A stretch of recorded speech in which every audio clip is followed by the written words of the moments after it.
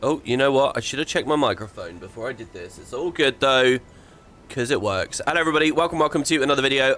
We are kind of a bit of a special day here today. I've got a lot to talk about. The date, I can't remember the exact date. We're right at the end of February. February is blown by at an incredible speed. It's a big moment for Guild Wars. We're on the edge of a new patch. And as I said last week on the previous episode, I think today is definitely the end of Dragon's 1 year later playthrough. I think it sort of ran its course in as much as when I started this series, I was so out of touch with the game, I was forgetting keybinds, and even just this login screen was like, there was a hint of nostalgia to it. And now I've just been playing so much Guild Wars, it's unreal. Too much Guild Wars. And it's weird as well, I've been playing so much Guild Wars and almost none of it concerns the story or thinking about the story. Or the plot or the lore or where we might be going in the future. I'm kind of a reverse WP at the moment. I'm a WP that, well, I don't know, I shouldn't say that about myself really, because I've always cared about the gameplay. But I don't know, it's weird. So anyway, and in this playthrough, that's really what we're focusing on. We actually had a bit of a good pace, but then I did an extra stream last week where we looked at let's actually log in here. I wanted to show you guys something on one of my characters. I can't remember what. My characters keep changing. Lots and lots and lots is going on with my characters, but whatever. Let's just get in on our Rev, who I've dyed a little bit blacker, I guess, here now. Since we last saw him. It doesn't matter because this is his Herald set and we're going to be playing Vindicator anyway. So, oh god, what was I saying? Yeah, basically, I've been playing a lot of game, haven't been thinking about the story too much. Did a stream last week, an extra one where we looked at, like, you know, cultural specs and stuff, and that was nice. And I don't really know what happened, right? Because literally last Sunday, I made a video. I was making videos about this news that's just come out with Guild Wars 2's future announcement. You know, that they're basically going to be doing mini X-Packs. They're not doing full-fledged X-Packs anymore.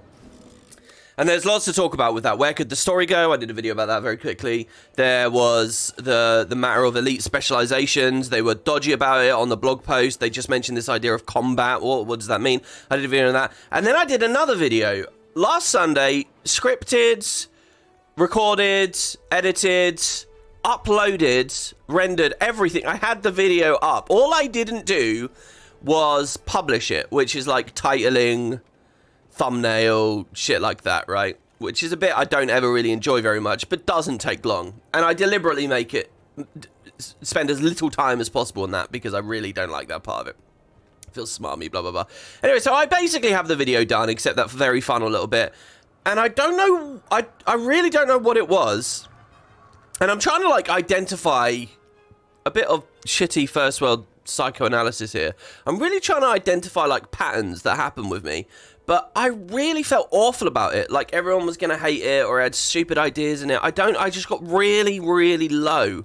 I really don't know what it was, but I felt awful. And I, like, procrastinated uploading it. No, it was already uploaded. Literally just basically flicking a switch. But I just had all this anxiety. I don't know what it was. So I kind of buried my head in the sand for a day, and then another day, and then another day. And there was no reason not to post it. All I wanted to do all week, really, was just post it and then just do this. But I just kept doing other stuff. I just kept playing other things in Guild Wars, doing other things. And just hoping it would go away. And today, and I really don't know what this is. This is how weird. This is how bad my emotion control is, I guess, at the moment. I've got some stuff going on IRL that I don't really want to talk about just yet. In about a month or two, I'm going to come at you guys with some stories about IRL. Which will hopefully be interesting. And won't affect content creation. It won't affect content creation or anything like that. But so maybe that's getting to me or something. I don't know. But I woke up today and finally I was like, yeah, why don't I post that? So it's gone now. But I don't know why I just suddenly had a week of, I don't know what that is. Burnout, anxiety. I don't know what that is. I don't know why. It's so weird. Anyway, so let's get on with this. Now, the other big news that's occurred here, let's swap to our Vindicator. The other big thing that everyone in the scene is talking about at the moment. Oh, I love how I put Coda's warmth on the... This just works so well with the Sorrow's Embrace chest. It's funny, with all the gameplay I've been playing, I've barely touched Vindicator. Vindicator is the one thing I haven't been playing. If I've been DPSing, I've been doing on Ellie lately, or I've done a little bit on Warrior. So actually, I think one of the things I feel a bit weird about in that video is I just have random background footage, and it's like me raiding and stuff. And, I don't know what it is. But I feel like people are going to be really picky about it. And people never are. People are always really nice. I don't know what it is. Anyway, Christ, what was I saying? Yeah, so the news is that there is no news. Sort of. So they revealed, and I already talked to you guys through this. I did a video about it. The next patch is coming. So it's Monday today. And the next patch is coming on Tuesday, tomorrow. So they did a blog post about it, in which, and I could have done a dedicated video all about this if I really wanted to, which I don't. It's a waste of time, waste of life, really, isn't it? But I'll just talk about it casually here. They did this blog post. They said that a patch is coming. There's been like this hint in the gem store, like in the gem store at the moment. There's like wedding preparation package. Ooh, I wonder how many of these they sold. So there's a hint about the wedding is probably coming in this next patch. And then they also have, you know, there was a gem store thing before about Empress Inn maybe going to Kryta. I love how the only news we have, almost, is via the gem store. I think that's such a brilliant, like, expression of how Guild Wars can be sometimes. And then, so they did do a blog post. They did a roadmap, to be fair to them. They explained their new plan. We're going back to 3 monthly releases now. This will be the first one. And there is a screenshot. And I've shown you guys the screenshot. It looks like the Deep. There's not really much else to say, but it looks like the Deep. Apparently there was a bit of a miscommunication, or maybe something slipped out, which is the on Steam. So that obviously the game's out on Steam now. Let's go to the chapel while I discuss this, because as fun as the floor of Arborstone is, there's a lot more pretty areas in End of Dragons we can show off. They released a blog post, and on the Steam version of it, there was some extra information about maybe the title of the release. I'm not going to say that because I don't know if that's a leak or whatever. I don't think it really counts, does it? If it was just published by them online. But I think maybe they put it on the official blog post and then removed it or something. I don't know. Anyway, but that's it. That's it. So normally what you expect with a Living World episode... Now remember, this is not Living World. Normally what you'd expect with an episode is... with a content drop, with a patch... How the hell do I get up there? Why didn't that teleport work just now? Is you would expect to find a trailer and a blog post with, and you know, the trailer, and they got okay with it. A lot of the trailers, let's be honest, a lot of them have been pretty crap. And as someone who has in part earned a living over the past decade covering their trailers, I think I'm very, there's probably no, this is a very arrogant one I'm about to say, there's probably no one more qualified to talk about the quality of the trailers and their value for having a platform as a content creator and so on, because, you know, those are some of my heavier view videos that you can rely on, that you could expect, that actually made covering this game, being in this scene, feel worth a damn, because at least when there was a patch, there'd be a trailer and you could leverage your hype or your expertise or a bit of both to discuss it, right? But I've been here for a decade, and I can tell you, from a personal perspective, and from like a community viewership blah blah blah perspective, the trailers were a lot more entertaining in the early days. There was a lot more entertaining when it was like the Dry Top trailers or the Silver Wastes or like some of the early Season 3 stuff. That was when things were really, really pumped. Then I think it all got a bit formulaic, specifically through Season 3. It got a bit formulaic for people.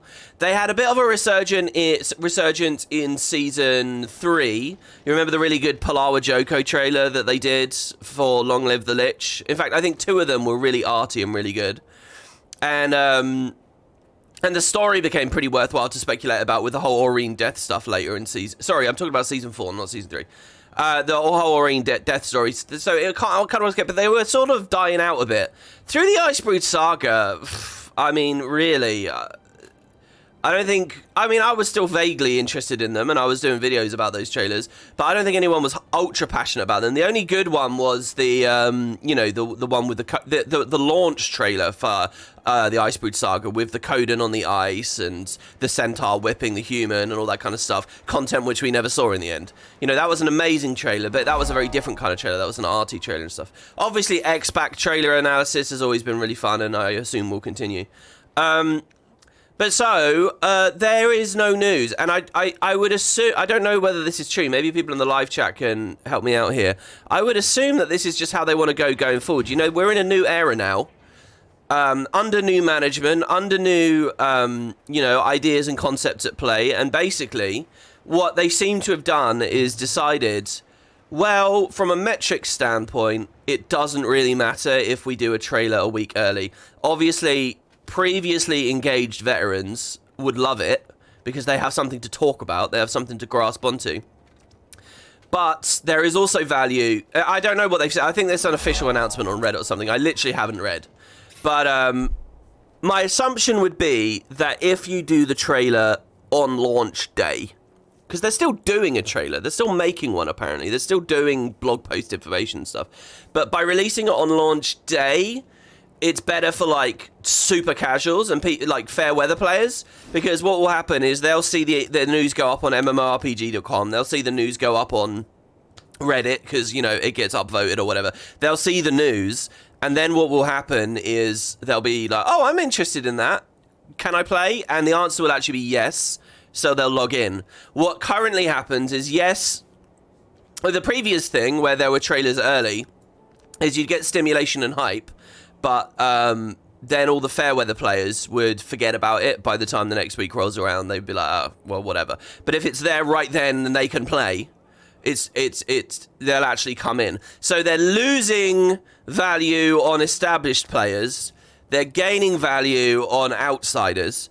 In the long term, that would be the seesaw, I guess, is at play.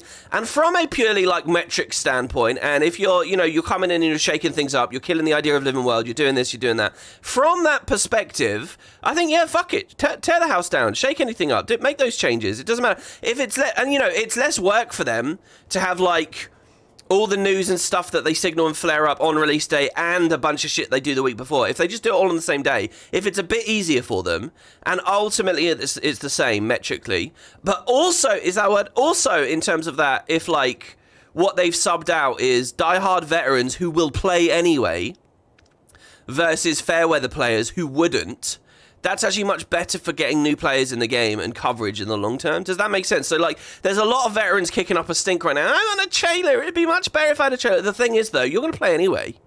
Do you know, you're a mug, really, because if you don't actually have any leverage in that conversation unless you're threatening to not play anyway. You already know the patch is coming. The key information's there. What are they actually doing? Well, they're benefiting the WoodenPotatoes of the world out there. You know, they're just benefiting the content creators, who I assume are all fairly self-interested and whining about this update.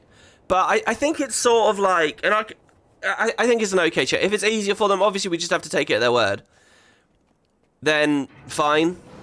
And I mean, you guys know, I sort of am at liberty to feel this way because I don't, as far as, like, actually covering this game, as you guys have seen, I'm stepping away from this game, really. So, it's sort of, in terms of, like, you know, really hardcore covering it, as I have done for a long time now. So I sort of think, you know what, if it's better for getting the new people, then fine. I'm taking kind of a bit of a company line there. I might also just, this might not be some all carefully crafted plan. This might just be incompetence, and it's this one release they don't have anything ready. And the reason that they don't have anything ready is because it's not called Living World anymore, and usually 50% of the trailer is taken up by a giant Living World logo. So what are they going to pad it with now? What are they going to call it? End of Dragons Patch 1? Like, maybe there are branding considerations and things that haven't been decided yet. You know, maybe they're just out of it a bit at the moment because they've been making a bunch of changes. We haven't had a release like this for a long time. I mean, that's not right though. They've done releases like this. What were they? See, I never covered season 1. What did they do for season 1, by the way? Just to be clear, the season 1 we just experienced, not the original season 1, which had trailers a week early. The actual season 1. Well, just so that you guys remember, all right. Actual season 1 used to have a patch on one week, next week was a trailer, and next week was a release. So it literally went every week. It went trailer release, trailer release, trailer release. For certain phases, at least, anyway. The second half was handled differently. But how crazy is that? Anyway, yeah, I don't know what they did for the new season one. Did they do trailers for it? I mean, maybe they're not rusty. So, yeah, it's a if I'm guessing why they might have changed it, fine. But that means no more, like, WP trailer analyses and stuff like that. I mean, it's alright. I really want to cover other MMOs more. I'm so close to playing FF14 again, guys. One of the reasons I'm doing this video right here is because I kind of want to draw a line under this, go back to Tomb Raider, draw a line under that, go to FF6, draw a line under that, and then I kind of want to get into Endwalker and my plans for Final Fantasy, like, really badly. I've been watching a friend streaming on Discord and stuff, and I just, I don't know, man. Guild Wars 2 4.1. Yeah, I mean, I don't know. Are we technically in the 4.0 series at the moment? We're actually on Guild Wars 2 1,400... Well, why can't I read? 141,623, actually. Oh, we're going to Saitan province. Let's actually sail there. So, yeah, if you guys have got any thoughts in the live chat, let's hear them.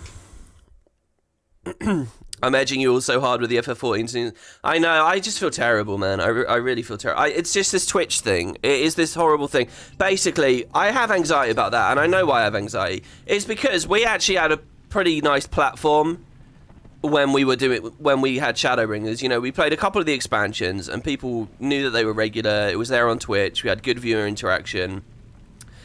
You know, didn't we have like over 1,000 people watching the end of Shadowbringers? Just like, and it was nice, you know. And now it's like that was over a year ago now,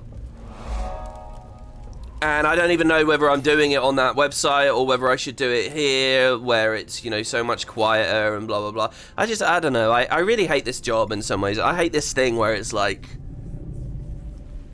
it's supposed to feel like you're just sitting down playing a game, having a chat, but if it's like your plan. If it's like what you're trying to do, if you're trying to, there's constantly this thing like, and I don't mind being entertaining or whatever, or trying to, you know, keep the energy up or whatever, but it's just this constant like pandering to the crowd feeling, or like, oh, are there enough people there? There's just a certain constant pressure, a constant anxiety, a constant drip, drip, drip of like, oh, are people tuning out now because this has got boring? Is the prog boring? Is this story stuff boring? You know, and I don't know. I think I'm fine with it, and I'm all right. But when you do it for weeks and weeks and weeks, and it's like the thing, I think it ends up getting to me or something. I don't know. And that's maybe what happened with Final Fantasy before. Actually, I'll tell you what happened with Final Fantasy before. It was just that we started rushing everything to get to the Endwalker release date. So there was lots of stuff I didn't do. Like, my friends mentioned to me, like, I didn't play Eureka in the end. Was it Eureka I didn't do? I think it was Eureka. There were certain big... I didn't do the Nier Automata Alliance raids. Do you remember? There were all these little things that I'd ended up, like, I was going to skip. And then the Endwalker release date came anyway. And I don't know, maybe... I don't know. It was just a bit of a weird thing. Just me being a bit incompetent, really. But anyway, yeah, I do want to get back to it. Anyway, on the Guild Wars news with the trailer thing, I really don't know what that means. If it's an accident, if it's just a mistake, if they're just shaking it out, shaking out the rug at the moment, and that means some things have fallen out, fine for this release. If it is a permanent idea for Guild Wars, it kind of does hit the content creators, but again, I mean, I don't know whether I'm in the right position to talk. I mean, in some ways, I'm the perfect person to talk about this because, you know, wasn't... I don't know. I don't want to talk about arrogant, braggy shit. I don't know. I think my observation over the years is I have never seen someone new come into the Guild Wars 2 content creator scene who has grown specifically because they had, you know, the early trailers or whatever. I mean, I think it is obviously a huge benefit to a lot of people, but I don't know whether people get by just on that. I think it's always been other work that people have done, you know? It's always been consistency in other areas, or, you know, energy in other areas. You've never been able to just rely on the trailers. It's never made or broken a channel, do you know what I mean? So if I think about the next 10 years of Guild Wars 2, if there weren't early trailers, does that mean we're going to have less content creators? No, because you know, everyone doing this job is a fucking chancer that's just trying to win the lottery, right? There will always be people trying to do that. There will be content creators. There will be people doing things of value. I genuinely, it feels a bit shit. But I don't know. I mean, it's hard because we don't have the stats. But I do like to. Steam is the other thing as well, by the way. And again, I don't know whether I'm just looking for excuses here, but Steam is a big deal where I don't know how much you guys play other games or you use Steam, or how you have your Steam settings set up. But when I have my Steam library set up that when I go in on my homepage, I have like there's a ribbon of news that comes up from all the games I play. So, like, I could... should we open it up now? This might lag me out, because Steam always tries to download stuff, and then I'm going to have to pause it. I was actually playing Fallout 76, believe it or not, last night, for the first time in ages, trying to remember what the hell the mechanics and things were. Okay, so I'm in Steam right now. You can't see my Steam library. One day I'll give you a tour of my Steam library. It'll be amazing. By the way, nice moment to plug the Spud Steam group, which was created recently. Anyway, when I go to my library, I have a ribbon saying what's new, and it says the Phasmophobia update. It says the Ark Survival Evolved Community Crunch, the No Man's Sky Fractal update. And then there's a Realm of the Mad God update, and I could keep scrolling. There is another one there, a Guild Wars 2 update, okay? And that's just a gem store thing, right? Which, obviously, some people care a lot about. All right, let me turn that off just in case it's lagging us. So, I think there is a lot of value to banging a trailer up. And if imagine I'm Mr. Fairweather Steam player, I see that on the ribbon, that there's an update. Now, if that Phasmophobia update I just mentioned there was interesting to me, I want to be able to just get in and play it straight away. I don't know, there's a certain flow to that. Does that make sense? Hopefully I'm articulating properly. You know, click the news, see the trailer, all there within Steam because it's embedded, and then it's like, well, yeah, fuck it, let's play the game. If they come separate... You know, if I see that gem store update there, but it's an announcement of a gem store update, I mean, well, what use is that, you know? So I think that Steam being in the mix now as well does swing the pendulum a little bit more in favor of doing it all at once, which, again, if it's easier at the same time, you know, you lose a bit on one side, you gain a bit on the other side, so that's their plan, as far as I see. No, seriously, I should look at the chat and see if anyone's telling me I'm talking shit. Got a law question from Cossage. It's good to see you. Do you think they'll tie the crate profits to deep sea horrors? I hope they don't, actually. I know that the natural inclination for law speculators is to pair everything up all the time. But I think the world is actually at its best when... I don't believe in the open door policy thing where you open all the doors so that maybe we can walk through them at any time. I think there should be clear direction. I don't think you should just completely edge and tease and fuck people over forever. But I think that if you pair too much stuff up and suggest, oh, we'll hit it all at once, you know? Like how in Season 3 did, like, fake Massart and then real Massart at the same time as well. I think that's a really bad idea, because I think that the world needs to feel rich and full of possibility. So I'd rather that the crate profit stuff is separate. Because it needs to be a captivating, exciting setting. If it doesn't... And now that the Elder Dragon stuff is all done, now that all their races are in boring, stagnant places, now that all the characters are in boring, stagnant places, we need stuff, do you know what I mean? So I would rather that, you know... I think I can imagine myself being a lot more captivated, being in the middle of some kind of Kraken story, and then there's an obelisk shard there, and it's very clear that this is something completely different. And this is why... the crate came to revere these things so much, because it's like, what the fuck is this? What's going... You know, and you have that enigma there. I think that adds a lot to the setting, rather than just, oh yeah, this connects with this naturally, so let's do it. Because we'll never get to the story otherwise. I don't like that kind of, like, I don't know, closing off sort of vibe. I think that's why I've got a big problem with the Icebrood Saga and End of Dragons as well. Because it's just closing everything off, you know. It's no longer a celebration of the Elder Dragon story. It's a let's get the fuck out of here as soon as possible kind of thing. Speaking of which, we are now ready to conclude the Elder Dragon story. We're here. I want to stop and just read. You know what the problem is? It's that my monitor is, like, way too far away. I don't know how that's ended up happening there. There we go. So now I can actually see you guys. I have that weird thing where I have, like, a vertical screen, and that's what I put your chat on, because vertical is just so much better for stuff like Discord and chats and things.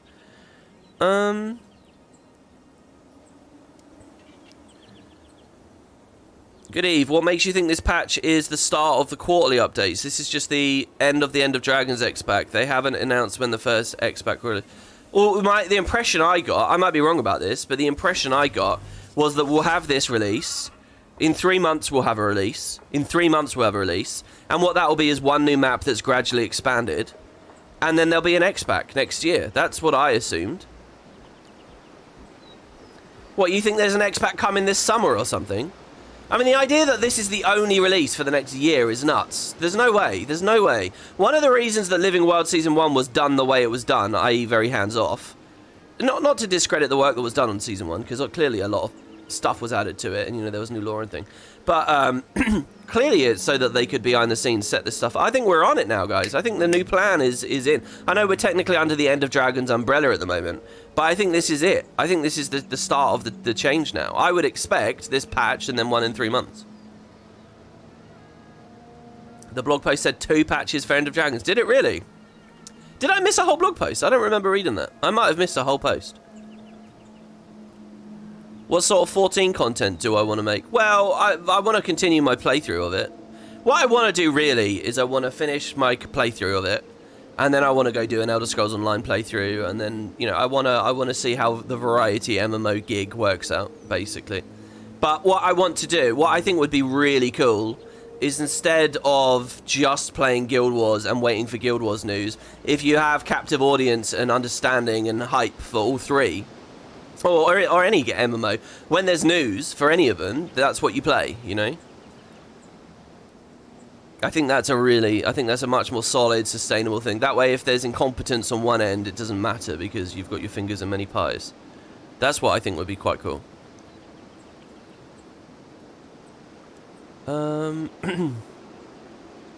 Yeah, I don't know.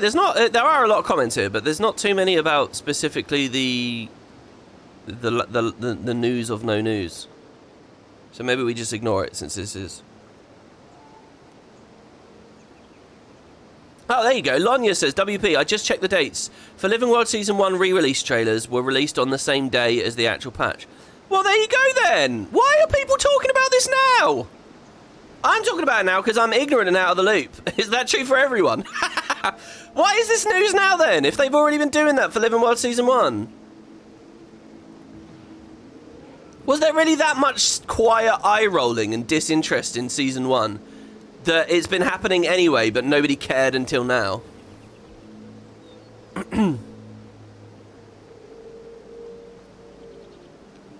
Hardy says it doesn't hit streamers. It's probably better for those streaming updates right after a trailer drops versus those who prep analysis videos. Well, I think it does. I think there is less to talk about. I think trailer analyses are some of the laziest, easiest content I've ever made, and always had loads of people interested in watching and talking about them, always. Proportional to the effort I do. I mean, I literally just would sit down and watch a trailer and pause it and draw on the scribble on the screen sometimes. I mean, literally zero prep and almost like one-for-one content creation. Not as lazy and easy as streaming, which is like, you know, real time, but very, very, very easy stuff, and people love them. So I don't know. I think there is a loss there. I think arguing there's no loss at all for the streamers is a bit rich. I think that you can argue that what is lost for the game is made up elsewhere, but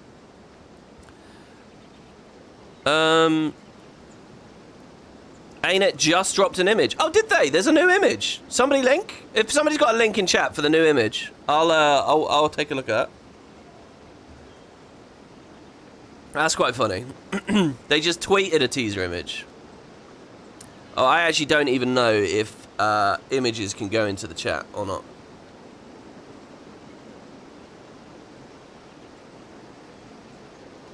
All right, well, let's just jump on into the mansion, and then if we get the teaser, we can look at that afterwards. How about that, guys? We'll weave in some more of the news of no news later. And yeah, I mean, we already had one teaser image.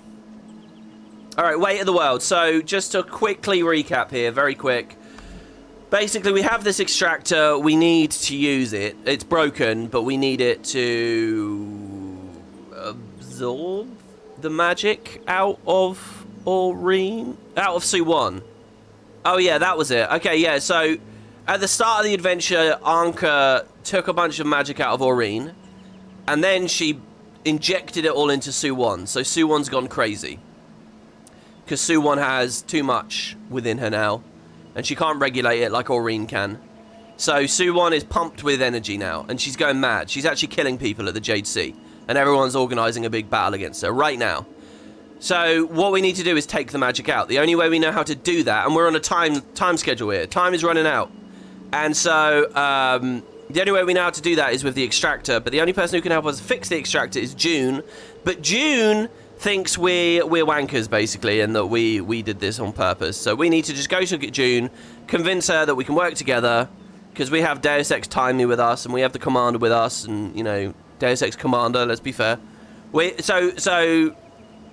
So please help us, June, please.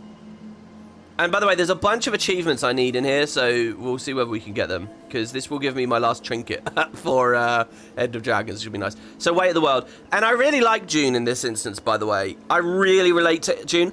June is like this arrogant, self-assured, independent, I don't like working with other people, I don't trust other people kind of character.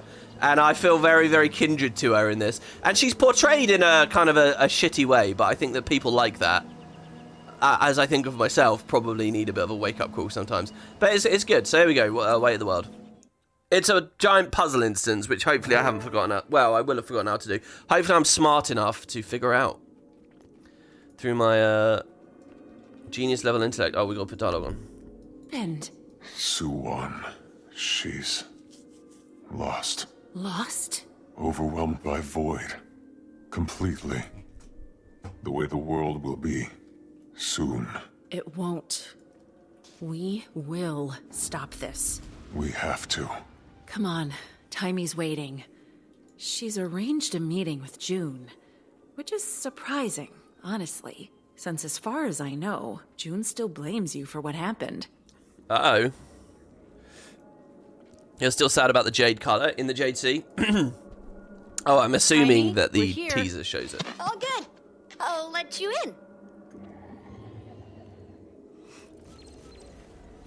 What is this? Stop it, Woody. Stop it. Stop being Garbage Waste's 2's Obsessed X and become its Scored X. Unless the angry nerd you are... unleash the angry nerd you are and become the paper French fries. Be the Heel's babyface of Garbage... I don't know what that is. I don't know what Heel's babyface is. I had someone saying that to me the other day. I had a comment where someone was like, move on, Guild Wars doesn't want you anymore. I was like, what is this? The Jade in Guild Wars 1 was more of a teal colour. Yeah, it was basically inaccurate in Guild Wars 1. But it looked better.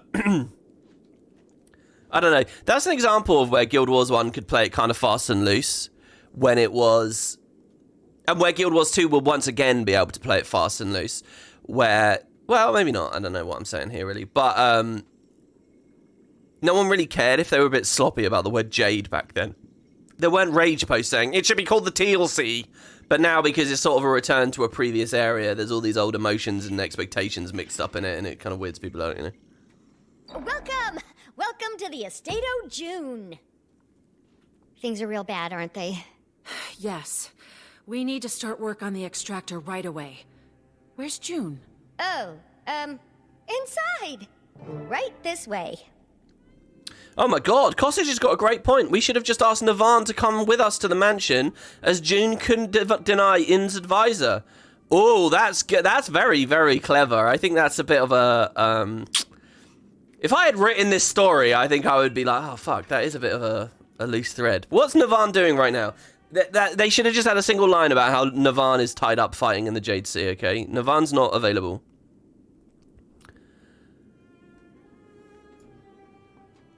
You could make an argument that it was called the Jade Sea before it was solidified. I really like that. That's definitely a good one. I've heard that before. I'm not seeing a door. It's got a bit of a trick to it. June likes to show off for her guests.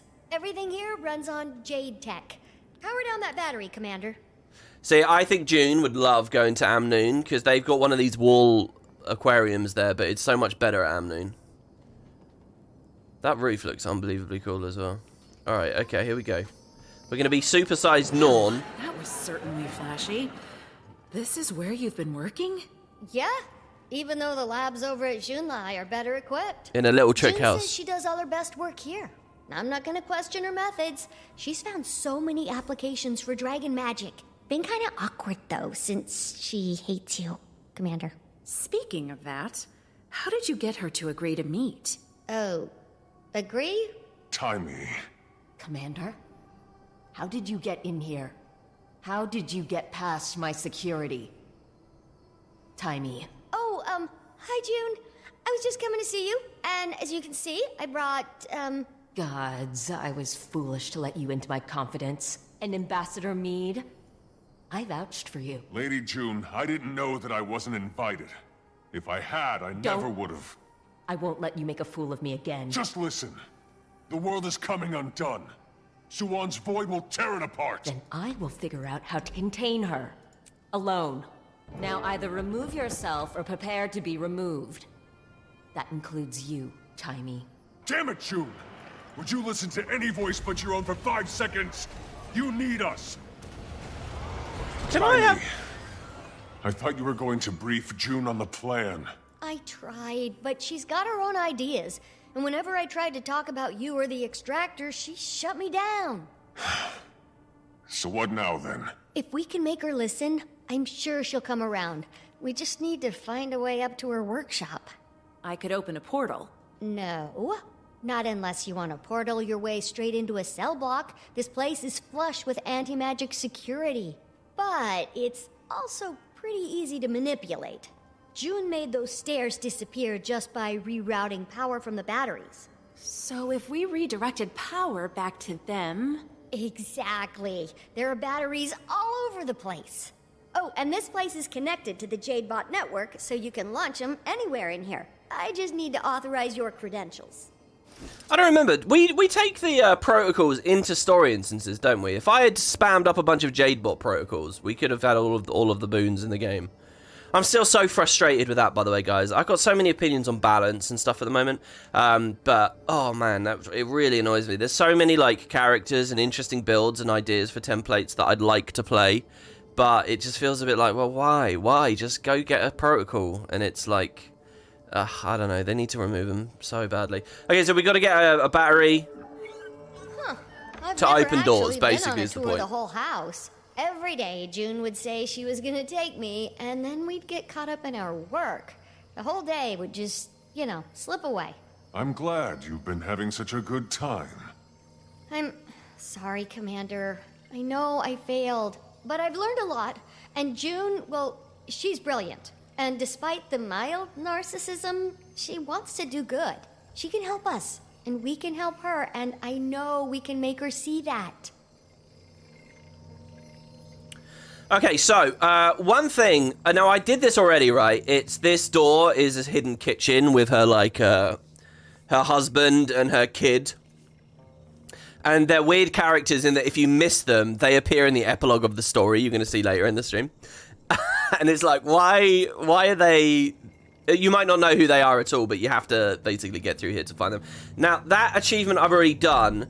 The other achievements I need, okay. Oh yeah, okay, I've been doing big work here, guys. Do you remember last I showed you my rare collections? It was like filled with Icebrood Saga shit. I've done loads of them now. I've just been grinding and grinding and grinding, fishing for hours, doing every daily, doing every Dragon Storm, buying all the antique summoning stones and selling them, doing like weekly raids, like as many wings as I possibly can do, doing T4 fractals every day, CMs I've been doing on a couple of the more recent days, just gold. I've been earning about 90 gold a day every day the past week or so. I have been playing so much Guild Wars, it's unreal. And all like money focused gameplay as well. And it's quite good actually. I like the way you can get money in this game at the moment because it's quite a rich variety of things you do. You know, doing my World vs. World is fat money as well. I've been zerging in World vs. World this week. I'm deadly serious. I've been playing with some Germans. I don't understand what they're saying or what they're doing. I just log in early in the morning. And they have their little weekend raid thing, and I follow them around as they take all of the keeps and towers. Anyway, and it's all been for these fucking Icebrood Saga collections. The Icebrood Saga was such a wanker to people in terms of like draining account money and stuff. So like I've finished the the Master of Draconic Ice. But this, to get to this, you got to do like 5 collections on your way here. Each of these is like 30 to 40 gold. But also it's like vision crystals. So for years I had like hundreds of like Imperial stars and Dragonite ingots and bloodstone bricks and stuff. Just like hundreds and hundreds of these things with no idea what else to do with them, trying to use the gobblers to get rid of ascended materials. I've actually spent most of that now just crafting ascended vision crystals just to craft all this stuff. But, you know, you can't argue with the AP. I mean, it's a lot of AP for each track that you get. And then there's this one as well. This is Icebreed Saga as well, Master of the Storms. Each of these is 60 gold. And your compensation at the end is a Gift of Lightning, which I don't need because I already have Meteorologicus and Zap. So I don't know what I'm doing here either. But once they're done, okay, Master of the Storm, of Draconic Fire and Master of the Storms, this is piss easy. I've just been getting this from World vs. World. Each of these is a World vs. World reward track, basically. So I just do a reward track and then I get the next thing. So 4 more tracks and I'm done with that. That's so easy. This should never have been a rare collection. End of Dragons kind of dropped the ball on some of this stuff. And then I just have Gold, Fractal Master, and Abyssal to do. These are the only 2 actual rare collections I have left. And as for this one, I only need 3 more. And I have a bunch of Gold Fractal Relics, so basically I'm just waiting to get lucky on 1 more drop. If I get either of these 3, because I keep getting the wrong weapons. If I get either of them, I can just craft the rest, and that's fine. But Abyssal, I don't know. This is a bit of a... These are fucking expensive, so I don't know about those. This is basically the last one I need. Anyway, yeah, so I've been catching back up on that and getting other things. I've been using this tab, the achievement filter tab. So nice. So the only achievements that appear here now are achievements I have left to get. So if I go to strike missions, the only strike mission achievement left for me is the Minister Lee one, where you have to dodge all the things, which I never get because I always bait the mechanic. So basically I have to play selfish, not be, you know, like the utility character or like a stab character, and I can get this. But it just culls everything away, so... Like you'll see in PvP, it's just activities here. World versus World, I'm doing some more. Anyway, I don't know why I'm going on about that here. Alright, so we need to... Oh, yeah, no, I do remember why. It's because if we go to End of Dragon, if we go to Story Journal, we're in Act 3, okay? We need to do... No, we're in Act 4 now. We are going for the Luxon Brooch, and we've got these are the only achievements left. A Woman of Culture. Find all the readable books in her mansion. I need to find a science journal. I've missed the science journal. There's Data Breach. You're the hero. It's not a privacy violation if you do it. And Laser Light-Footed. Make it through the defenses without being hit. Now, that one we might not get, but we'll get a checkpoint that we can return to on that one. So, if I get just one of these, we get the meta done. But ideally, I want all 3. So yeah. Now, the science journal might just be, since it's number 1, it might just be sitting around out here somewhere. Like, is it that? Christ, it's going to be so hard to see on this character. Do you know what? Actually, I think we're going to reverse here.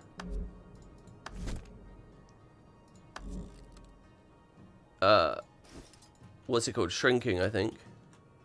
No, it's not called shrinking. What's the reverse of the embiggening tonic? It came in around the same time.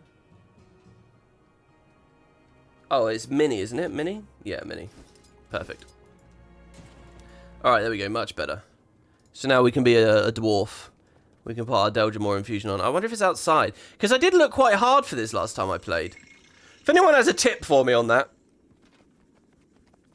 That house would make a good first home for housing. Oh, what? June's mansion? Oh, so what? Kill her off in the story and then... I don't know about that. So, wait, oh no, I thought I was taking a battery out. So, alright, the game here is, that's optional and we already did it, but we might have a look anyway, because I think you can just do that at the end. What we need to do is fly through that window as a jade bot. Don't see any way to open this door. Could be the switch is on the other side. So we can take this battery out.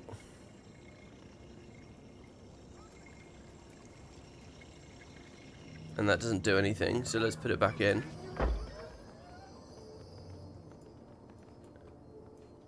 We could take this battery out on this side, though. That's odd that that closes the door no matter which side you collect it from. Surely it's powered from the one side, if not the other. I can't say I feel great about ransacking June's home. I don't either, but she hasn't left us much of a choice. True. But if we were hoping to make her trust us more, this might not be the best course of action. And if it doesn't work out, we are almost certainly being deported. If the world's around long enough for us to be deported, I'll accept it. Happily. I'm not interested in crafting Gen 3 legendaries then if I sell the stones. Yeah, I'm not. I'm really not. I've never been someone that cares that much about getting rushing legendaries. Like, I had the resources for my first Guild Wars 2 legendary for months and months and I know months doesn't sound like much, but in release year it is. Before I actually eventually pulled the trigger and made it. The way I see it is you can just earn so much money from selling those resources. I mean, they don't look that good. I've got so many other skins anyway, you know, and other legendaries from other eras anyway. If I was in a position where I didn't have a single legendary greatsword, maybe, yeah, I'd go for the Aurene one, but it doesn't really, I don't know, I really don't feel it. I just think that there's so much money I can get. Now, if they... So there'll be like the Su 1 variation, right? The Deep Sea Dragon variation. If they do a Void variant as well, when these next variants come in, the way I see it is that's just going to inflate the price and I can get even more money. The game's on easy mode for earning money at the moment. Just don't make a Gen 3 legendary. Just log in, buy the ASS. You can get like, what is that? That's like 40 gold for nothing. It's so easy. And if you do Dragonstorm as well. So yeah, if you want to finish other things and do other things, I mean, I would just sell. That's what I am doing, I mean. So there's no books here in here. We have a regular mechanical lever, though.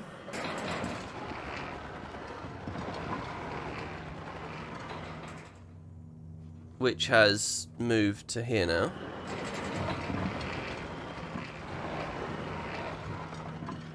Which has moved to here now. Oh, I wonder if the book... Ah, it does, there. The books come up and down as you're moving around in here.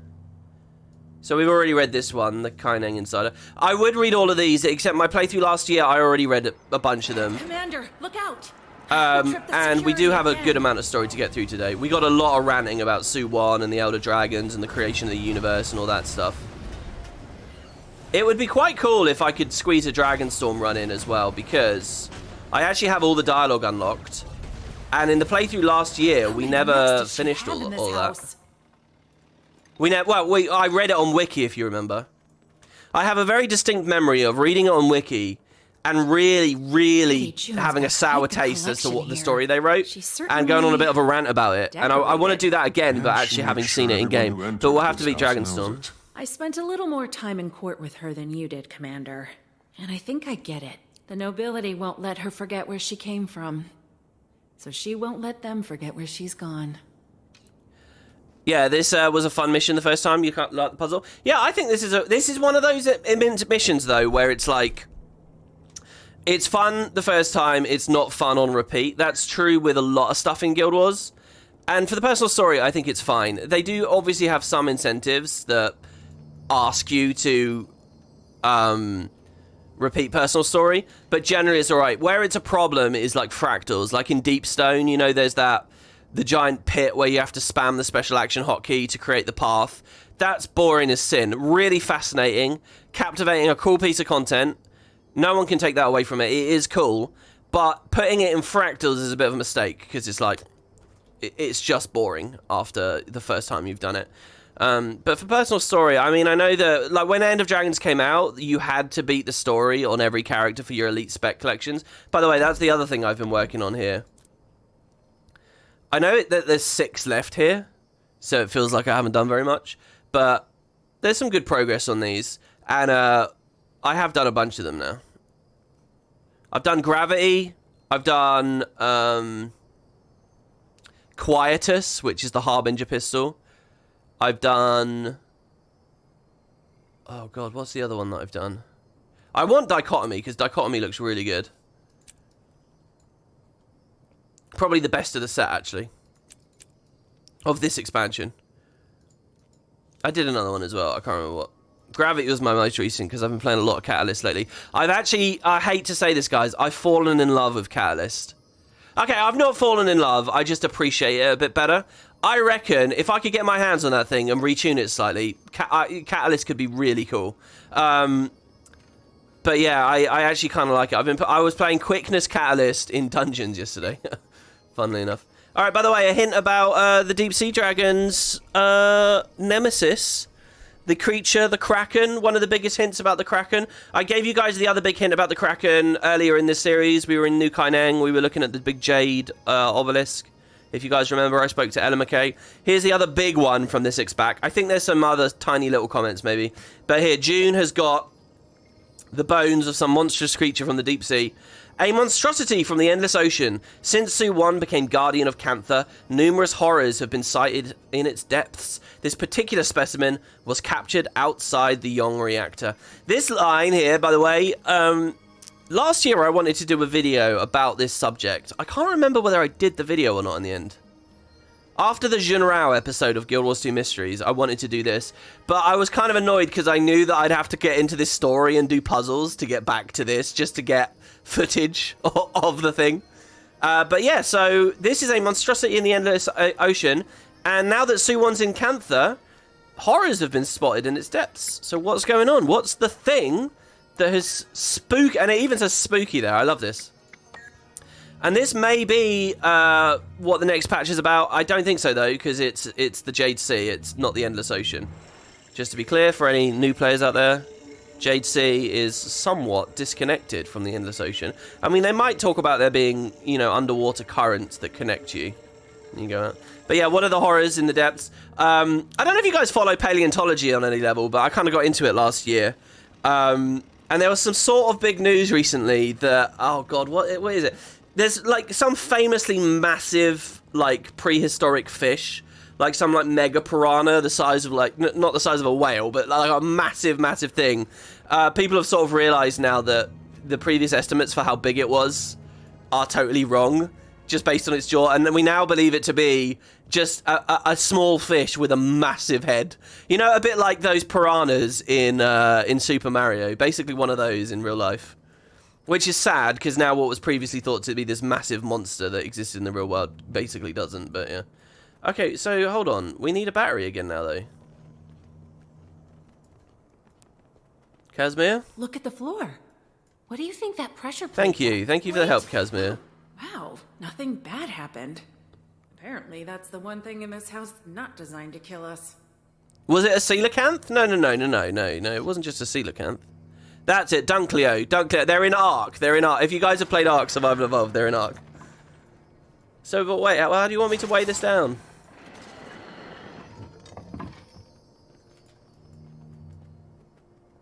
Oh, it's happening. I knew I'd forget completely. What did Casimir say at the end? I sort of started ignoring her before she'd even finished speaking. Apparently that's the one thing in the house not designed to kill us. I didn't ignore her. You read ahead. Can your Jade bot help somehow? Yeah, but don't I need a terminal to get on my Jade? Oh, no, I don't. Yes, I do. I need a terminal to get on my Jade bot. Oh, they've given me a special action. Brilliant. Why not give me a terminal like I have learned elsewhere? Oh, no. And of course, we weigh it down and we fly over. Okay, there we go. And then the bot gives us the battery. See, this shit is cool, and what I really want on the patch tomorrow... I know, it's so weird, isn't it? Because there's no trailer, because there's no news. It's so odd to think, oh, there is going to be a patch tomorrow.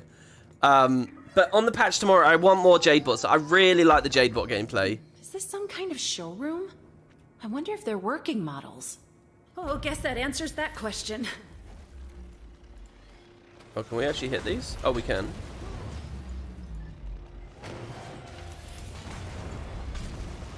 I wonder if that took achievement credit away from me because I didn't dodge the shockwaves.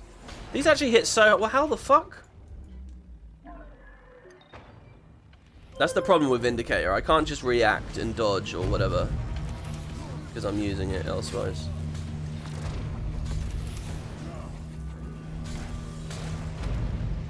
Like here, I really want to dodge this. I suppose I could Relenting Shadows. It's a lot more energy and effort than I want to put in though. And why it's still attacking me after all the things it did, but hey. Alright, another battery.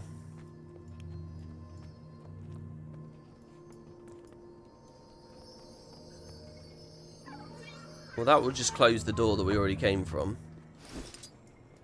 But now we have a spare battery with us, and we're back in the main hall. Haha. Cancel cast mobility, brilliant. Oh, I have GS4 as well, actually, to be fair. I really should play more Vindicator. The one build probably worth playing a lot of so that the gameplay is smooth in videos, but hey. Oh, you're supposed to Jade bot over it, really? Is that the idea? And we can Jade bot into there now. Maybe check it out with your Jade bot. Oh, so we actually had a choice of which direction we want to go in.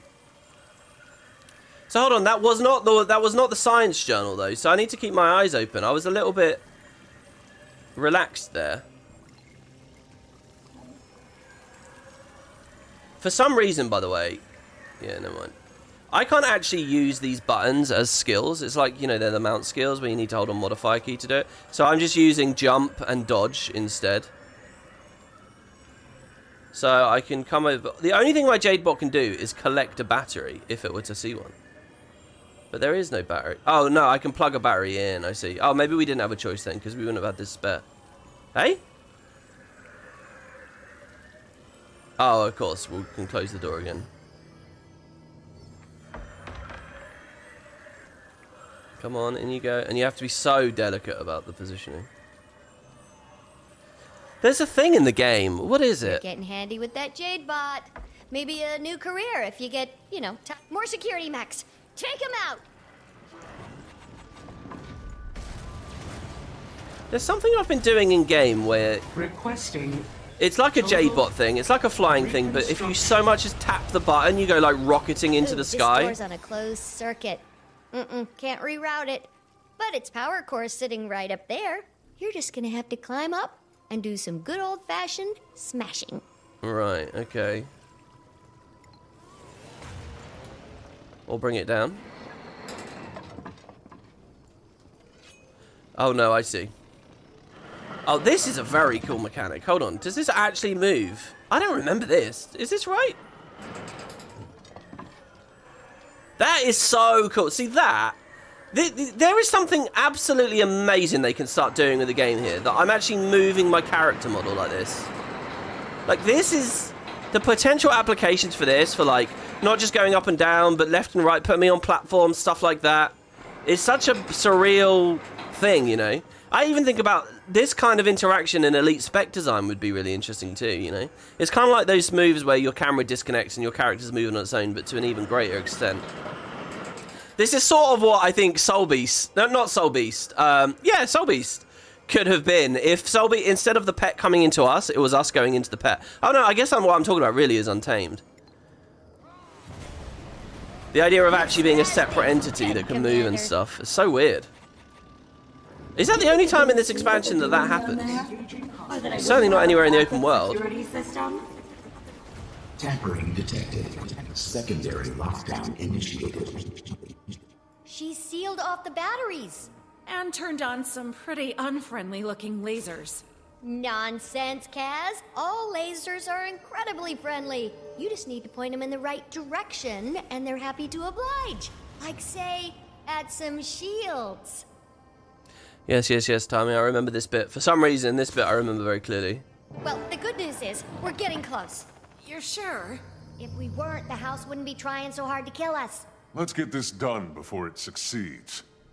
Ambassador Meade, Yes, Detective? they're asking for you in court. News of the minister's arrest is getting around. They need you to answer some questions about the commander's involvement. I'm needed here. Go, Kaz. We can handle June. I guess I'm on my way then. My only diplomatic advice is just to listen and try to understand. Oh, we're getting good advice here. Hold on, what is this? Maybe check the original room for the science journal, maybe, if you haven't already. That's the one I missed on my first playthrough. Okay, well, I'll have another look around. This is me we're talking about. There's a very good chance I just messed it up and didn't see it properly. And then what's this? You need to find the portal in... Sorry, what's this? You need to find the password from the reactor instance, Deeper Secrets, to be able to correctly figure out the password to June's computer. Really? Did we find that on our playthrough recently? Oh, God, have I missed the password? And is it character specific or account specific? Because I probably didn't get it on this character. That would explain why I never managed to get that before. This here, I'm assuming this was the... No, well, but I can't interact with it. This is like the antechamber, right? There's nothing really in here. The idea you need to get a password from a totally different instance is really cool. I'd love to see more of that in next expansions. This is a battery, which we can take out. Nothing on any of these. Nothing on any of these. Let's shrink down again. Something about this just feels right. We can grab that back out. Well, here's a journal. No, this is The Maker by Bei Kang. So I assume there's like one per room. So it's not going to be that. We need a science journal. It's at the top of the list, so I would assume it's at the very beginning. Maybe it's outdoors. Or it's at the end, and it's one of those weird things where, you know, because sometimes... I think Season 1 had a moment like that, where it was like, there was something that appears at the top of the list, but actually is collected at the end. Maybe Timey was sitting on a bench, and she had a science journal next to her or something. We are going to get to a point in this instance where this all locks out and we can't go outside again, so it might be worth a look. Like over here, what if there's a science journal under this gazebo? Nope. This is actually just all unused stuff, really, isn't it?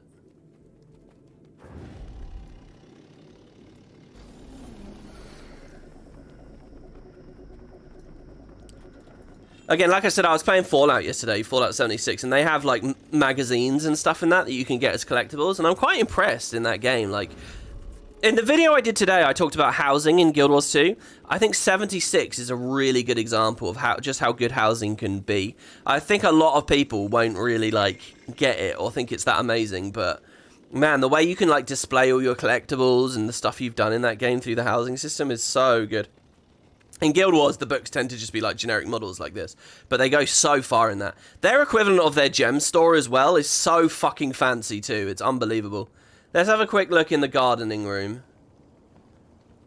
I would love a room like this. Look at how cool this is. Can you imagine how nice it would smell in here? Nothing in there. Reports, we've already read these.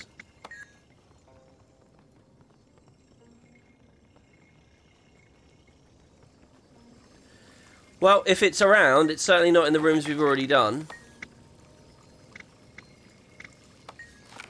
Yeah, those are just security updates.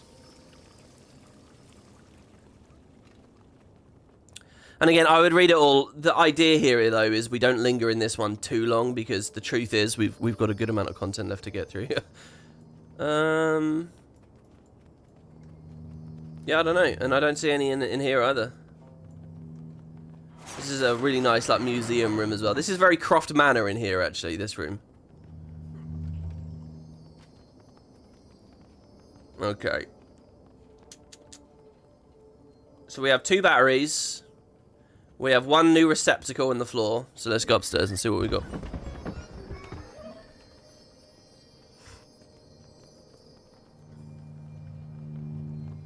Okay, but we need 2 here. But we can fly back down. And grab this one.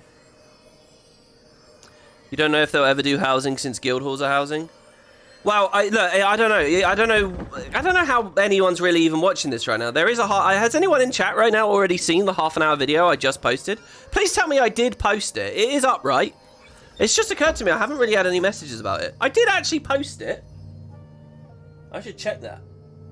Can anyone confirm? No, I do. I remember. It was put in the Spud Discord. Does June have a child?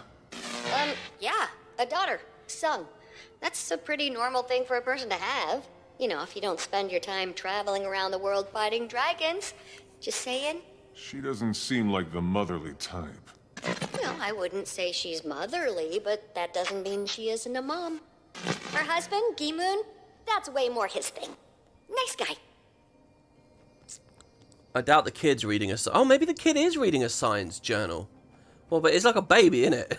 I don't know. This is like a baby's room. So, I don't think so.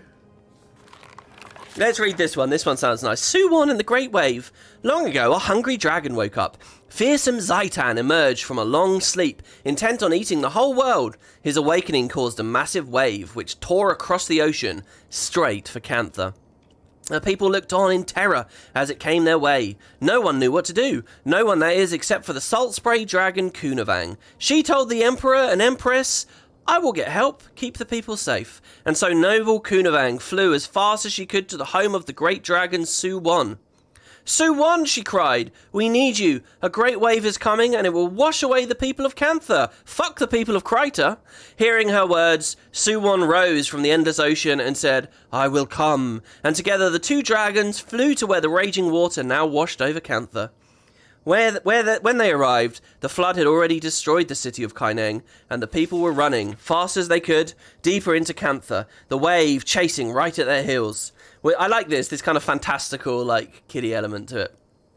With a swoop of great wings, Su-won landed, placing herself between the wave and the people. She stared down the oncoming water and commanded it, stop. The wave crashed in front of Su-won, as if an invisible cliff now stood in front of her. The water this would be so good if we had a cutscene of this, or a trailer of this. The water raged, swirling and splashing, trying to get through, but then the great dragon gave a second command. Retreat. The wave had no choice but to obey.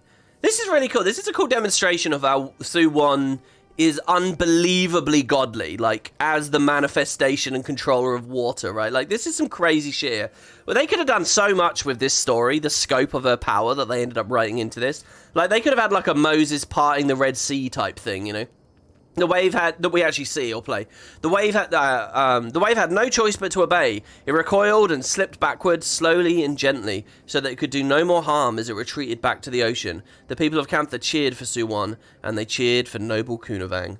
But Su-won did not stay to take part in the celebrations. She slipped away with a promise that she would always be nearby, and that if another disaster should strike, she would return. Until then, she would rest. And noble Kunavang stayed among the humans so that if that time came, she could wake Su-won once again. And the people of Cantha rested easy, knowing they had two dragons watching over them as they slept. This, to me, is the best part of the End of Dragons world building and story. I love this. I love everything about this. I love the action. I love the fantasy of it. I love the, like, philosophy side of it, which this kid's story doesn't get into. But the debate, you know, should we give a fuck about mortals?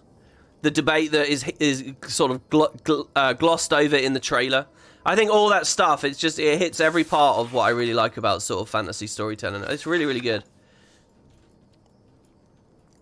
It's good background. Anyway, that is not a science journal. Unauthorized access detected. The search continues. So here... Oh shit, should I have done that? Oh, it's because it's a fucking... Now, does the laser aim at the bot? So I think we hit this jade, don't we? Is it the jade we hit? No? Oh, we need to lower. I remember now. What we need to do is we need to... We lower this, basically, and then we can shoot it.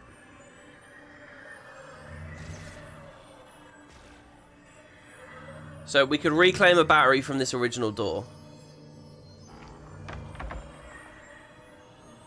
Place it in over here. Oh, I think we're just going to open this door. Security grid. No! Ugh, I was so close.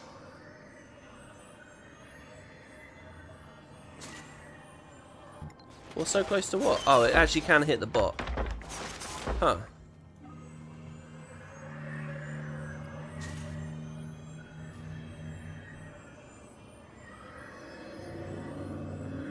I don't really believe there's anything I can do in here yet, though.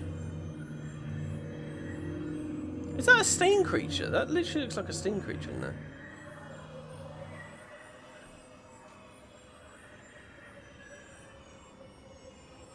Perhaps there was another pressure pad? But if I remember rightly, there's a whole, like, wall that comes along here. Well, hold on, there's another battery there. Here, this might be what we wanted. So I could, in theory, walk there now, but when I get off the pressure pad, that door's going to shut. So we could recover another battery from somewhere. Like, what value is this to me? I don't know, but we'll see. So, reopen this. Oh, but this needs 2 batteries to be opened, does it?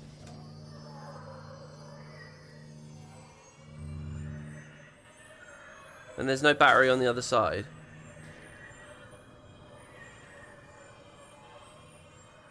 So unless I have both batteries in here, we're stuck on this pressure pad.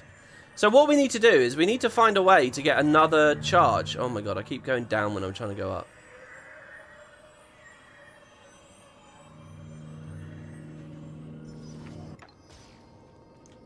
Laser hit me again.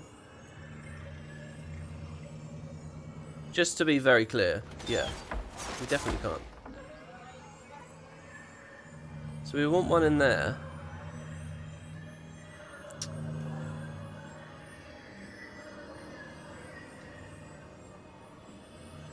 Well, why don't I just hold on? We can do it in. We can do it. We can stagger this. We can take this off first, and then. Oh wait. No. We would do it. We don't need that open yet. We can do this. Oh no. Sorry. Wait, what do you mean it's insufficient power? Didn't I take the battery out of there? What the fuck? Oh, I think we got interrupted while doing it.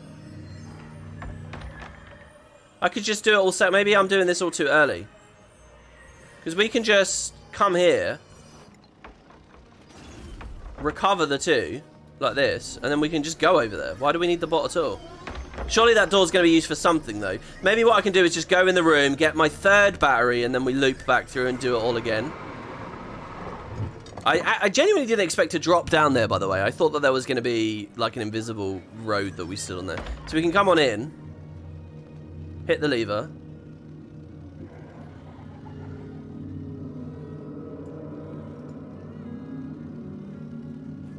Oh, hold on. So there's a complication here.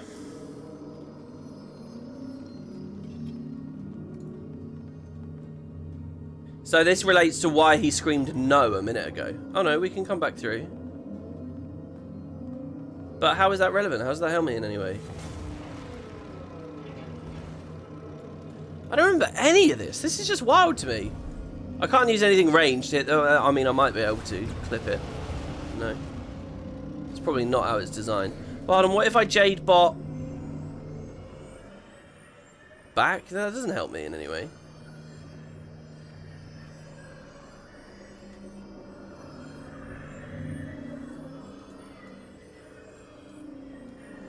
Can we use this panel as the bot? I don't think so.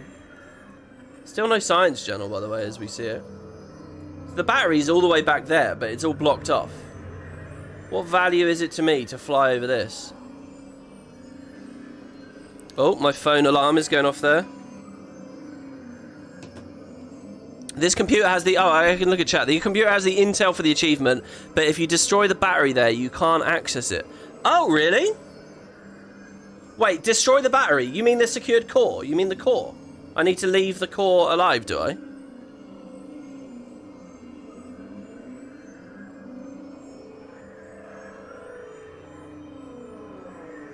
So the question is, what does the lever do? Oh, I've got it. We stand in here. We come over here. And we can trigger the lever with the bot. I don't know why, but I had it in my head that the bot couldn't use the levers. But the bot can totally use the levers. A console is in a locked vault, probably some juicy stuff in there. A prompt suggests a 4-character password is needed. Oh, I actually needed to just know the password, did I?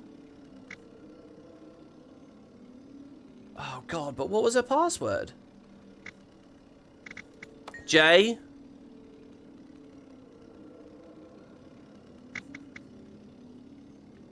A.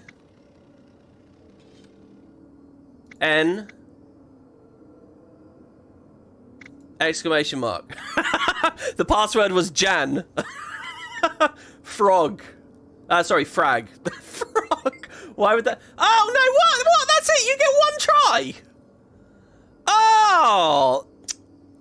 Well, okay. I didn't realize it was... Oh, I see. I thought the idea was there was a mechanic in the game that meant...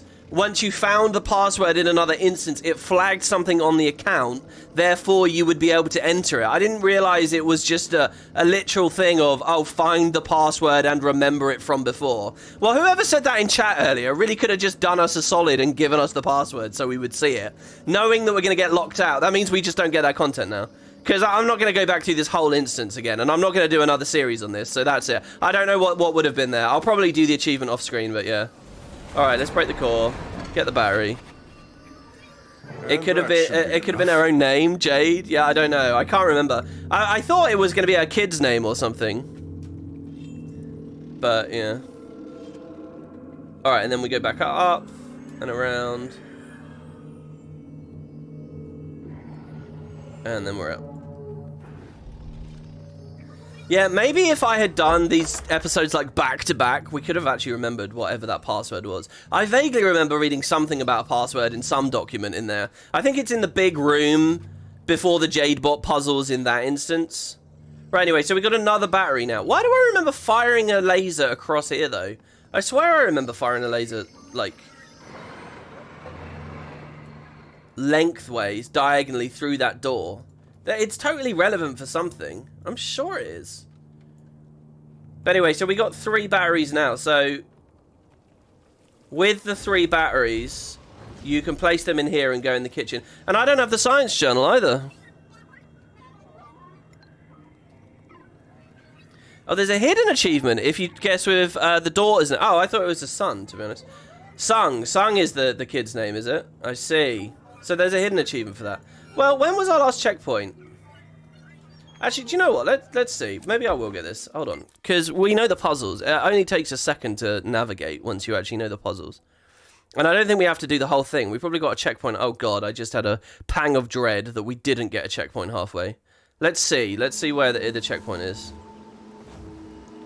Please don't make us do all that dialogue again. If we have to sit through hours of dialogue again, we'll just chat in... Oh, there you go. No. We got a checkpoint. Perfect. He who dares wins. Nicely done with the checkpoint as well, making sure to give us that one battery. So we go up. We reclaim this. Oh, wait. What? We only have one, though.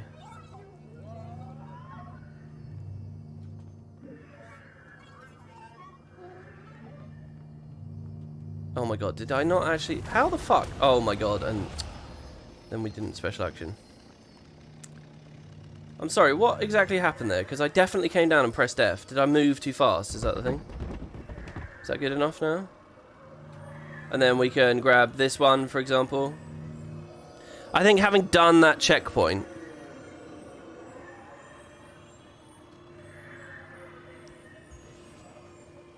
we might have lost a battery, actually, a spare battery that I had before. Does June have a child?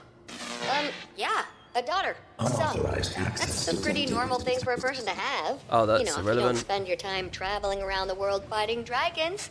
Just saying. She doesn't seem like the motherly type. Well, I wouldn't say she's motherly, but that doesn't mean she isn't a mom. Her husband, Gi-moon, that's way more his thing. Nice guy. See, this dialogue here, by the way, this is a good example of the stuff that they're interested in their storytelling. What does a mum look like? What's a stereotypical mum? What's not a stereo? And it's like, I just don't care. Do you know what I mean? There's a lot of stuff like that in End of Dragons that just completely goes past me. Activating security grid. It's not that I actively detest it or anything, but it is a bit like, ugh. Wait, we've messed that up again already. We've done the exact same thing.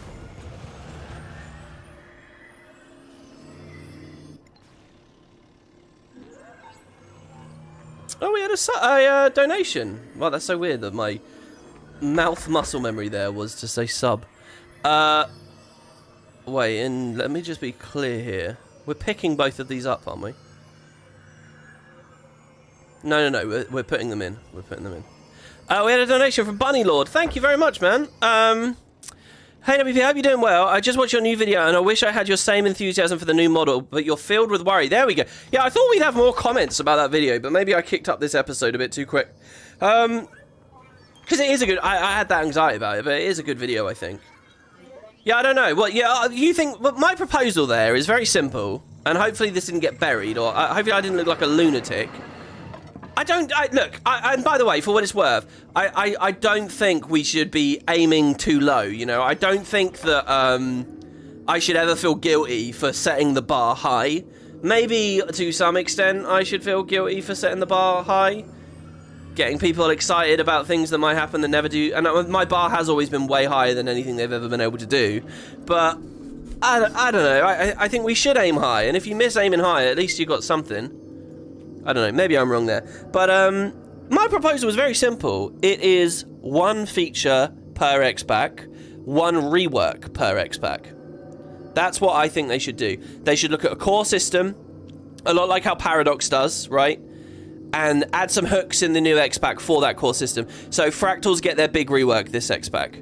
Or guild missions get their guild content, let's put it that way, gets a big rework this X-Pack. The daily system gets a big rework this X-Pack. 1 big rework with incentives and tie sticks. And the rework, technically they're not selling, it's a core game thing.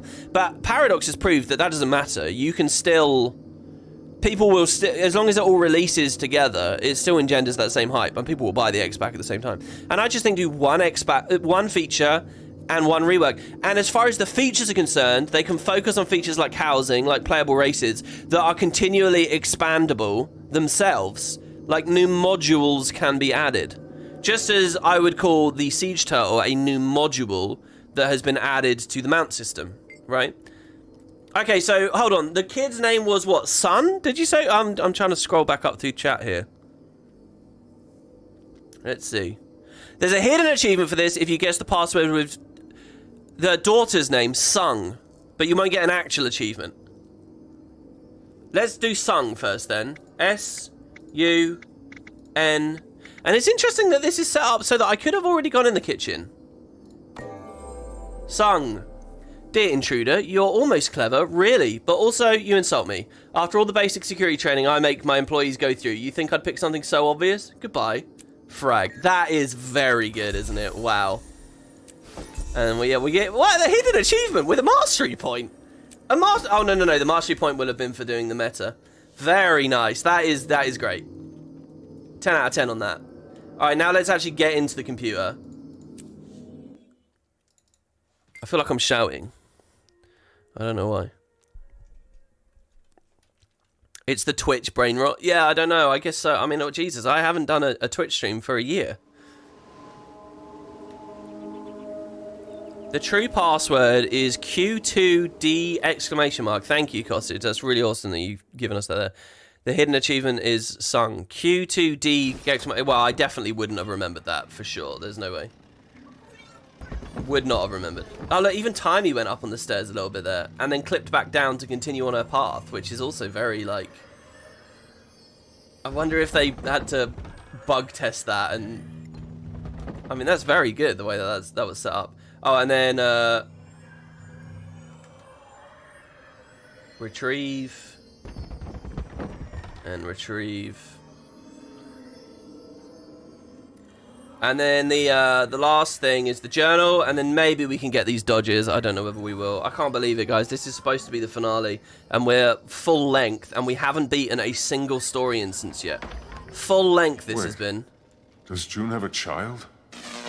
Yeah, a daughter, Sung. That's a pretty normal thing for a person to have. You know, if you don't spend your time traveling around the world fighting dragons. Just saying. She doesn't seem like the motherly type.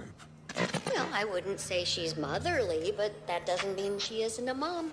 Wait, why am I doing this? D-Moon, that's way more his thing. Nice guy. Man, that's such a red herring. That whole thing with the door opening and the pressure pad, that's such a red herring. It just throws you off. Why am I fucking about that at all? There's no need to. Oh, no. Yeah, oh, fuck. I can't believe I've done this. It's not a red herring. We need to trigger the laser on the thing, which seems to have happened so quickly before that I haven't even really noticed that I've been doing it. There. No. More to the left. Oh god, my god. Oh, we clipped through the... There we go. Now let's go.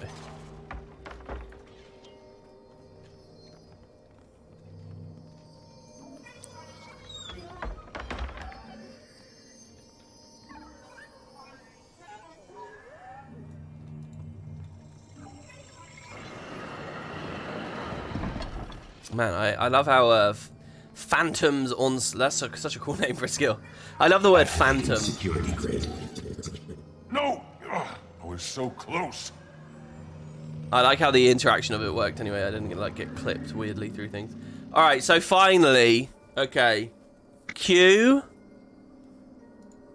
2. D. So she's not that smart if she's left it written in a text form. You know, she should have a USB key on her person at all times, which is the only way to get into an encrypted password database. And she can have a written password on top of it, you know, make it two-factor if she likes, or a little pin. But that's what she should be doing. She thinks she's clever, but she's not in the real first world, modern first world. She doesn't know the actual strats. Which file system would you care to access? I'd like to read your note. I've never read this, guys. I don't know what this is. Never before. So let's see. What notes would you like to access? New law here. Study of natural jade. Observations. Raw jade. 1820 Canton calendar. What year is it now? Is it 25? What year is it? It's 45. Fuck me. Okay, this is 25 years ago. By the way, it's so good they put the Canton calendar in the story journal. 10 out of 10 there. So good. 45 years ago. This is June. How old is June? I'm assuming this is someone else.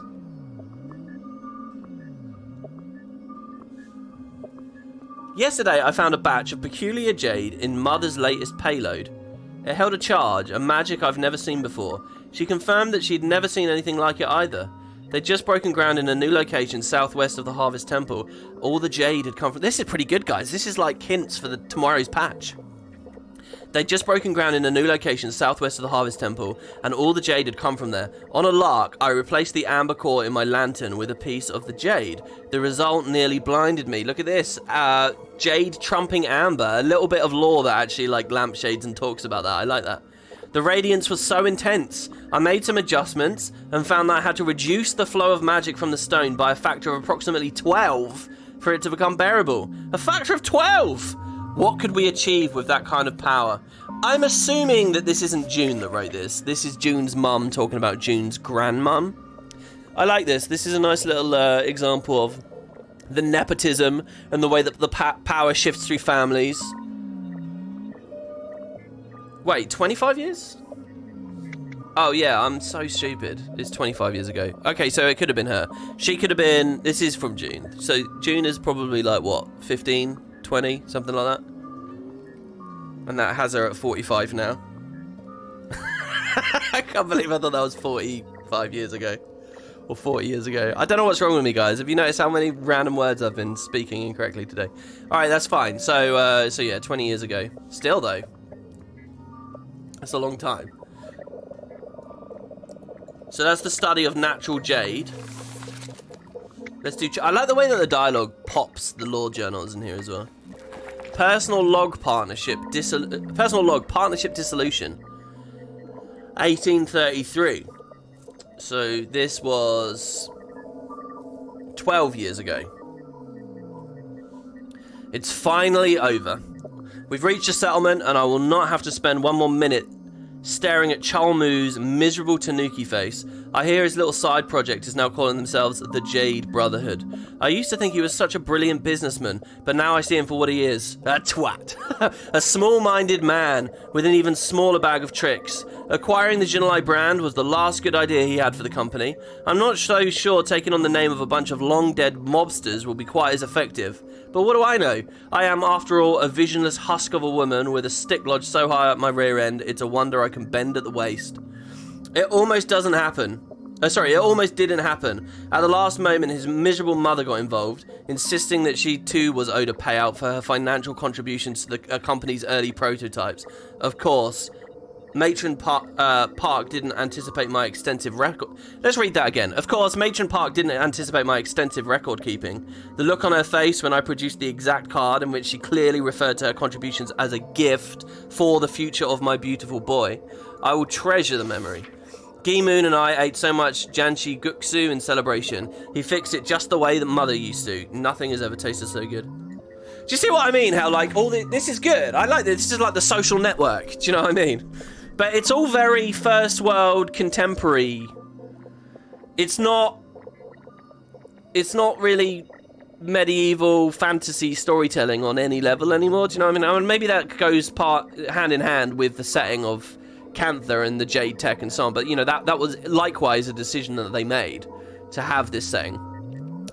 But, you know, this is like first world corporation lawyer bullshit that we're reading about here. And I like it, I do. It's also weird because I often think that, you know, I keep going on about how I feel like there's so much meta commentary in this expansion. I feel like June is a stand-in for ArenaNet themselves in a lot of ways. And then I read something like this and it's kind of a nasty metaphor. Like, who is Chul Mu on this one? I hope it's not the community, you know. I hope it's not the estranged community that have, you know, had their criticisms over the year or whatever.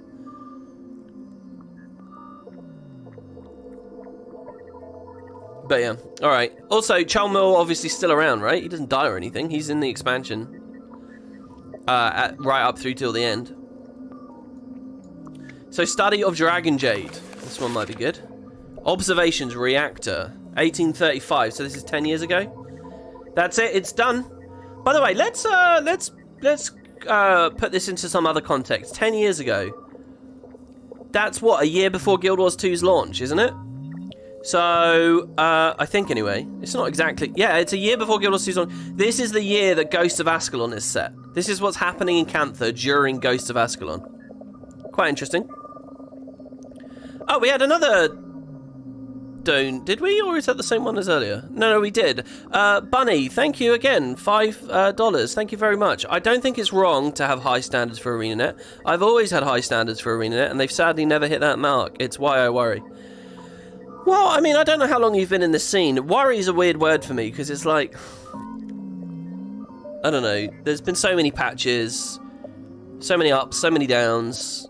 To me, I'm kind of over worried. Do you know what I mean? Like, I feel pretty zen about it at this point.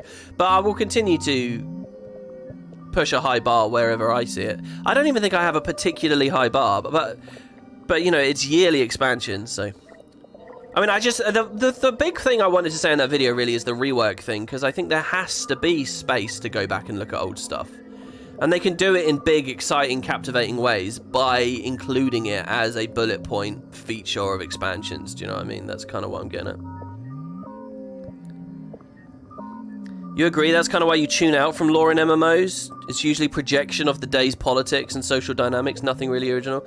Well, I mean, chasing originality in all stories is a bit of a dead end, isn't it? Ultimately, you're going to realise very little is original. It's all reconfigurations of what's come before. Alright, well, so observations of the reactor. So, 10 years ago. That's it, it's done. The reactor is sealed and Suwon is resting. I made a few final adjustments. It's interesting to think that they've only really had the place powered up for 10 years. I made a few final adjustments and then power began to flow into hundreds of pieces of waiting jade. Not a moment too soon. The survey team has not been able to find a single new deposit of charged dragon jade in months. And our stores have dwindled. Now every piece of the Jade Sea can be utilised, not only those previously touched by Suwon's presence. This is really cool. I love how structured and carefully they've thought of it. Like, the discovery that Dragon Jade exists, the realisation there's not much of it, the subsequent realisation that by collaborating with Suwon, they can manufacture their own, you know. It's very much sort of like the real-world discovery of natural gas or other fossil fuels, but they have an elder dragon they can continue making new in a green way. Production is set to begin immediately on our new budget-friendly line. Now that there's no longer a need to ration the Dragon Jade, I'll finally be able to fulfill my promise of bringing Jade technology to everyone, not just the lucky few. This is good. This makes me think of the trailer. What's her quote in the trailer? It's something like, I can't remember what it is. Something towards the end of the trailer, though. She suggests that she made a promise. I made a promise. Isn't that one of her lines? She's so good in the trailer. So that's our observations from the reactor. Steam device. Mai finally made good on all her talk. She brought me something I've never seen before. This is Mai Trin. She brought me something I've never seen before, developed far beyond the borders of Cantha. It isn't clear how she got her hands on it, but I'm not going to press her on that. The device in question is a turret once fastened to an airship. It's powered by heating water, which powers a turbine to produce a current. All of that involves a massive casing. It's amazing the airship could fly at all. Mai took it strangely personally when I said the tech was unsophisticated. Oh. I've seen her work with much more complex systems. Surely she's capable of recognizing mediocrity. I've asked if she thinks she can get her hands on more of it, and while she won't commit, she's optimistic. Oh, I love this one. This is really... Oh, God, there's so much that this taps into here. First, it's a fascinating idea and piece of insight to think about what her opinions would be of steam technology and, you know, the steam manufacturing and stuff that was going on interior, now that they've leapt several tiers above of that, you know. It's cool to think about Mai's connection to it and the ego involved there. I really like that one. And is that why we see this here? Is this what is in why this is in the room behind us? Oh no, this will be the steam creature now. So Mai's going to come back with the whole creature now. Today Mai brought in another piece of steam tech, as if determined to prove I'd misjudged it. Well, I hate to say it, but I misjudged it. This was no simple turret this time. But the husk of an automaton. The craftsmanship is incredibly intricate. I never would have imagined something of this complexity could be fashioned from primitive technology. The act of doing so feels almost defiant. Surely the inventor behind it must have had access to other options. This is really good. This is like, you know, you watch documentaries questioning how people built the pyramids, you know, and you get lines exactly like this. I asked Mai for more information about where it came from, but she got very quiet. She's clearly withholding something from me. It's only a matter of time before I find out what. But for now, some of the techniques used in the steam creature could be applied to my next Jade mech. Mai's access to the outside world continues to pay dividends. Maybe it's time I pointed her at bigger problems. Sorry, and what was the bigger problem she pointed her to? Why am I forgetting this? Yeah, that's really cool, and I love that they've actually got this in the room and you can wonder about it, but you would never truly know unless you entered the password. Let's look at the personal reports now. Sorry, personnel reports. Which personnel files would you like? Okay, Captain Fa. Term of employment from 1837. Why is that not in the Canton calendar? Current title, Head of Security. Status, full-time. Notes, previously employed as a dockmaster in New Kaineng Harbour for 20 years. Loyalty to Junlai Jade is unequalled among staff. Volunteered to head the Junlai Summer Picnic Committee. Must speak to him again about the fact that at work we are captain and executive, not Uncle Far and Junie. More nepotism. Lovely. Yao. Oh. Term of employment, 1843. Current title, Associate Engineer. Full-time. Notes, no formal education, but extremely gifted. Designed their own jade prosthesis. Which, did I know that? I think I did, yeah. Doesn't he have like a jade leg and arm or something? And wasn't there speculation from the original trailer that Timey would get that? Previous association with the Jade Brotherhood, but denies any current association. So in the previous episode of the stream we were, of this series, we were looking at that, and like that maybe Yao has a weird, dodgy connection with those guys. Gets angry enough at the mention of the Brotherhood that it seems sincere. I doubt it will be anything fun. It would probably just be, you know... What I'm trying to say is I doubt that there'll be anything sinister about Yao that we don't know yet. It's probably they stumbled onto some big conspiracy or something that will hopefully be cool. But, you know, now they want no part with him. Gets angry enough at the mention of the Brotherhood that it seems sincere. Do not assign to project of Mitrin. Express desire to transition to project leader in medtech department. Avoid topics cats and holodramas, as Yao has difficulty not talking about those subjects once they've been brought up. I like that. Yeah, I don't know. Or is the idea that they're just getting super angry a cover? Because wasn't there a thing about maybe there's a spy for the Brotherhood somewhere? Is that what we were reading? Also, their first name, Zhu Yao? What's Far's first name? Oh, they don't say. Why do I not get Far's first name? Uncle Far. Or whatever. Mitrin. Executive assistant. Employment terminated. Identified as a potential asset after her nearly successful infiltration of the Yong reactor. My Trin is clearly not a local. I've learned bits and pieces of her background, but has been able to pass as one. Jinlai Jade as a whole must strategically remain unaware to avoid culpability. Has an uncanny ability to pick up new technology. Seems to go from completely lost to understanding complex formulations after only a few minutes of reflective silence. Whatever her origin, she's proven surprisingly loyal, and her unique perspective has her on the fast track for leadership. Cool, June really fucked over Mai. You look at what a drunk loser she becomes. 1845 update. Mai Trin's body was recovered this morning. Oh wow. As our investigation continues into the betrayal at the Yong reactor, Legal is preparing multiple statements for when the full scope of her crimes goes public. In the end, I'm responsible for trusting her. Am I prepared to say so? Oh, sorry, I am prepared to say so. Personal note, who shot her? Is it possible she tried to stop the commander? Oh, this is good! You know, some of this shit shouldn't have been locked off from my first time playthrough, I think. I would have really liked to read some of this. I never thought about the fact that the people of Kaineng might recover Mai Trin's body. Do you know what would have been quite cool as well? Is if Anka reanimated the body after, you know, we could do a Vizier Kilbron Prince Rurik moment. But, okay, so she got the body, and amazingly, June, right now in the story, thinks that we shot Anka. We shot Mai Trin. Okay, and finally, Timey. Term of employment, 1845 till now. Subject matter expert. It's interesting. We just heard June talk about how smart she thinks Mai Trin is. Now let's see what her take is on an Asura, you know, genius. Status consultant. Deep knowledge of many subjects, including dragon magic, Asura golomancy, cybernetics.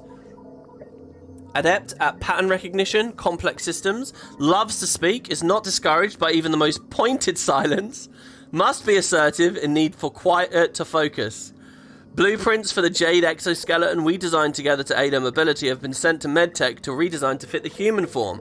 Her improvements to the design resulted in a reduction in both the incidence and intensity of her physical symptoms across the board, often by a self-reported 50% or more. To be honest, that's a very, it's interesting. There's a very professional, very dry take on Timey there, really. But there you go. That's good. I like all that. Definitely interested in that. So if we break the core first, we can't even enter the password. Now, I assume that's what I did the first time we played. And we get the barrier. And that should be enough. We are now... Oh, no, we're not. It's only been 10 minutes since I last looked at the clock. Wow. I was going to say, we're now 2 hours... Look, auto-run even works while I'm the Jade bot. How good is that? I'm auto-running. That should be a puzzle. It should be like, initiate auto-run. Oh, well, it's not working this time. That's weird. I wonder why it was last time.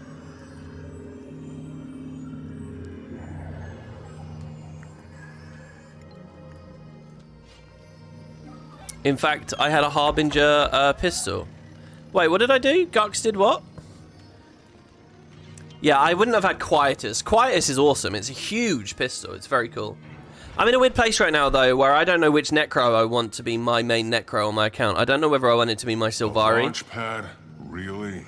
Sometimes June will build a thing, not because she needs to, but, you know, just because she can.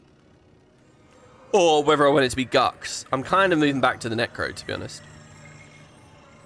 Just because it's not an Asura. And Asura are just... They're too difficult to... Oh, we've got to find this science journal now. Does anyone have any advice for me on where this goddamn science journal might be? Because I feel like I've checked pretty thoroughly every room, and we're at the end of it now.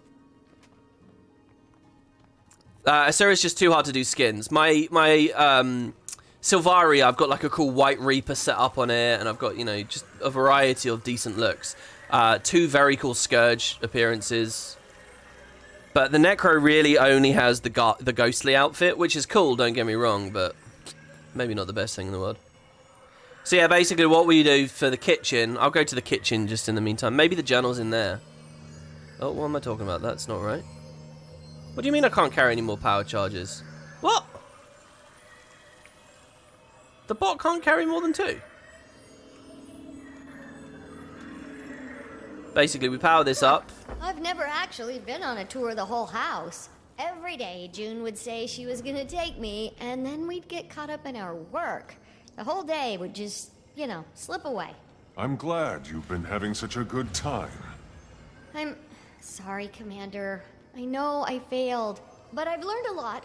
And June, well, she's brilliant. And despite the mild narcissism, she wants to do good. She can help us, and we can help her, and I know we can make her see that.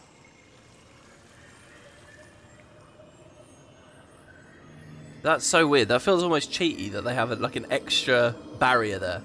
But there we go. So we're gonna grab that and then leave, and now we've got.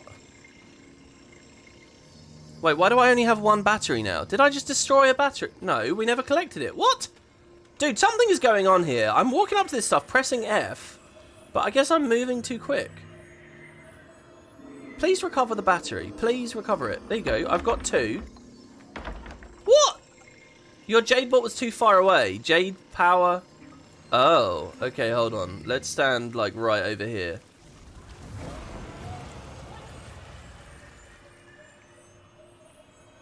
This is odd. I've never fucked about with this. I've never had this issue getting into the kitchen.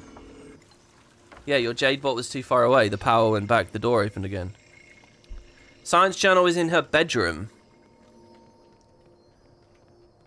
What, the kid's bedroom? Well, hold on. We can recover this, I guess.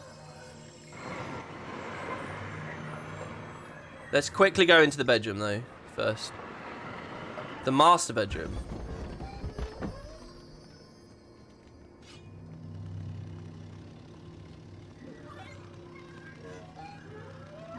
Oh my god, this is unbelievably weird. I don't know why, but I can't get... I must be tired or something, because I'm a bit...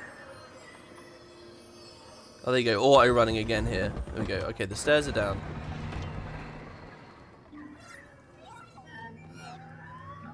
What do you mean I don't have power? Okay, what's going on here? Why am I not allowed to do anything anymore? For example, I take that battery. Okay, good. Now, what is wrong with this? I did this multiple times before, and now we go back. Your Jade bot was too far away.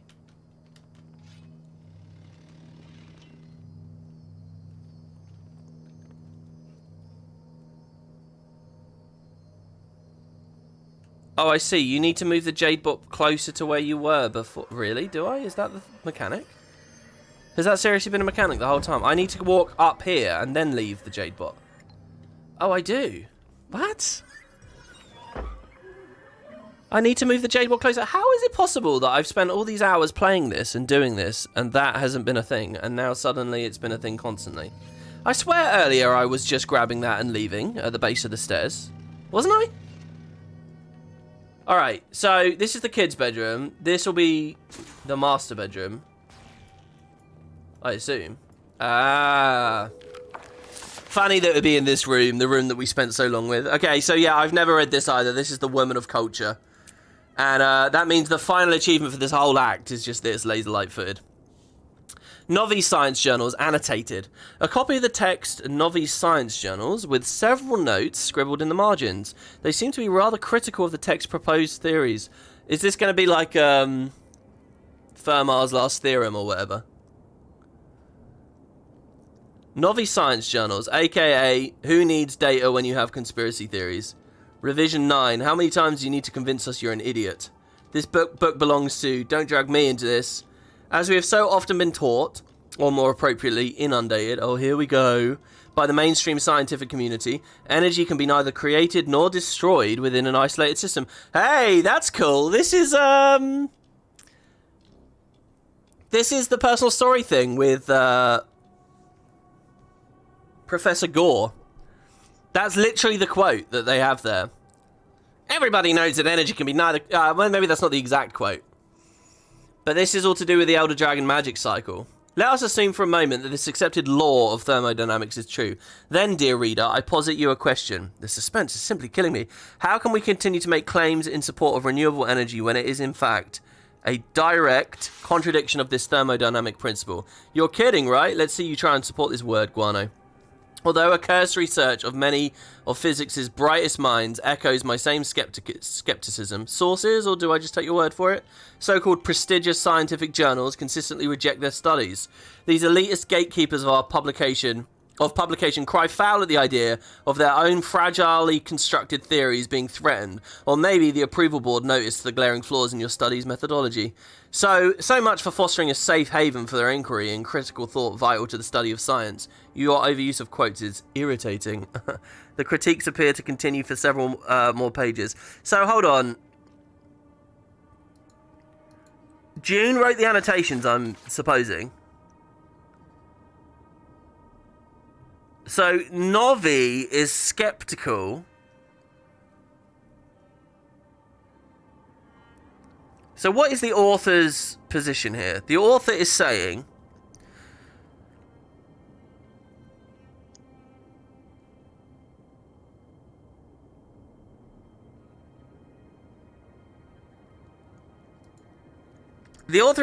that if we take it as true that you can't create or destroy energy, then there's no such thing as renewable energy because you're always taking it away from somewhere else. What you gain in one place, you've lost somewhere else.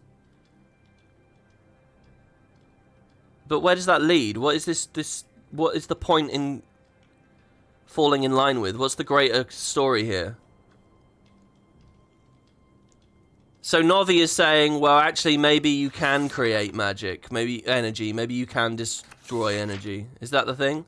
And June's saying, no, this is nonsense. As far as I remember from Core, the thing was, people were basically saying, what were they saying? Weren't they saying you can destroy energy because Elder Dragons were eating it? And Gore was saying, no, it's just being stored, and enough years down the line, it will come back out. Wasn't that the thing?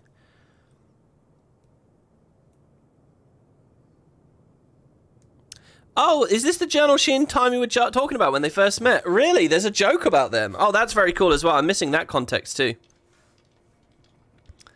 Makes you think of Joko critiquing the love poem. Why don't I remember that? Alright, well, there we have it. If you guys think that there's a broader idea at play there or something I'm missing, do tell me.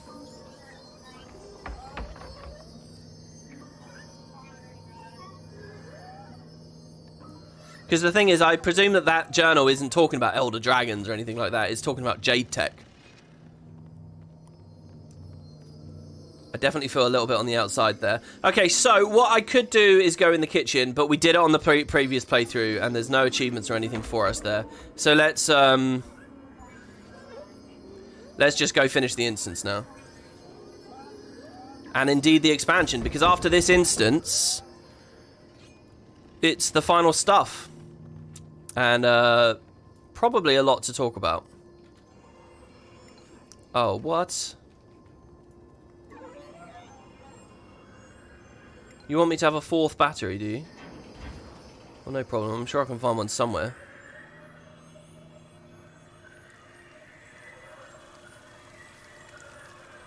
Like here.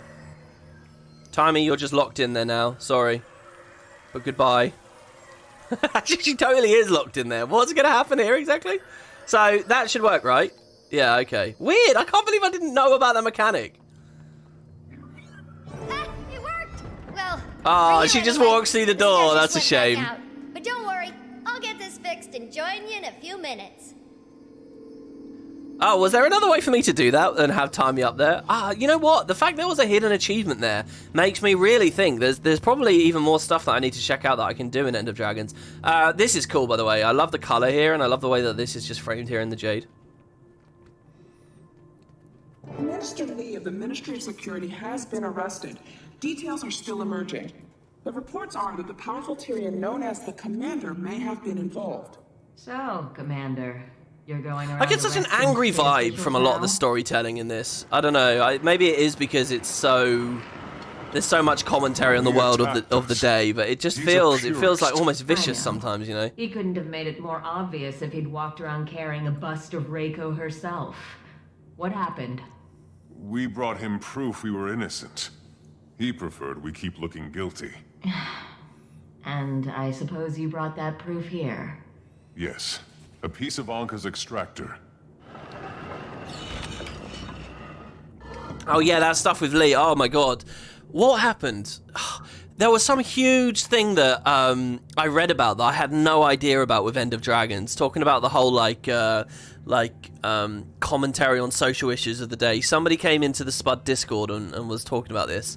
There was some thread about somewhere in the game End of Dragons uses as an event description or something. I think it's while you're fighting Lee, or it might be while you're just fighting a random goon or something.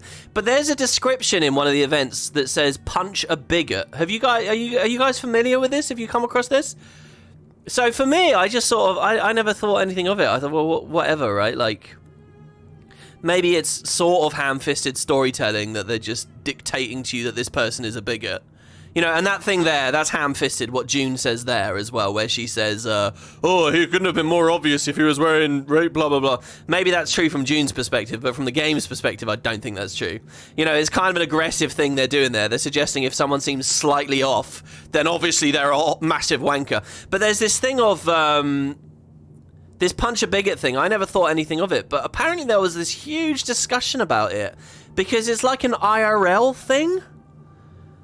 It's like some Antifa or something IRL thing about, like, if you personally judge someone to be a bigot, because, you know, bigot doesn't actually mean anything. It's in the eye of the beholder. It's not a real thing, you know, and you shouldn't advocate violence, and you shouldn't, you know, and it's kind of like a really scummy, horrible thing, but it was like Guild Wars was endorsing it or sanctioning it and specifically referencing it as an IRL thing. And it was like and there was this huge conversation going on about it that I don't really understand. I mean, it's all very American and it's all very, like, a bubble that I'm happy to not be in. But it was a whole side of End of Dragons and criticism of End of Dragons and, like, its social commentary and its, like, political side that I had no clue about at all. I still don't think I would call this a political game in any way. I said in the Spud Discord, hopefully I didn't say this on a video at any point, but I think the only political game I've ever played is Disco. Disco Elysium is a political game. You can choose philosophies and worldviews and outlooks and political systems and state structures. You can actually do that. I wouldn't say Guild Wars is that. But yeah, oh man, I had no idea about the whole punch a bigot thing. And if you guys Google that, you'll find a real rabbit hole there. That I was just like, what is all this crazy shit? It's like the first time do you remember like 2 years ago when I first stumbled into the whole TERF turf thing with J.K. Rowling, which is now like the hottest topic in the world, you know, because of Hogwarts Legacy. I remember when I first stumbled into that conversation and just like being baffled at all these terms and things that people are ranting furiously about. But yeah, okay, let's keep going. Anyway, her mentioning that just made me think of it. What kind of cop am I? I was the sorry cop, and then I was the fuck you cop. The game said to me, oh, you've said sorry a lot. You're a bit of a loser, aren't you, or whatever. And when the game said that, I was like, fuck off. No, I'm not the sorry cop, and I haven't said sorry again. We don't have time for Actually, I did to get a Steam achievement. We need to discuss potential solutions. Potential solutions? I have a solution. Timmy and I have been working on the means to... I'm trying to kick the drugs, though, and the alcohol. I'm trying to play it sober. June, and my limbic system keeps, like, shitting on me for it. And I'm afraid not recapturing isn't an option, Commander. Suwan's magic is all but completely corrupted by the Void. I've been working on a way to increase the efficacy of my filtration system. It's nearly there. It's too late. You can't. Don't tell me what I can't do. Our batteries only have enough power left for... I love that line. That makes me think of Lost. John Locke says that in a pivotal scene at the end of Season 2 of Lost. And it's one of my favourite pieces of entertainment media of all times. Also, when John says, I was wrong, as the hatch is blowing up. And I guess we're at Minor spoilers. I don't want to do this. But we need that reactor. People will die if those batteries fail. Everyone will die when Suwan succumbs to the Void. I won't let that happen. I'm not going to be able to talk here because June's just going to keep going on and on and on and on and on. But we just failed the achievement instantly. I have no desire to... I think because I was reading chat and they hit me with the lasers straight away. No, the commander levied threat, so I answered. Gonna need you to flip a few switches Either for me, leave though. or I will be forced to use them on you too. Commander, hold off the mechs. I'll try to override the system and find us a way to shut it down. Timey. Unless it's after this, but I think there's a checkpoint. I mean, that's fine. I don't need to demonstrate that because it's just a, you know, it's not like there's going to be lore or story based on that. Vindicator is actually such a bad choice for this because, again, I'm not going to have... And again, I don't have, like, the vigor and all that. I suppose we can jump them. What's wrong with me? Why wasn't I jumping them? Commander, I exposed one of the power cores. You know what to do. How did you... Ugh. I've equipped this room with backups upon backups. You won't get through them all. Combat mode set to route.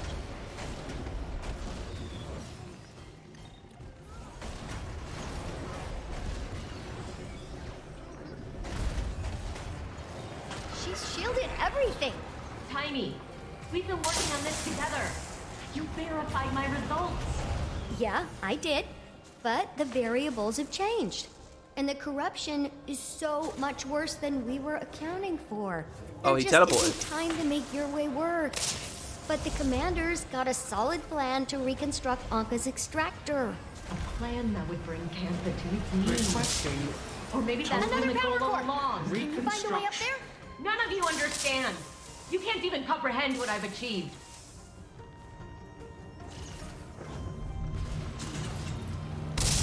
Well, we probably need to hit a lever to lower that. Or a pressure pad, maybe? Do we pressure pad and then Jade bot to have it spin around? Oh, no, that's not right. Well, we've exposed the cores. Oh, weird. Hold on. But I can't fight as a Jade bot. And what if I don't have any ranged weapons? I mean, we could Spear it. Spear of Archimedes. Boom! Oh, that was pretty cool. Could not. I will free us from the tyranny of the dragon cycle. I've saved this empire, and you're going to destroy it with your feeble imaginations. Can you not shockwave me while I'm in the one frame of attacking the lever? Thank you. requesting total. See, realistically, I should have a boon build here. I should have a boon Vindicator. And in fact, someone was recommending that to me the other day. I never did get around to setting it up. But would be a much, much, much better build than just this pure glass situation. Lower that. I believe there was another achievement to do this room on a time limit. But, Jesus Christ, these shockwaves. Alright, well, the Jade bot can actually hit these. Hopefully this is out of range. I don't want to be getting shockwaved while I'm in the bot. But I believe I already have the achievement for doing it in the time limit.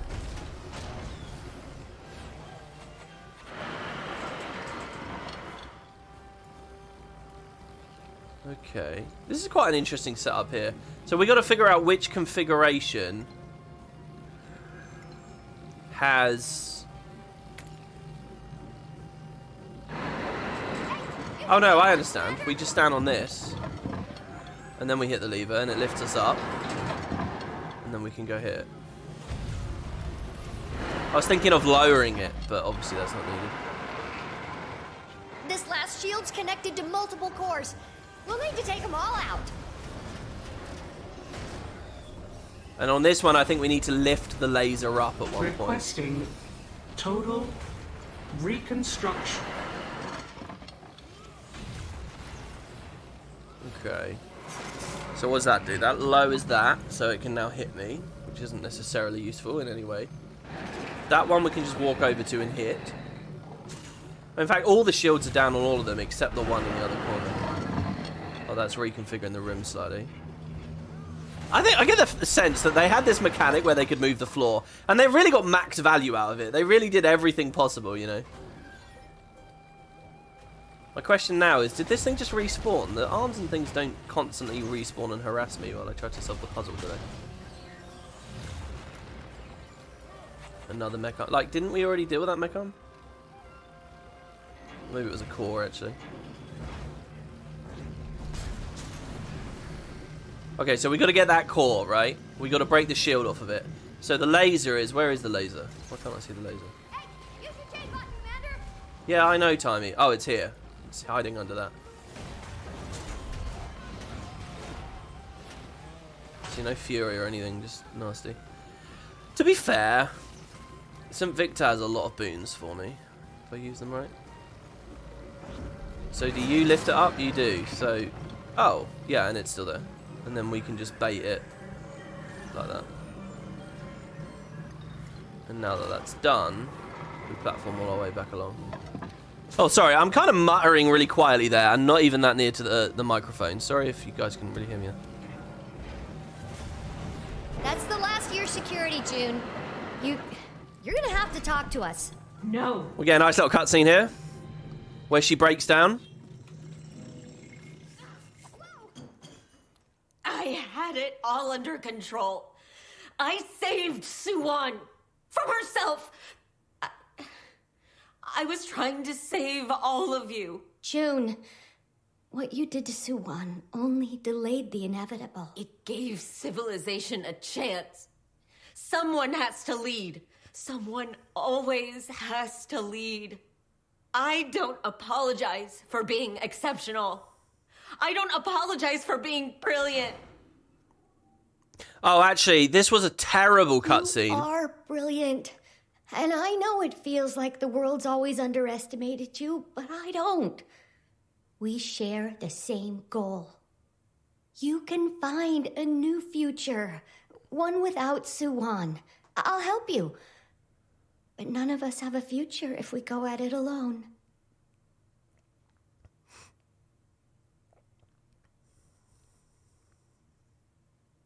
Okay. Let's talk. Okay, this is one of those moments from End of Dragons that I mentioned. So you mentioned building a new extractor. Yes, I think we can easily reconstruct it from what the commander brought us. We'll use that to drain enough void magic that it'll be safe for the commander to deal with Suwon. There won't be much, any time for testing it. We'll make more than one, then, to account for any potential points of failure. Have you thought about containment options? That's Aurene. And if she should fall, we need backup options, Timey. Backups upon backups, always. To protect us from total failure. Unless, of course, our opponents are irritating. yeah, you just experienced total failure. Commander, we'll get this done.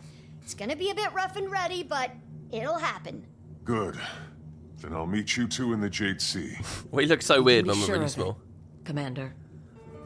Alright, so this is where the game, it feels like a lot suddenly cut, because we're just suddenly going to be at the end now. But, okay, that cutscene, it's really good. I really like the emotion and the idea of it, and I think that, you know, it's an interesting...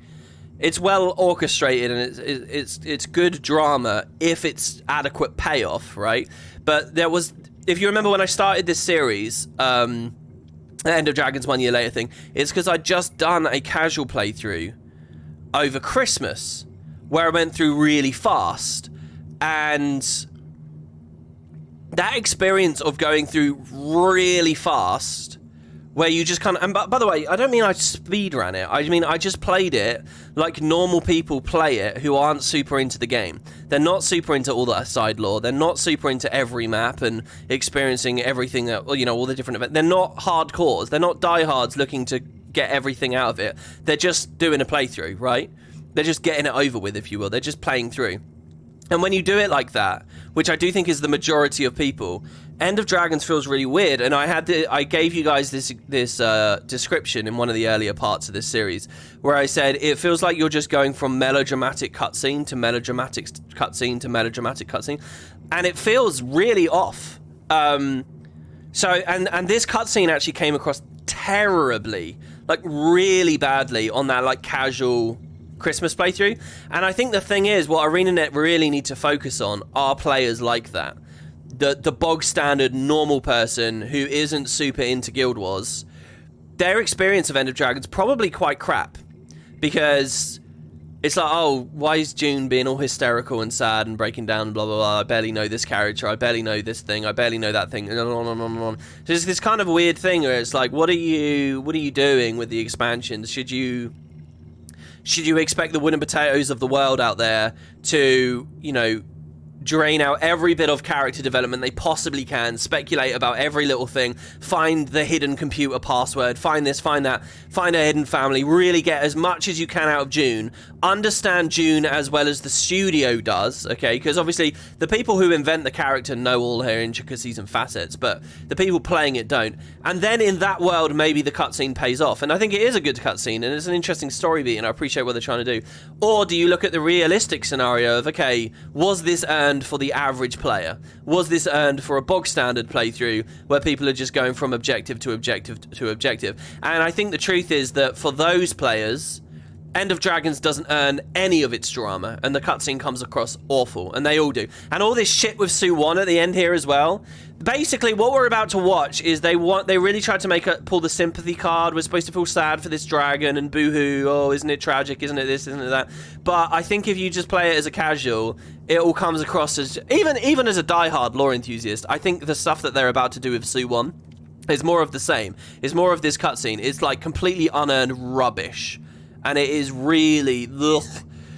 So I think End of Dragons goes out on a low note. We're about to go to the low note, in my opinion. You know, again, I at no point am I saying facts about anything. I'm just saying my take on it as I went through. So yeah, it's a mixed cutscene there. I like the idea of this fiercely independent, you know, capable person who gets broken down. But did they earn it?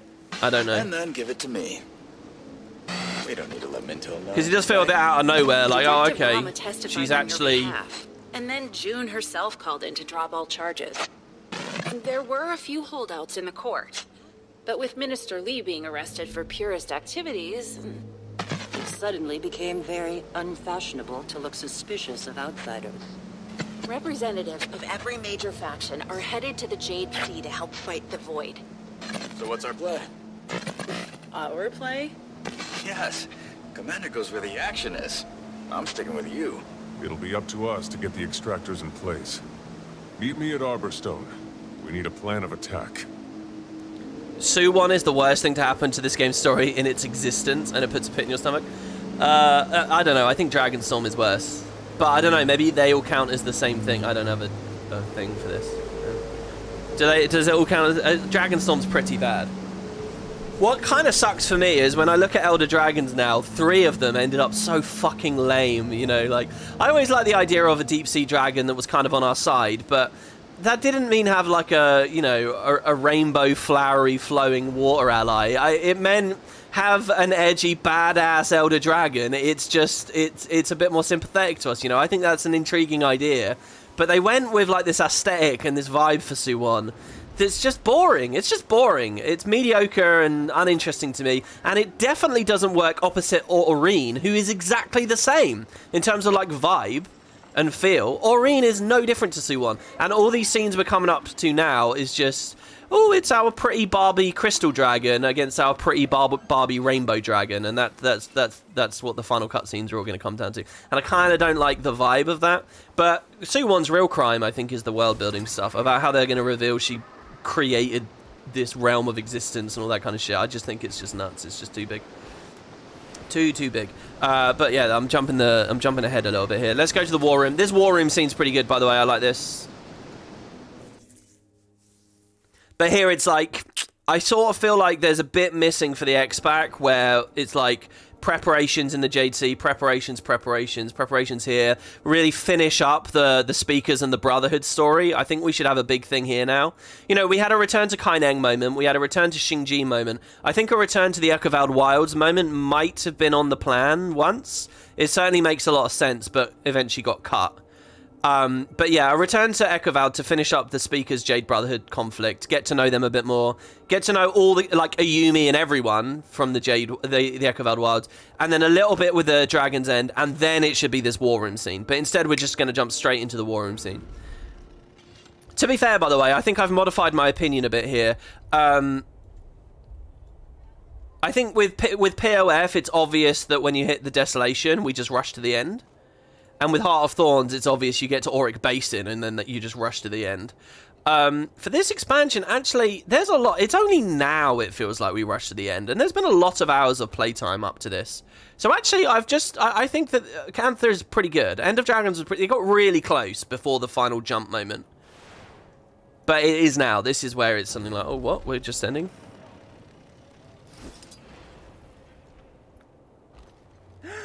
There's a cat island? Yeah, we'll talk about the girls and Cat Island soon enough. Actually, we won't, I guess, because it's a countdown achievement, so I can't redo it all. 3 millimeters over. You see here, like, Ayumi in this scene, and I don't know, I feel like we've skipped a bit. And it's the return to Echovald thing. Anyway, hello, Rom. Thank you for meeting me here, everyone. June? As you all know, we've been busy replicating Onka's extractor. The plan is that we use the replicas to cure Suwan. What happens to the Void once we pull it out of her? It should pass to Aurene. And it's not going to turn her into a rampaging dragon? Aurene's been able to withstand the corruption in the past. But we don't know for sure, which is why we'll have an army. Those of you in the Jade Sea, what's Suwan's status? Still rampaging. We've managed to keep her contained, but everyone's growing weary. You won't have too much longer. Are the extractors ready to be moved to the Jade Sea? They'll be ready to go any second, Commander. We're just running a few last-minute tests. Why in the hell didn't that work? I was precise. And, making a few last-minute adjustments. But they'll be in the air in minutes. Tens of minutes at the most. Gorik, you meet Taimi and June in the Jade Sea. We're ready. We need all our best minds keeping the extractors working. Actually, Commander, I want to be on the front line. I want to fight the Dragon Void. Gorik!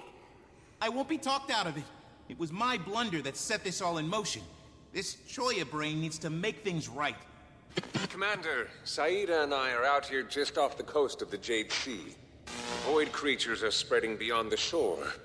Rapidly. We might want to get ahead of that. If you have any forces that are air-capable... Air-capable? That's Ivan. I'll go. I can go with you. I'm good with heights. Well, as long as you've got an airship and are reasonably useful in a fight, you're hired. Very well. Kaz, Jory, since you know all players involved, I need you two to join Battlefield Command. We won't let you down. I know. We've been here before. It didn't break us then, and it won't break us now. Like, if you consider this scene as the equivalent, you know, if this... World, you know. If... Wait, have my comms been open this whole time? Sorry, Commander. Never mind, we'll talk in a bit. I don't know if we can... if we'll... It's a long shot. No denying that. But we can't think about that. We've just got to deal with what's right in front of us. Eyes forward. Hearts open. We take this last one, side by side. Okay? Every step of the way. Every step of the way. Yeah, okay, blah, blah, blah. Right, so if you look at this scene as the equivalent, you know, this is the big war council before we go to fight the Elder Dragon. If you look at this as the equivalent to the same scene, say, before we fought Kralkatorrik in Thunderhead Keep, right? You walk through, there's like the Monster Hunter references, there's that huge tunnel you run down, you see all the different factions you've got, we're all preparing before the Auditorium battle, right? The Auditorium battle is, the preparation and the setup and the tension that they build for fighting Kralkatorrik is so much better than this. And this is an expansion, not Living World, and... this is not just fighting Suwon, this is the end of everything. This is the full end of everything. So, you know, I think that's... when they say we've been here before, we'll be here again, I think that's an interesting one. Also, by the way, in chat, lots of good talk about Primordus there, which I've got a leap on. About the idea that Primordus should speak, and he was disappointing. I think it's okay that Primordus didn't speak. The problem with Primordus was he didn't get any time to do anything. There probably was going to be a Destroyer Saga, or should have been a Destroyer Saga. Let's be clear, Primordus wasn't even introduced in the first 5 episodes of the Icebrood Saga. So the first 4, because it was only 5 episodes. There was no Primordus stuff, none at all. And then with Champions, that was the only time Primordus started moving and doing things. So he just didn't have any screen time, really. And yes, didn't have a full model, and there was no spectacle, and blah. I mean, there's a bit of spectacle, I suppose. But also, Cossage's point there as well. Like, the way that the Icebrood Saga characterized him as just an idiot, you know, Jormag, the schemer versus Primordus, the moron, I think was really ugly. I didn't like that at all. And Cossage has got a good point. You know, Primordus wasn't necessarily stupid. We saw that Primordus was the only one that targeted Aurene in Aurene's egg chamber. Who was it that tried to stop Aurene being born? Out of all the dragons, who was it? Primordus. There's some higher level reasoning there, and there's something very cool and special about Primordus with that. Not to mention the fact he was the first one that woke up and all this other stuff. So he could have been, should have been, would have been the coolest in a proper depths expansion or whatever. Should have been the last one to die, I'll stand by that. Or at least it should have been fire versus water at the end, not fire and ice. But Jormag was the one truly dicked over. You guys are talking about the Elder Dragons. I mentioned a second ago that 3 of the dragons end up lame. I think Aurene's lame. I think Suwon was ultra lame.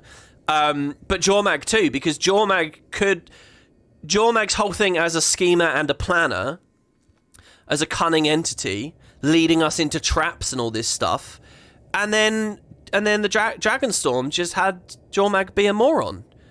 Jormag just loses all of that. I'll just go to Anvil Rock and die. Yeah, that's so bad. That is really, I mean, you can't do episode after episode after episode about this thing being smart and tricksy. And you remember how cool the start of the Icebridge Saga was, where Jormag's like, no, let's just be allies, let's just be friends. And it's like, oh god, that's weird. Is it smart? Is it planned? And then Dragonstorm just did that. I mean, Jormag ended up so bad.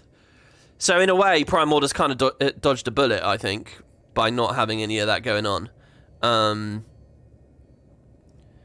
So yeah, Krauka, Torek, and Zaitan are really great dragons, though. So I'll stand by that. Both of them were done very, very, very well.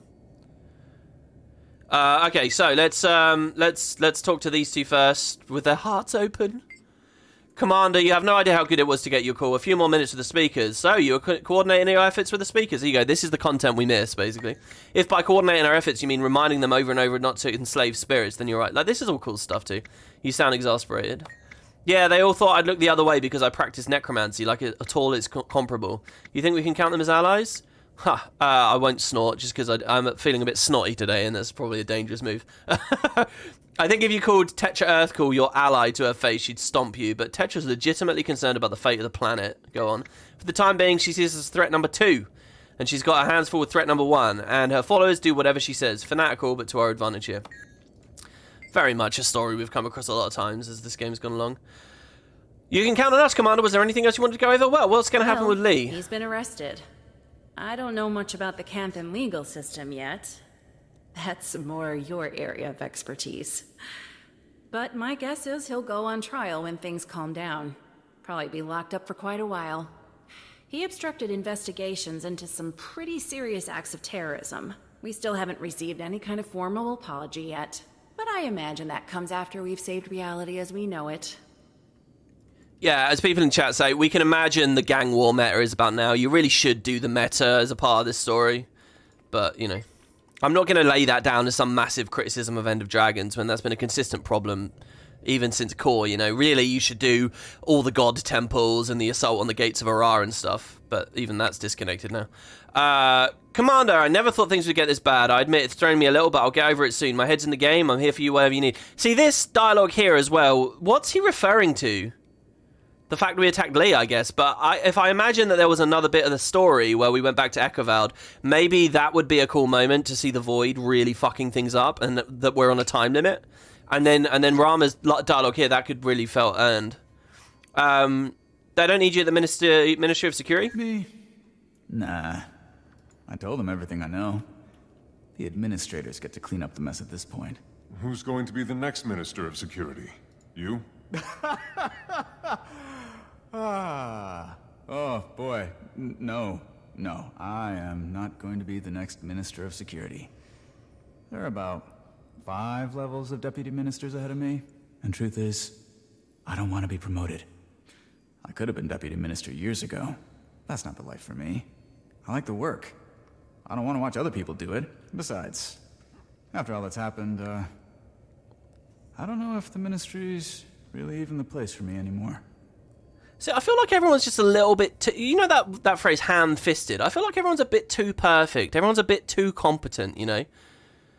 Like, there with Rama. Why is Rama I mean, do we take him at his word there? I don't think we're supposed to take him as a liar. So no, he is this fucking savant genius guy that could have been the leader, but what a hottie. He chose not to do that. What a man. Like, I just feel like there's too much. It's just too full on. Ivan is here, you know, I'd rather be in a place where I really wonder about his character, and could he have gone that far, you know? Ivan is here for whatever you need, Commander. Here's Ivan I love, though. I don't think there's anything bad about Ivan, the whole expansion. You have an airship? Oh, yeah. Won it in a game of dice. Some Echo Vault scrap. Yeah, llama. I misspoke. I said llama.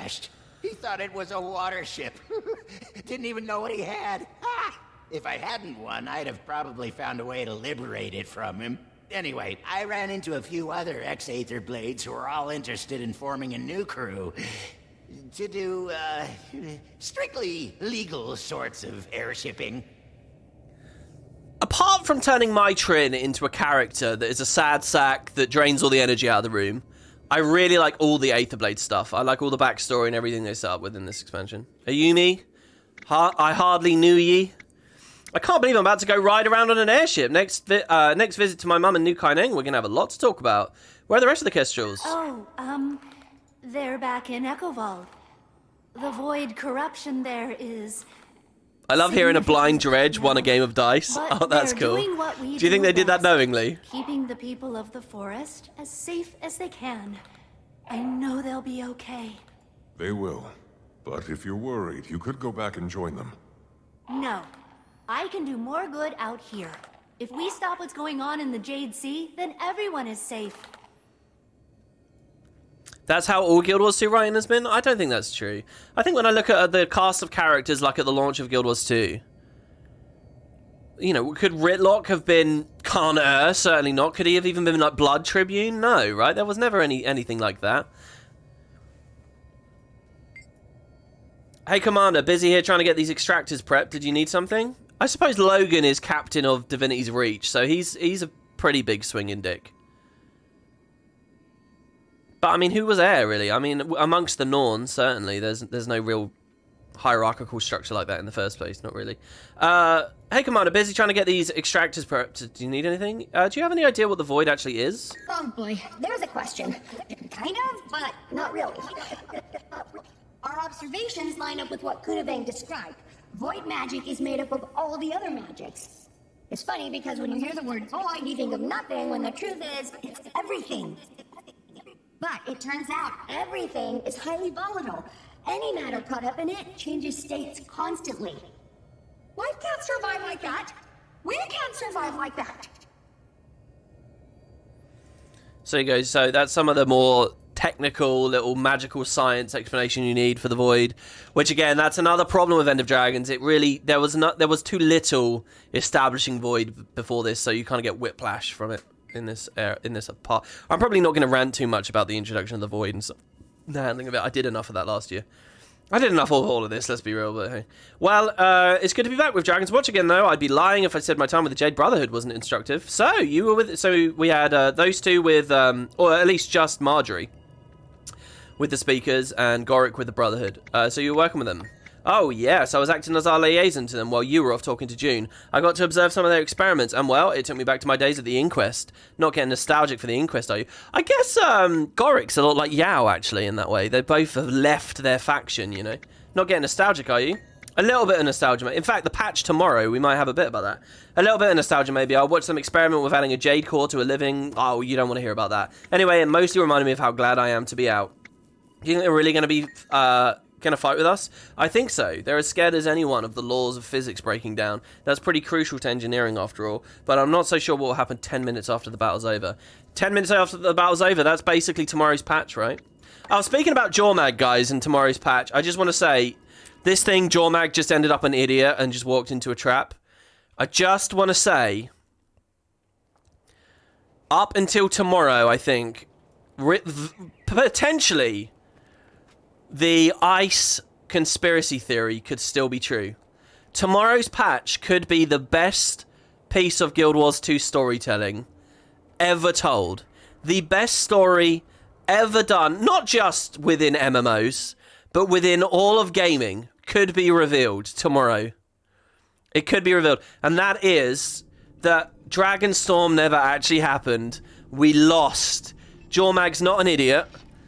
We lost at Dragonstorm. Everything we experienced through Champions and Dragonstorm, or at least just Dragonstorm, and End of Dragons itself, has all just been a feverish vision of a utopian victory for us to keep us placated and satisfied, when in truth all of this is fake. This is all bullshit.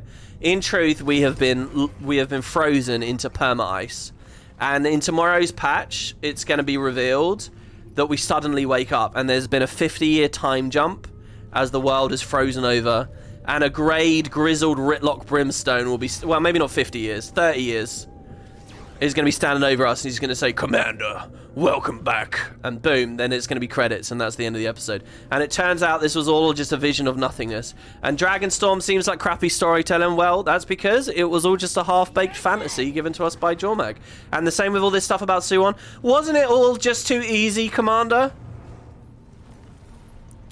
Wasn't it too easy? And then something else, and the Tengu from the Dominion of Winds have fought back, and Jormag's dead now, but everything else has gone to shit.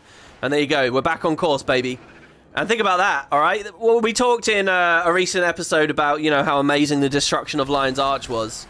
How that was true art and all that kind of stuff. Now that, what I just gave you, that would be true art.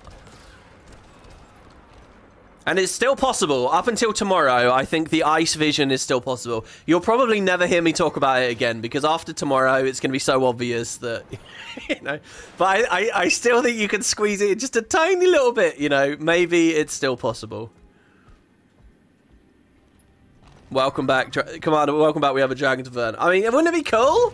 Wouldn't it be so cool to think that we've all been frozen and now, and you know, all the political dynamics and situation with the factions of the world and the remaining Elder Dragons, the true deep sea dragon is not Suwon. It's not some happy, benevolent little thing that submitted itself to a reactor and it was just a mummy that was sad and created the whole world. All this, like, world-breaking shit that we've been fed since Dragonstorm, it's all gone. And Primordus is still out there, and there's a Kraken-esque deep sea dragon still out there. And all the characters are interesting again because they've all gone off and lived their lives and things have broken down. It just appeared out there? And there's space for all new stuff, you know, new leaders, new politics, new issues. That would be awful. 3 more years till we get rid of dragons because people want edge. It's not just that, is it? It's obviously not just that. I hate a comment like that. It's like, what's the story you want? Do you want to play Barbie? Is that the thing? Should there be no conflict? Should there be no fear? Should there be no, you know, danger? I mean, what are you talking about? Oh, I don't want a story of edge. You want a story of no conflict. Literally, go buy your Barbies and play with them. Like, you really don't need to rally purely against the idea of just edge on any level. It doesn't matter whether it's an Elder Dragon or some other character. It can all be written well and it can all be written poorly. We use maps to determine approximate locations, but we've sent a device to help you pinpoint the ideal spots. It should be dropping in any second now. So, this is the weird bit. I would really like to do a Dragonstorm, but it would be a huge time commitment, and we just spent 2 hours in June's mansion. 2.5 hours. So here's the story we actually get. We get a couple of, like, waypoints that we can go to exploring Dragon's End. And then we just go to the Harvest Temple. So I'm just going to kick it up and we're just going to go in there. So, yeah. I think there's a bit of little dialogue that we'll get as this goes on. Got the device. Good. Use it to scan the locations we sent. Oh, and, Commander. Hi. We just got a chance to survey the Jade Sea. It's a mess out there. Which is no one's fault. The void just keeps coming. Anyway, I'm sure the people at the Jade Sea would appreciate any help you have to offer while you're out there. It's popular to hate edgy stuff now, but you can't deny Shadow the Hedgehog is cool as fuck. I mean, edge isn't even really a term, is it? It's another one of those things where it's in the eye of the beholder. What does that even mean, you know? But, I mean, I do acknowledge you can have conflict between anyone. You can write a whole expansion about, you know, the struggle of June rising through Junlai Jade Tech or something. Do you know what I mean? Or Timey taking control of. Oh, and there's so much conflict here. I don't know which contract to sign. Oh God, this might earn us a little bit more money. You know, there's conflict everywhere. But at the end of the day, you've got to look at what the franchise is and what it's set up in the past. And it has sold itself as a game about fighting cool-ass fucking dragons. Not about, I don't know, any of the other myriad conflicts you can have. Which, you know, aren't by themselves wrong. But read the room. Do you know what I mean? This isn't an art house film, you know, about the struggles of becoming a surrogate mother or something. Do you know what I mean? Which was a movie I watched recently. Just got to the staging area, getting everything set It's a up. fantasy MMO about fighting dragons. Local racketeers to assist us. We'll be It's in the lucky they logo. don't rob us blind. Or if not dragons, it will be some other high fantasy concept like that, like demons coming from the mist or angels and shit like that. It will be about big ticket fantasy stuff.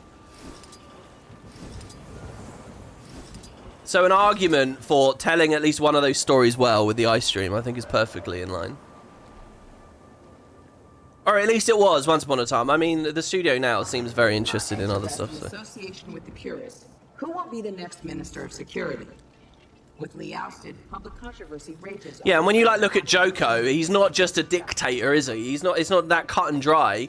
He's a fucking ruler of a kingdom of undead. He's a lich. Do you know what I mean? Like there are other edgy air quotes facets to it. Same with Bangar, you know, and his legion of Char and the Ice Legion as they become corrupted by Jormag and so on willingly. And they're all badass, bestial, ferocious, you know, creatures. We actually need to play the game here, hold on. I'm spending too long looking at chat.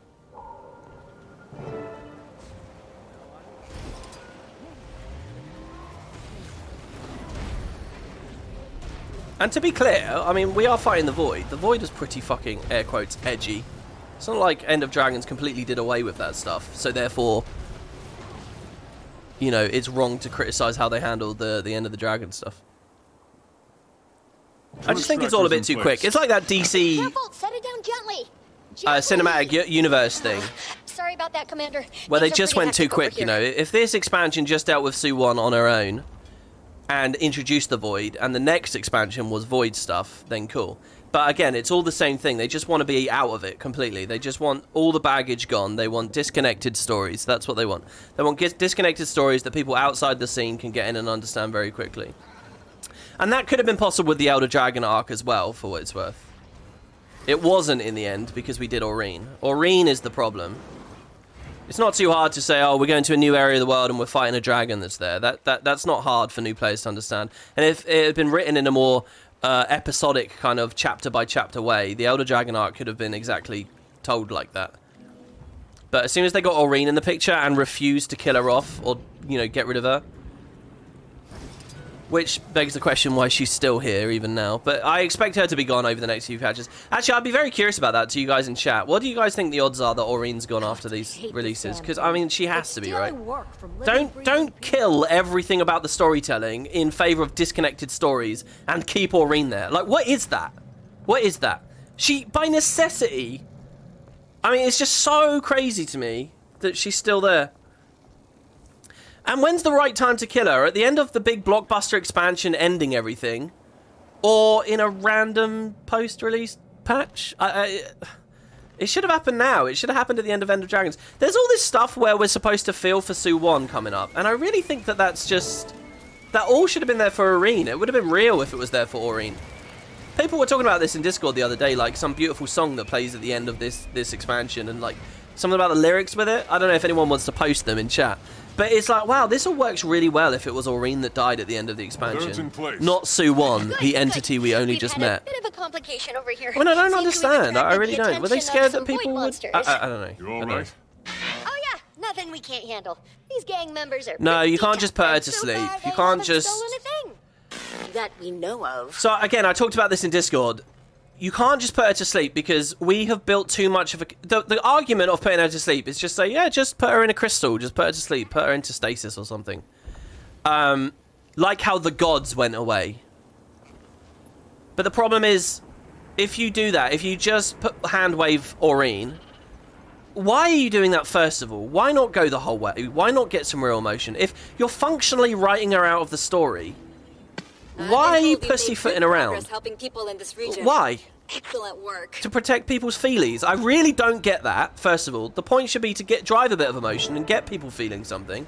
But beyond that, like, if you just do that, people will forever say, oh, we could wake Aurene up. Oh, when's Aurene coming back? When's Aurene coming?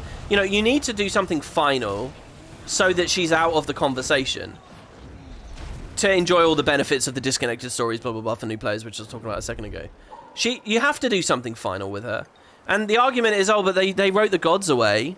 And what have people spent years relentlessly talking about? The gods coming back. Are you all safe? When clearly the devs weren't interested in that, you know? And when they have, it's been a bit iffy and a bit naff. So I think that's a dangerous move. I think really they should obliterate her.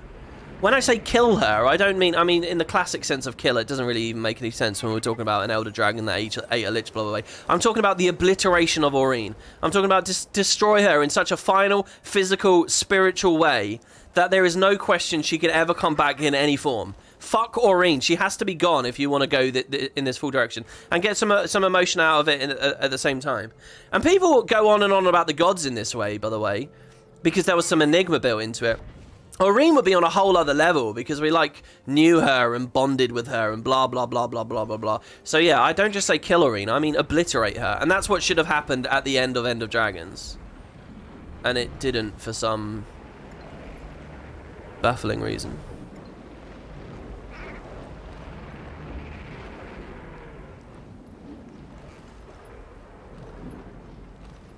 You'd rather they kill the annoying Dragon's Watch characters instead of Aurene? Well, no, you see, I don't think there's not a necessity there, because there's not like this huge amount of baggage to know about when we ask a new player about Marjorie. Oh, she's a detective from Lion's Arch. She's coming with us in the next expansion or the next patch. That's it. You don't really have to know anything else. The last extractor is in To talk about Aurene is to talk about her egg and Morgemorth and blah, blah, blah, blah, blah, blah, blah. It just goes on and on and on. Do you know what I mean? So Aurene is in this, like, uniquely bad place where there's so much baggage and iffy shit. Why is this guy so strong? I appreciate he's an elite, but even for an elite, he's pretty tough. I love the 4 here, by the way. It hits so hard. Very meaty. We're running out of time. The battle of our lives is about to start. And, you know, you can give Dragon's Watch characters happy endings. You can just write them out, you know. They're not... They don't fuck with the very fundamental nature and balance of the world's magic and so on, you know. They're not super gods, which is what Aurene has ascended to become at this point. Can detect any piece of magic anywhere in the world and all this, you know. Marjorie and Casimir can get married and go live a quiet life for a while. It doesn't affect anything. It's fine. Bram can go chill in Holbrack. Ritlock kind of did that for this expansion. Ritlock's not really in this expansion. We're going to see him again in a minute, but only at the very end. You know, they can do stuff like that. They can shuffle their characters around. There's no need to kill the Dragon's Watch characters. If they're boring, if they're not tracking well, if they're uninteresting to the writers or the audience, one or both, either, neither, whatever, you know, they can make those decisions. Aurene is in a uniquely different place. And by not killing her at the end of Dragons, they've now got all this pressure to do something good, I think, in these next patches, when what they should really be focusing on is the first mini X-Pack in these next patches. You know, but now they've got another Thunderhead Keep, Dragonfall type situation on their hands again now. And it's not going to be a crowd pleaser. Whatever they do, it's not going to be a crowd pleaser. Or it might be, who knows? Maybe that's my own... You know, someone came into chat a minute ago and said, oh, I wish I had your hope. Oh, I just got to complete events now. Oh, okay, I understand. I'm looking around wondering where the hell I don't know everything. Is this an actual map that's going to try and do it? And it spawns in 8 minutes. Wow, do you know what, guys? We might do the meta. Oh, but I'm on a fucking rev. Actually, that's fine. I can play Herald. I can play Quick Herald.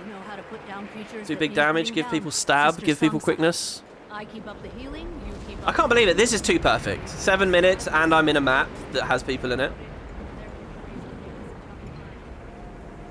I'm going to swap to Herald now early, just so that the commander knows he can move me into the right subgroup. And hey, we get some of our own boons. I'm going to try and do as many events as I can to get my damage buff up. damage buffs up. Yeah, this is just too good. I'm probably not going to have... What I need is 5 stacks of Dragon's End Contributor for this to work. Best for me to get the 20%. And it spawns in 7 minutes. I think all the new events stop spawning in just 2, so... It's a bit rough, but we'll get 1 here at least. Oh man, if I focused up, if we weren't talking about other parts of the story, that could be quite good. Yeah, this one's definitely going to be extra length, but it's fine. Did I put my music on? Your immersion is broken. My music? What do you mean? Me? I'm not listening to any music. Is there music playing on my desktop? You had me really nervous there. What music have I been listening to lately? If there was music playing. I think I've just been listening to more Have a Nice Life. I really love that album, Voids. I could go on and on and on about it. I also found a really good song from them called Burial Society, which has like this...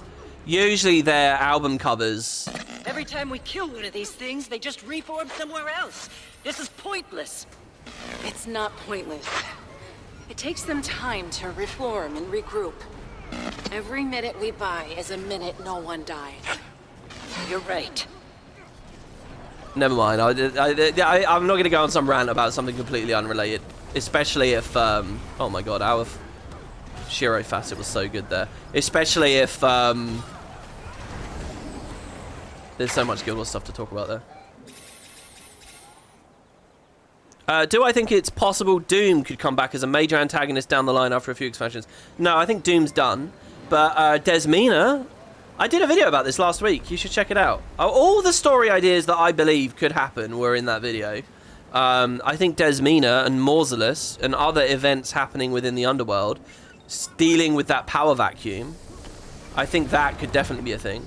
I also think Grenth could be a thing if we end up on like the world of you know, the new garden, this place that the gods went to. I think that could definitely be possible as well. So we're at 2 stacks. We need 5. We'll get a third one from this. I thought you were... Maybe the Naga event's up. We could get a 4th, but I think that's the extent of it. I probably lingered too long. If I know you, you were studying it. Okay, I've exposed some promising cores, so get started extracting them. Okay. Oh, well, I can't even see it. We're about to march south. It's okay, I guessed correctly. Dragon. Meet at the quarry. We'll set off so we can reach her before nightfall. Yeah, basically what we need to do is special action. Use the 4 to reveal the sample. When the sample comes up, you get a color sequence. So that's blue, red, blue. And then you get the core and you can deposit it. It's the same game you play for Canuck coins. That's something I've been doing as well. Just slowly but surely to get the new End of Dragons loot and skins that I'm still missing. I can't believe my Death Strike missed there. And yeah, just kill a few enemies. Just put at least 1 or 2 cores in so that you tag it when it's over. So that event's done. I don't think a boss spawns at the end of this, so it's in my best interest to move now and find another new thing to do. South is usually good for events because, like, these void outbreaks can occur.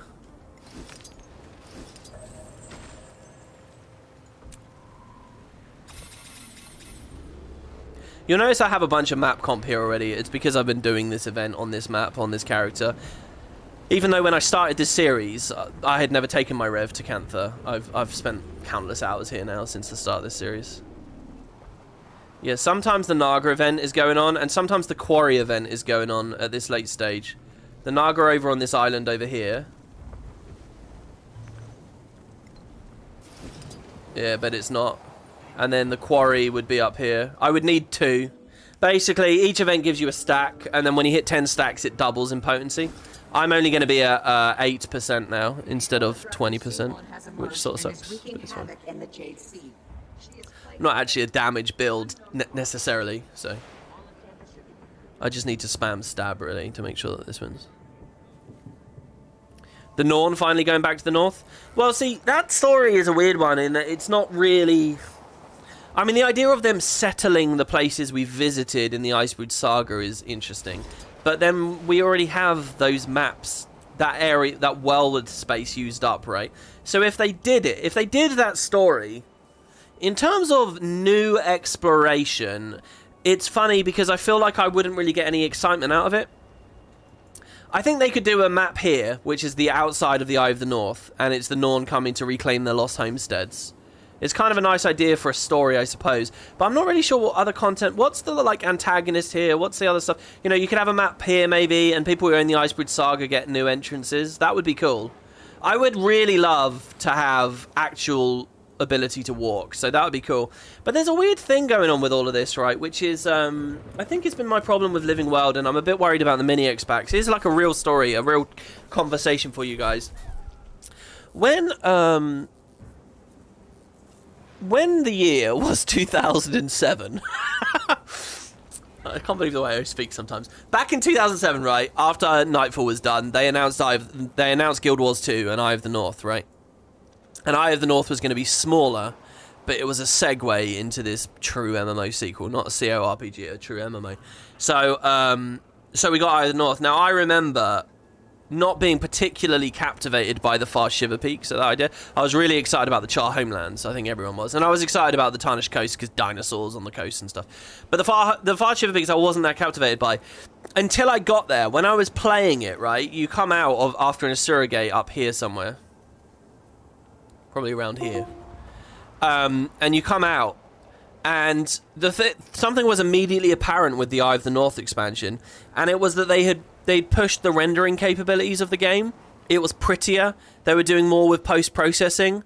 When you spoke to the dwarves at the Boreal Station, there was now voice, you know, there was conversation. Clearly the quality was higher than it had been in Nightfall. The game felt really fresh and smooth and polished. It felt like I was playing something new and exciting. And because of that increase in fidelity and, like, you know, rendering and suddenly the whole prospect of an adventure felt really cool. And there's this walk out where you see the mountains like come out before you as the post-processing shifts from the warm colors of the cave into the cold outlook of the mountains. And it's just this really big moment where it's like, oh my god, this is exciting. And I remember speaking to all the Norn to fight them, to then claim their bounties, and, you know, just all the awesome enemies and stuff. Suddenly I was like, wow, I can't wait to explore this place. Now fast forward 20 years. 20 years, 10 years. What's going on with me? Why can't I do basic maths and simple facts? Fast forward 10 years, and I think about a mini X-Pack to the Far Shiver Peaks. It could, in theory, be the same thing, but I don't know, guys. I don't believe, and I think it's because we went to Bjorn already in the Icebridge Saga, and in truth, it's a pretty map, you know, and it's pretty dark and spooky. It's called the cool Aberrant Forest. I've got some genuine places that I really like here, but I don't know whether I'm just too close to the game. I've seen this engine too much, the kind of content Guild Wars has. I know what it's going to be. It's going to be a meta event of a slight variation of a flavor I've experienced many times before. It's going to be hearts, slight variations of a flavor I've experienced before. It's going to be points of interest. It's going to be vistas. There's something that's just lost, you know? So I think you need a really captivating idea for a story and a really captivating idea for a place to get that enthusiasm back for me, because there's only so much they'll do, especially in a mini X-Pack, which, you know, as some people say is like Living World wearing a shirt, you know, an expansion shirt. So I think I just kind of, I don't feel that lust for this, you know, even the idea of coming to this lake or something. I just don't know. Maybe you could get some maps in there, but a whole mini X-Pack on it, it's an odd one to me. I'd much rather see us go properly north, you know, expand the map, let's see where the Coden came from, or like the Proto-Norn, you know, Norn that before they even went to the Far Shiver Peaks. Something like that. I even have a few tricks up my sleeve. Great. They have supplies. Lots of them. Oh, I shouldn't have done that. Oh, it's fine. I have a primer on anyway. So, by the way, this is story. We're going to do Kaith's route first. We've come to an agreement. Wait, what? I'll take the Crystal Bloom and Minsek south to Aurene. She's keeping an eye on Suwon at the Harvest Temple. Arene's here? Maybe this time will be different. It may not be enough, so I've informed Logan and others of our plan. They're en route. This is lined up perfectly. This is what you want new players to have. While doing events for this, the meta procs. See, and in theory, they just need to like be really heavy about the amount of events you need to do on this stage of the thing, but I think they're scared of people accusing them of grind and stuff. So is the Elder Dragon storyline finished? No. We're currently in a really cool arty phase where we've actually been defeated by an Elder Dragon. There's this really cunning dragon, and it won. It straight up won. And so now we're just in this fever dream. But in tomorrow's patch, they're going to reveal the truth, and we're going to time jump 30 years in the future, and we're going to be back to the Elder Dragon storyline. It's going to be good stuff. And it's not like we really took a break from it anyway. Even though it's a vision, some of this stuff about Suwon is true. Because at the end of the day, this is Jormag's knowledge at play here. So, you know, there is some stuff. Copium. I only ever hear that word when I'm making videos in the streams. I don't know what that says.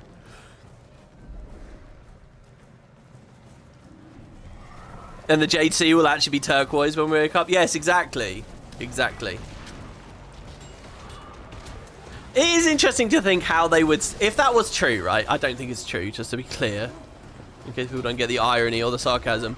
If it were true, how would they continue letting us explore the End of Dragons maps and stuff?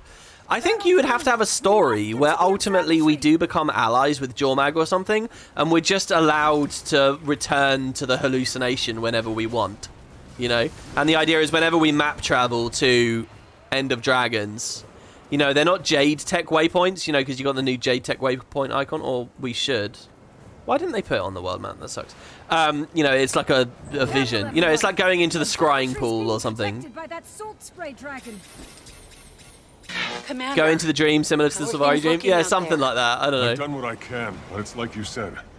The void just keeps coming. Only way to really help. To be fair, yeah, I think just the scrying pool or Aurene vision, that would be it. They already have precedent for it. The main extractor's ready for action. My work's done out here too. Things aren't I'm not breaking that here. bar. There's absolutely no point. Suwon is currently tearing up the Jade Sea.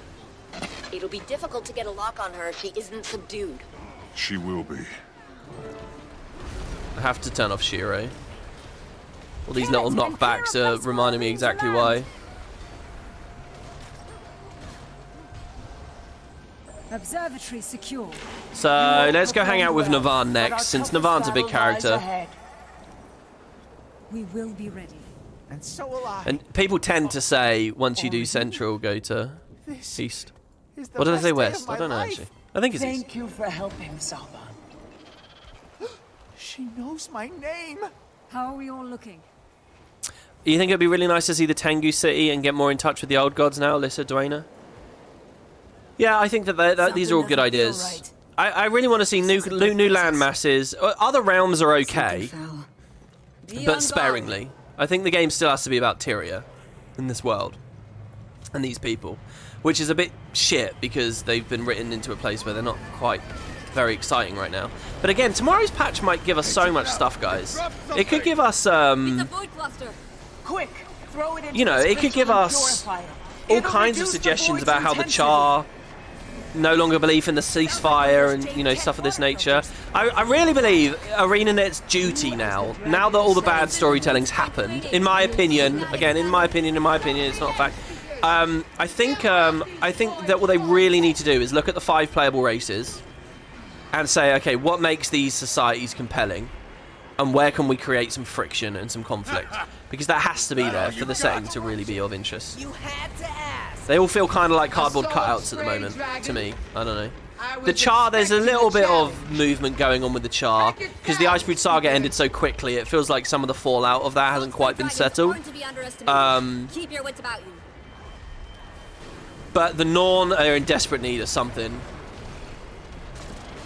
You know, now that the Tooth isn't there, and, you know, the Norn was so bound to Jormag as a people, where they were in Guild Wars 2's launch. You know, like, a big part of their identity, it's true of the Asura as well, but a huge part of their identity was as refugees of the dragon. So I really feel like we need that fallout there too. So the Char and the Norn, and maybe that's to be expected, because they were the 2 big things of the Icebrood Saga, which again didn't have much of an ending. I have a reasonable amount of pocket change. Let's keep moving. The Sylvari too. The Sylvari in a world with no Elder Dragons is very interesting. And that's why, if you watch that video I did last week, that's really a lot of what I was saying, you know. I basically had one mini X-Pack per playable race kind of thing. It's a shame we had to kill it. Its actions were not its own. Was either it or us. Nothing to be done about it, except putting an end to this corruption as quickly as possible. Right. Let's hurry. There's no official information. Well, apparently there was a tweet. And I think people tried to link it to me earlier, but it might be disabled in YouTube chat. I don't know. Is Rocker still in chat? He might be able to post the tweet. Oh, he is it there? Oh, he might have left now, though. He said, are you going to do a playthrough stream of the patch? I don't know. I honestly don't know whether I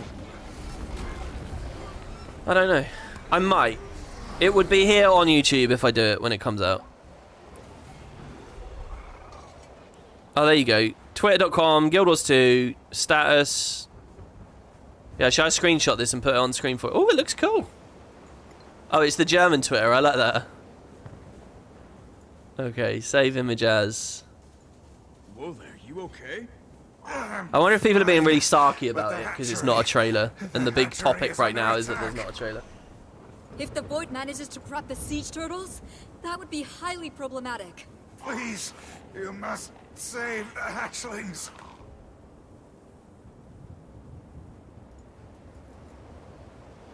Don't let them in! Defend the hatchlings! Combat mode set to route. Ugh, this is so annoying. I keep accidentally downloading stuff onto my desktop instead of the proper folder. So when I try to just throw an image up for you guys, I never get it quickly because... Wait, what? What do you mean? Where the fuck is it? This is so annoying. It is on my desktop. Don't let them in! Defend the hatchlings! Sort by. Date.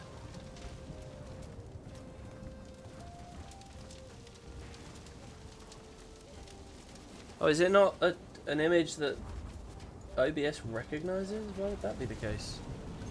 Oh my god, do you know what? I'm doing it manually. We will get this picture, don't you guys worry. And of course that's not working either, but fine. You hear that little click sound? That's me screenshotting to manually get the goddamn thing. Take this! Oh, it's broken. whatever. You get the picture. There you go. That's the image. Let's actually stop for a second. What do we see here? The Jade Sea. Oh shit! Wait, is that actually Dragon's End? That's the giant crab thing, isn't it? That we're standing next to right now. That's so weird. And it's fallen down. That's why people were talking about that in chat earlier, I see. That's very odd.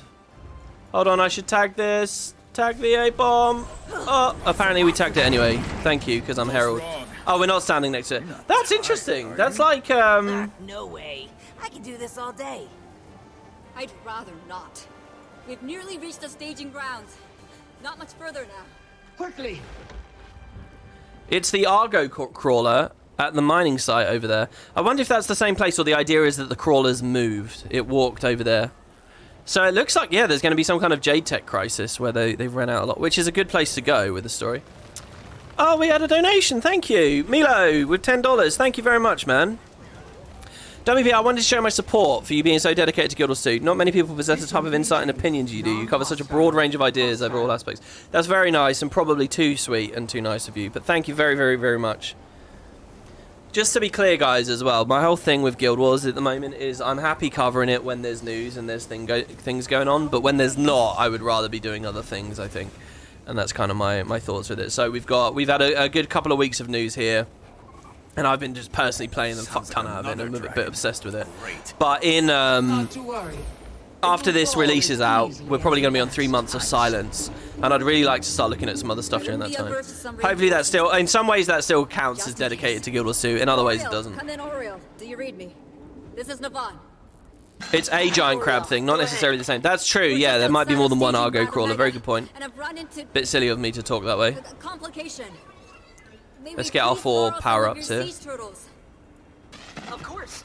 It's the least I can do after you save the hatchery. Don't know why, but something in me just thinks it won't be a Jade Sea map, just that we'll have the last instance there. This picture looks like Dragon's End, kind of reinforces that. For the sea turtles. Do you think it could be like a Lake Doric type thing, where, you know, Lake Doric was all the water had drained away, so we never got to see it with the lake? Is it going to be a Dragon's End do-over, a map on top of a map? You know, if they do that, that kind of goes directly back to that other conversation we just had a second ago about the Far Shiver Peaks. You could go back to the, you know, the Boreal Marches, or anywhere that you, Bora Marches, anywhere that you like, but now it's, you know, under. I don't think that's a good idea, though. I think they should expand the map instead of pancaking the map. DRM's confirmed. Well, like I've mentioned many times, I do believe there should be a dungeon-esque type system. If they're not going to call it dungeons, fine, but because there's certain expectations and associations with dungeons. But I think there should be something like dungeons, where you get like a linear instance, an opportunity to explore an area of the world, a new area of the world, somewhere on the world map, but it's not full of hearts and meta events and POIs and all that kind of shit. It's just, you know, it's like a raid wing or a dungeon or Farron of the First City. It's something like that, you know. This new plan of theirs needs stuff like that. And hopefully we see something like that in this very patch. If they do it in tomorrow's patch, it will be kind of a huge moment for the game, because it will be like, oh, okay, this is something we can expect from the mini X packs, and this is something we can expect from the quarterlies. And I think that will be huge. That will be really good. I wonder what other system stuff they have coming, by the way, with the quarterly change. When I hear quarterly patch, it actually makes me think of the old feature patches that we used to have, and I loved those in retrospect. At the time, I think it was easy to sort of not realise how cool a lot of that stuff was. That double tapped there, and I don't know why, because I did not manually double tap it. My facets just seem to do that sometimes.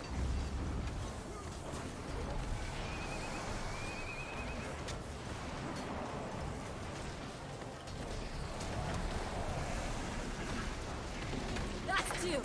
Take out the final crystal. They're already doing the last one, so I'm just going to go wait. The Leviathan pits. Well, yeah, I mean, let's talk about it. I guess, you know, I wouldn't mind if it was just there, to be honest. Now's our chance. Wherever, really. A borderland might be best. I think hitting a coast would be really cool, you know. So we get back to the Maishang Hills or whatever. The dragon's wide open. Attack! I'm in the wrong thing. Pains me to harm a fellow dragon, but you've left me no choice. You're telling me this lady was actually... I also wonder about the other salt spray. Oh my god. Once again, I really should be on Jarlis here. Let's break that. Did we get it? I don't think we got it.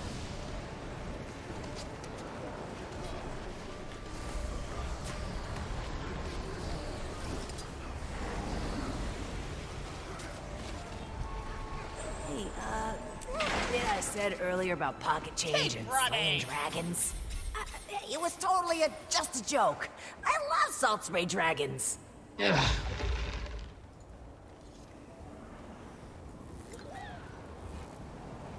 Sorry, did I miss the thing there? Navan transformed to Kunavang there, and that's why they're saying that, right?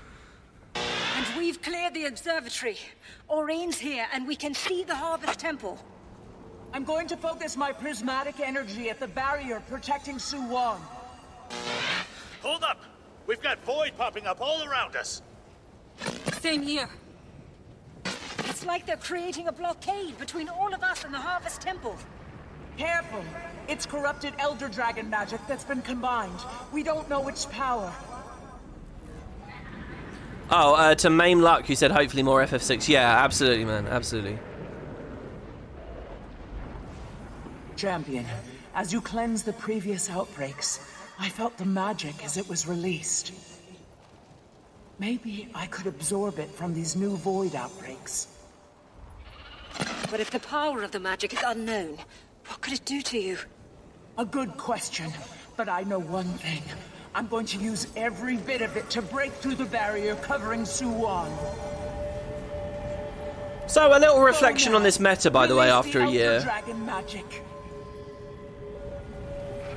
I think this is undoubtedly one of, but I might even go so far as to say the best meta in Guild Wars 2. Just in terms of spectacle and story and balance tuning, just everything about it is just fantastic. I do think it, you know, I think Dragon Stand, the Heart of Thorns one, I think that's actually not a bad meta in terms of spectacle and like scope and stuff. I think it is very, very cool, but it doesn't have the mechanics. It doesn't have the gameplay. It's like a sorry shadow of what it could have been and always has been. You know, you don't watch as all the islands get eaten. You don't spread out properly. You don't, you know, you just you hold CC and you one burn it, right, or two burn it. It's not really a fight, you know.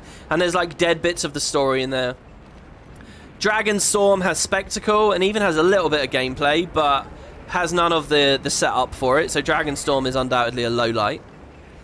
Dragonfall is pretty good, to be honest. Dragonfall, it might be the best, but it's not on dailies, and you know, maybe the rewards are a bit off. I miss doing these events. I'm really stupid. I should have tagged that. Grandfather! Whatever. It's another void outbreak.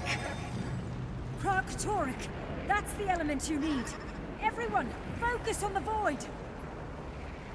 You know, the core world bosses can't really compete. You know, I think this is pretty fucking insane, right?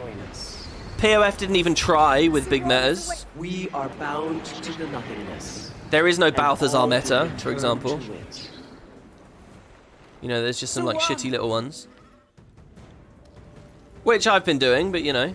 I mean, it's a hell of a meta. It really is. I mean, it's brilliant, and I have very, very high opinions of this. And you know, my commentary might be a bit iffy here because this is a bit old hat to me now. I've been doing this so much over the past couple of weeks. I'm not really. Destroy it. Release Krark-Torek's corrupt magic, and I will shatter the barrier protecting Suwan. You know, Aurene factors into this story a lot, and I'm not a big fan of Aurene, and I don't really get a good reaction when I hear her voice and stuff, but. You know, I can't deny that she should be a big part of this story, and you know, it's great to have her as a big participant. Arena's ready. Rally at the observatory. Protect her. I mean, no, fuck it. This is the best meta in the game, and it's not even really that close. It is the best meta. It hits all the bars. Like every facet of it was good. Not just good, excellent.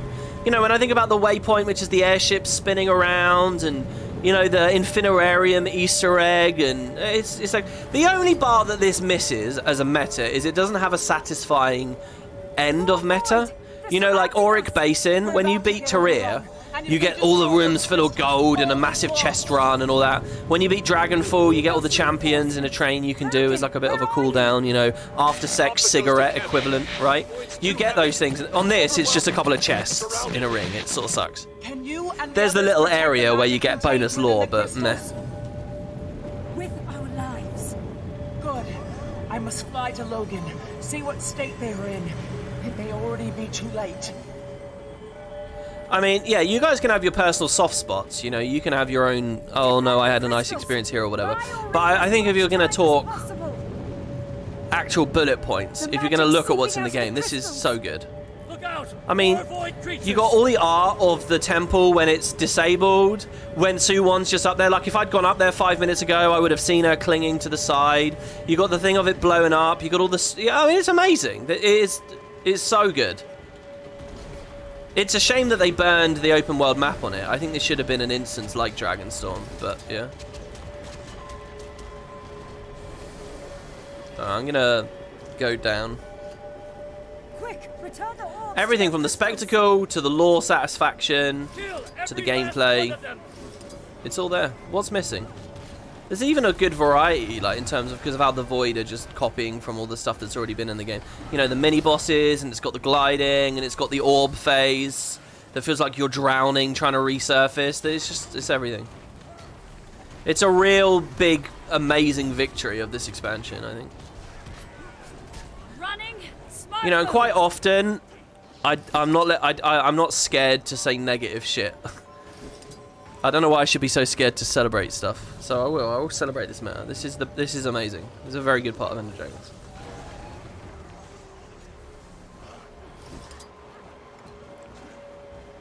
Really, we want to be over Icebrood, but there's always that thing of like, if I go to Icebrood, will no one else?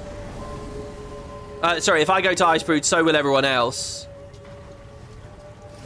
I genuinely like commanding this map. because I'll quite often command this like late at night when no one else will, or when I don't see a map on LFG. And I like commanding it because in this phase, as the commander, I just stand in the middle and essentially AFK it. And I know that sounds dodgy, but the thing is, wherever you bring the tag is going to have like extra weight. So standing exactly in the middle forces people to think for themselves about where they're going to go, and probably creates a better distribution. Void corruption's getting stronger. Come in, Commander. I can see Aureen. She's joining the battle. They're still alive.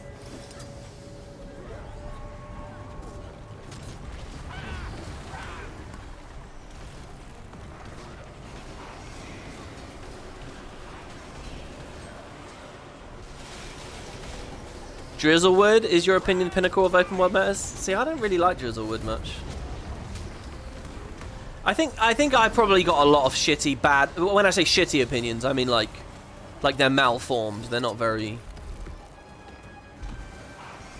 They're just not very accurate of Drizzlewood, because that's where the Icebrood Saga really shit a brick.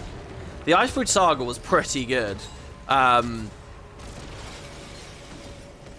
Grothmar and the 2 Bura patches, I mean, really cool vibe, really cool setup. You know, I mentioned this the other day to the spuds that I do HTCM with. Miss me, Commander. You know, there's that moment where the snow starts slowly drifting down at the end of the Grothmar patch, and it's like really ominous. It's really good. I genuinely think that the start of Icebrood Saga was very strong. But then you hit Drizzlewood, and everything about the story and stuff there just felt awful to me. It was like they're trying to sell me a war, a civil war amongst the Char that just has had absolutely no worthwhile setup. It's completely unearned, has no scope to it. It just feels awful. And then the character assassination of Smoder, and just it was just amateur hour. It was awful, that both of those patches. So yeah, I don't know, and maybe that means that I have lingering resentment about all of it, and I don't credit the meta enough. But I don't know, the meta is just. I don't know, it's good. There's the stuff with like the helicopters and the Charzukas, and there's a good mid bit at the bridge. No, to tell you the truth, Drizzlewood's pretty good. A new Claw of Jormag, the tank driving around in the room. Fair enough, to be honest. Drizzlewood has a lot of components and is pretty amazing. And by the way, metas like the Drizzlewood meta are exactly the kind of thing you might expect from the whole quarterly idea. Because again, it's the same thing. It's half a map and then an expansion to a map, right? So you might genuinely expect more Drizzlewood-esque material coming up. She's close. Be ready.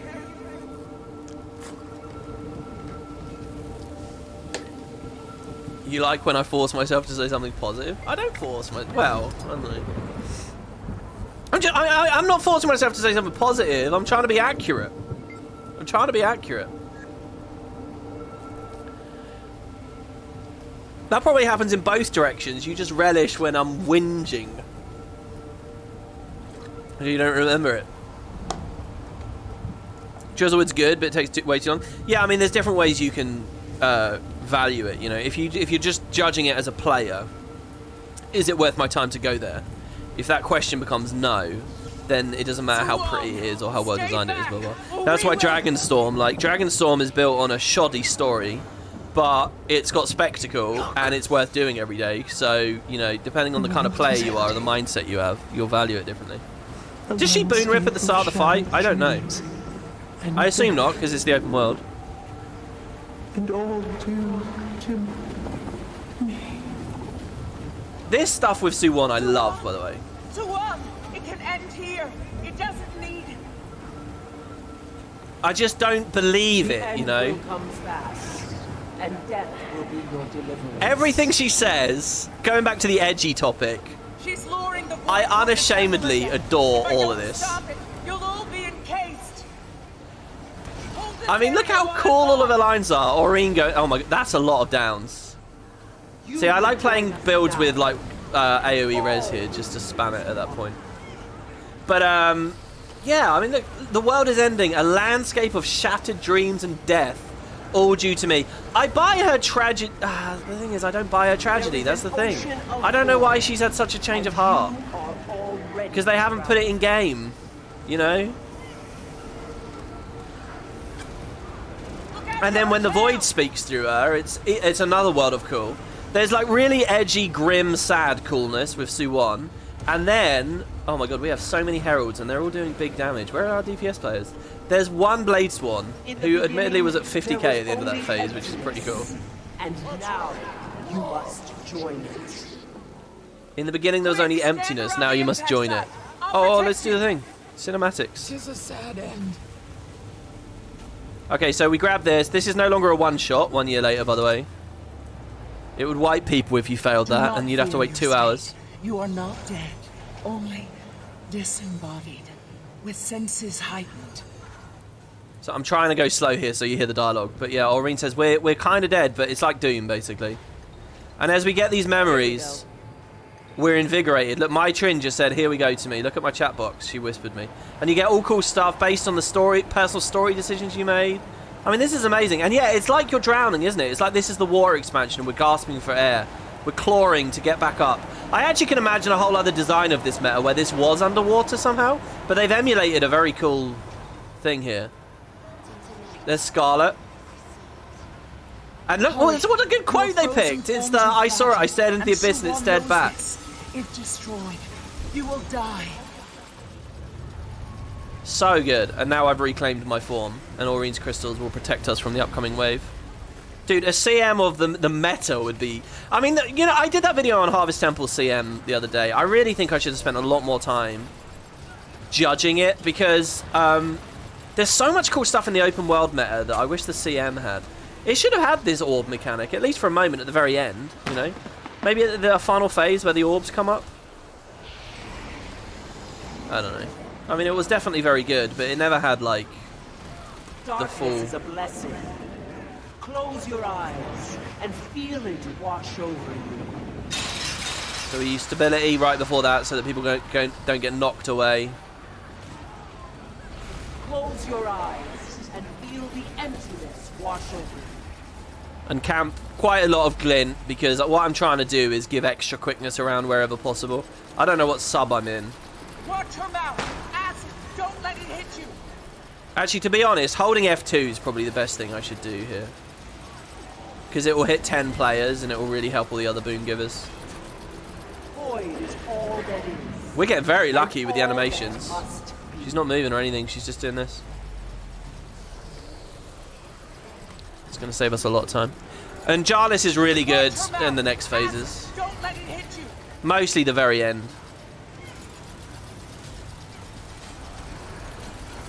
She's tired. After her now. You cannot avoid. Oh yeah, she phased before we could break it. You toward nothingness. Look, fragments of energy. Grab some. They'll empower us. Be careful. Some are corrupted. More roads here. Stab I don't really think helps that much here. It's nearly ready. Oh, I've got to put the music up as well. What am I doing? The music in this event's epic as well. I mean, there's a lot of reasons to love it. Yeah, was it the lyrics to this song that feel appropriate for the death of Aurene? You are all destroyed.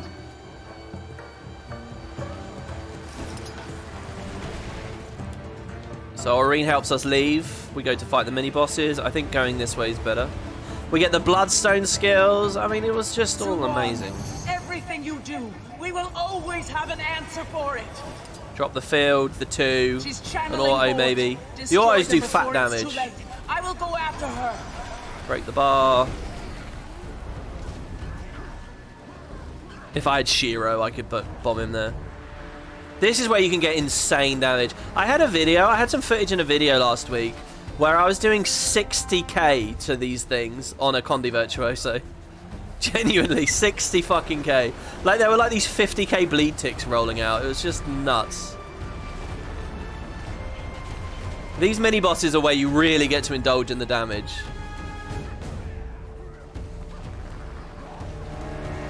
Oh, we killed it too quick. To be fair, though, in that situation, you can just boost over there. They'll get it, actually. They'll get it. Your desires are but a mirage, and behind them lurks oblivion. Aurene screaming in her overdramatic voice annoys you. Yeah, I don't know why. I get very irked by Aurene's voice. I've never seen such bravery. God, she's back! Look out! But I don't know how objective that is. It's probably completely inobjective. Shit, I didn't mean to jade bot. Super speed people so they can get away. Here, stab's nice. Fresh EMP. If we stand together. Oh my god, wrong target. Is the beginning.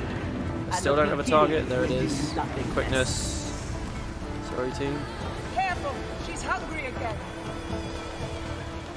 I find what's really useful here is in these running phases, if you keep hitting shit, and especially in the last phase, making sure that boons and stuff are still good during that time. Here, we're going to keep camping, Glenn. Yeah, this song's so good.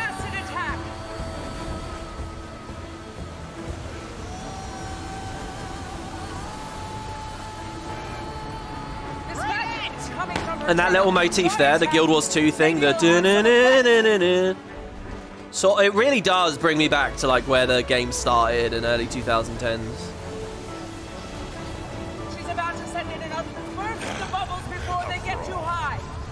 Bubbles, I still don't really know what I'm doing with.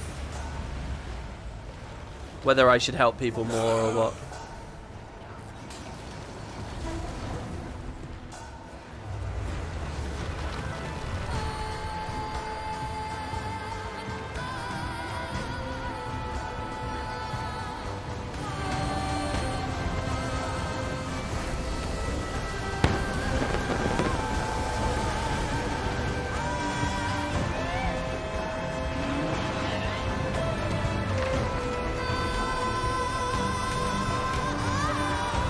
See, the thing here, though, right, like, if they had done a bit more work with more scenes with Sue-Won, if there was more opportunity to talk to her, because we barely spent any time with her. There's, like, 2, like, mindscape scenes. That's it.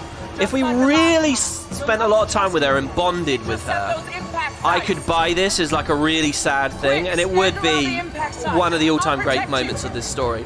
But we didn't spend any time bonding. Why am I still so slippery? We didn't spend any time bonding with her. So, it just feels like, I don't know, I think this should have been an Aurene fight. I think it should have been restructured at the end of this. Disembodied, with senses heightened. Here we go. Oh, I got my chin again, that sucks. Yeah, I don't know, I really think that, if this was us fighting Aurene, if this was Sue-Won helping us kill an enraged Aurene, this would have been a fucking incredible moment for the story. It would have been so sad and brutal, and, you know, you'd be listening to this song and thinking, fuck, man, like, we're killing her, this is it. It would have been the best. And I can't believe, they would have had that on the plate. They would have known that that was a way they could have taken this story. Oh, God, they would have known, they would have talked about it. I just shudder to think, I can just imagine them being in the room when that happened, when they decided not to do that. That was such a good idea! I don't know, man. And it's like, well, now they want all this, the same emotional gravitas. Well, you don't get it. You didn't earn it. You know, you create Aurene as this super element of the Elder Dragon story. If you wanted there to be like a tragic, bittersweet twist to the end of the whole saga, killing Aurene at the end of it was the thing to do. I don't know, if in these next patches they off Aurene and this song comes back or whatever, I'll say, okay, fair play, but it should have been here. It should have been now.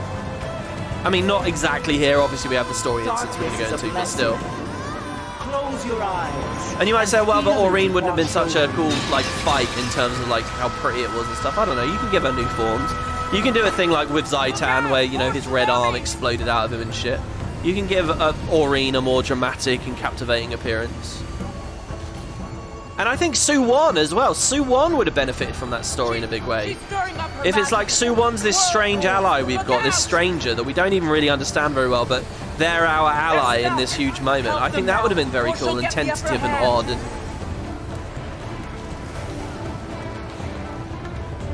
they almost grasped victory from the jaws of defeat. Let's put it that way. They were so close. Yeah, she didn't move. I was a little bit nervous that wasn't a wave for a second. Feel the emptiness wash over.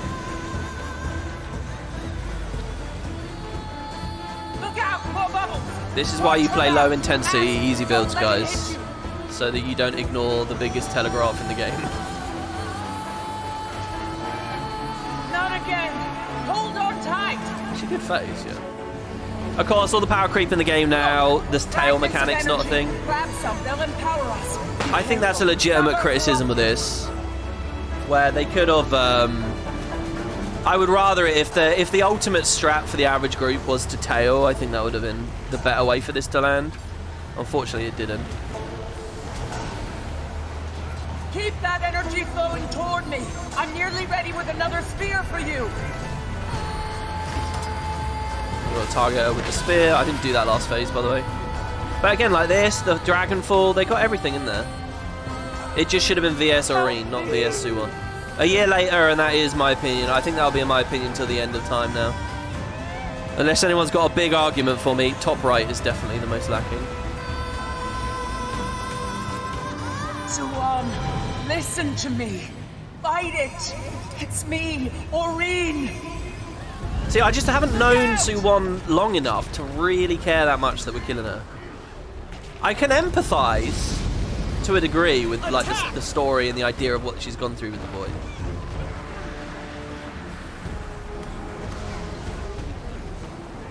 Obviously, I'm not swapping to staff there. I could, but it just feels like so unsatisfying. Oh my god. I just hit the special action because I completely muscle memoried that as though I was in CM99. That's so weird. I was expecting to do a little leap, a little stun break leap.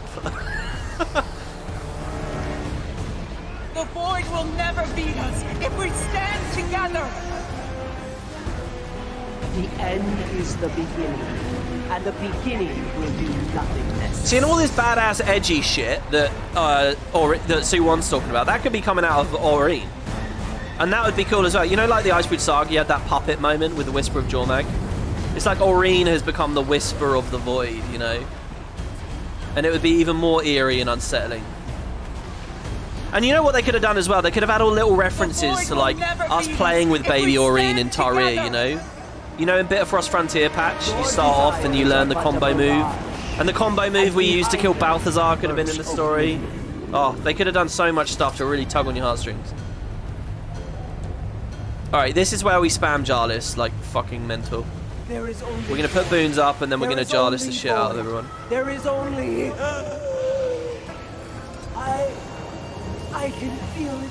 Sort of don't want to be here too early, but what other choice have I got, really? There is an ocean Trying to get the boons or they don't. And you are Might actually be worth raising on this one as well. I like how there's less bodies there, and you know why? Because the kind of players that get hit... I shouldn't have used hammers, that's stupid of me. I'm going to wait for one more raid before I swap. The kind of players that get hit are the ones that are also late to the phase. So... She's hungry again. So it sort of self-corrects there. And by that, I just simply mean they're not that familiar with the content. That's all. She's stirring up her magic. So they're still probably gliding around wondering where to go or whatever. They're stuck. So we're going to use F2, or she'll get the upper hand. and then a road. And then another road as we run back. I feel like I almost got clipped by that. And then back to the quickness. EMP. I'm going to staff this one. Always go all out on the last CC. If one comes up, always go all out. Hit her hard. She's right. Don't waste this There it is. opportunity.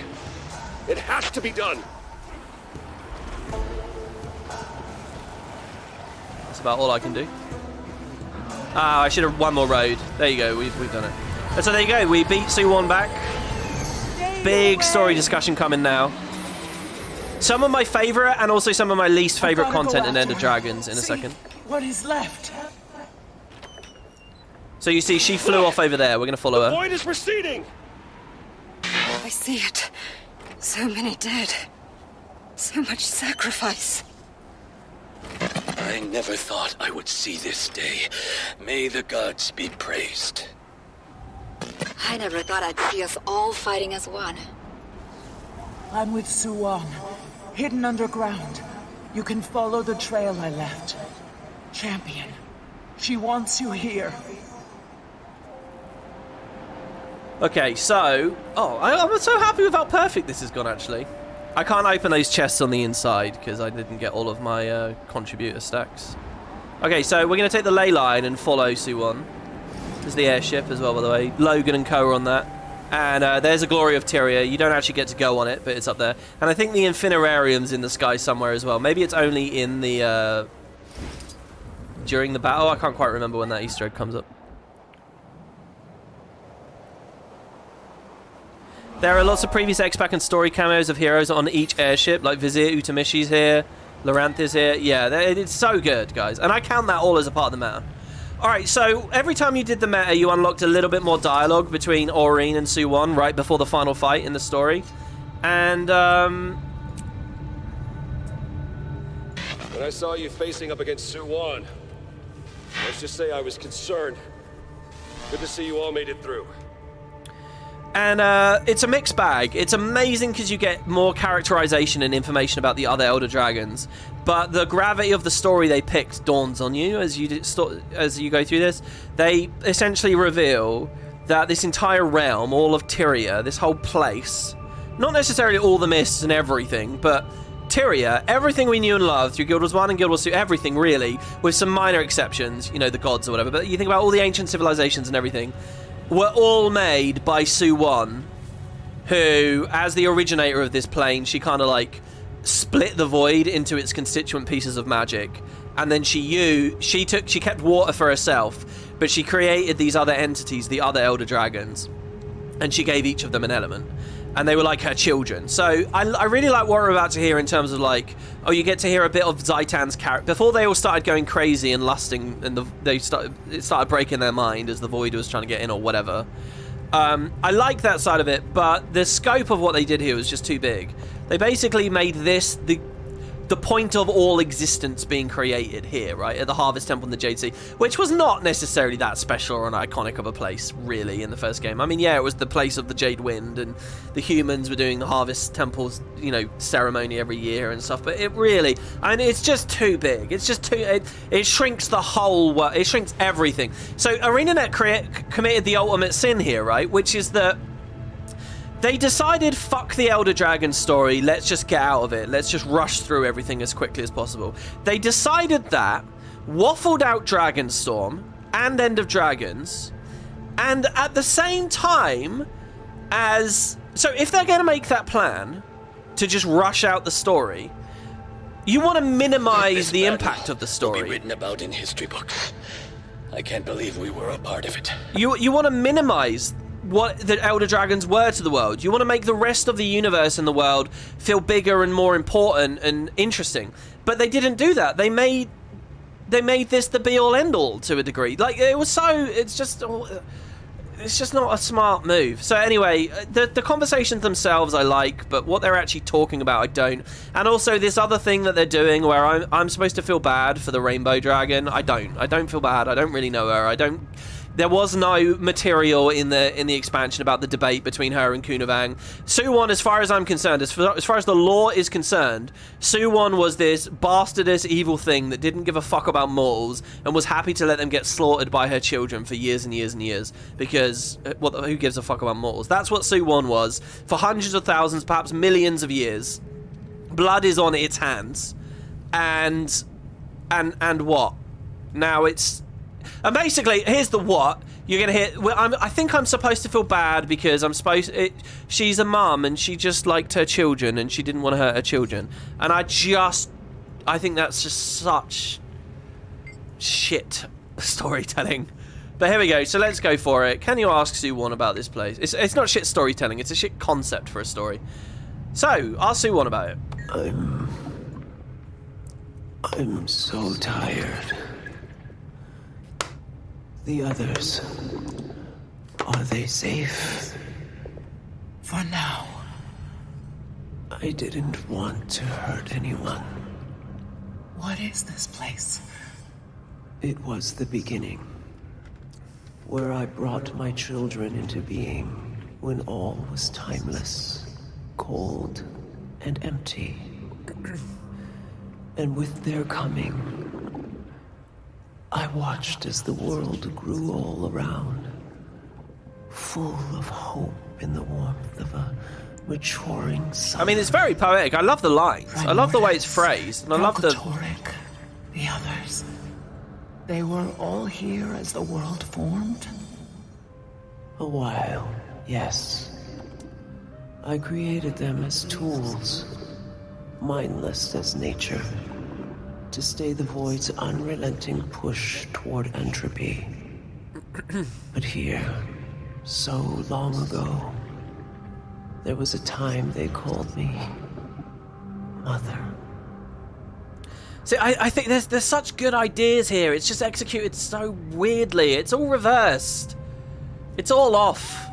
If this was Aureen dying and Sue-Won was just trying to explain, I think that it would work a bit better, because I could still. Oh, we got to get through this here because the map's going to close. Can you ask Sue-Won about Morgemorth and Prime Orders? Sue-Won, I sometimes think about everything that happened to your children. If there was some other way. No. They were bound to their nature. But in that brief time we had together, before their fated purpose set in, it was blissful. But the truth is, as I looked down at them, sleeping soundly, I was already mourning them. What were they like? Morgemorth was busy learning to cultivate the earth, his roots spreading so early. And Primordus, he never ventured out, instead preferring the warmth of my curled-up tail.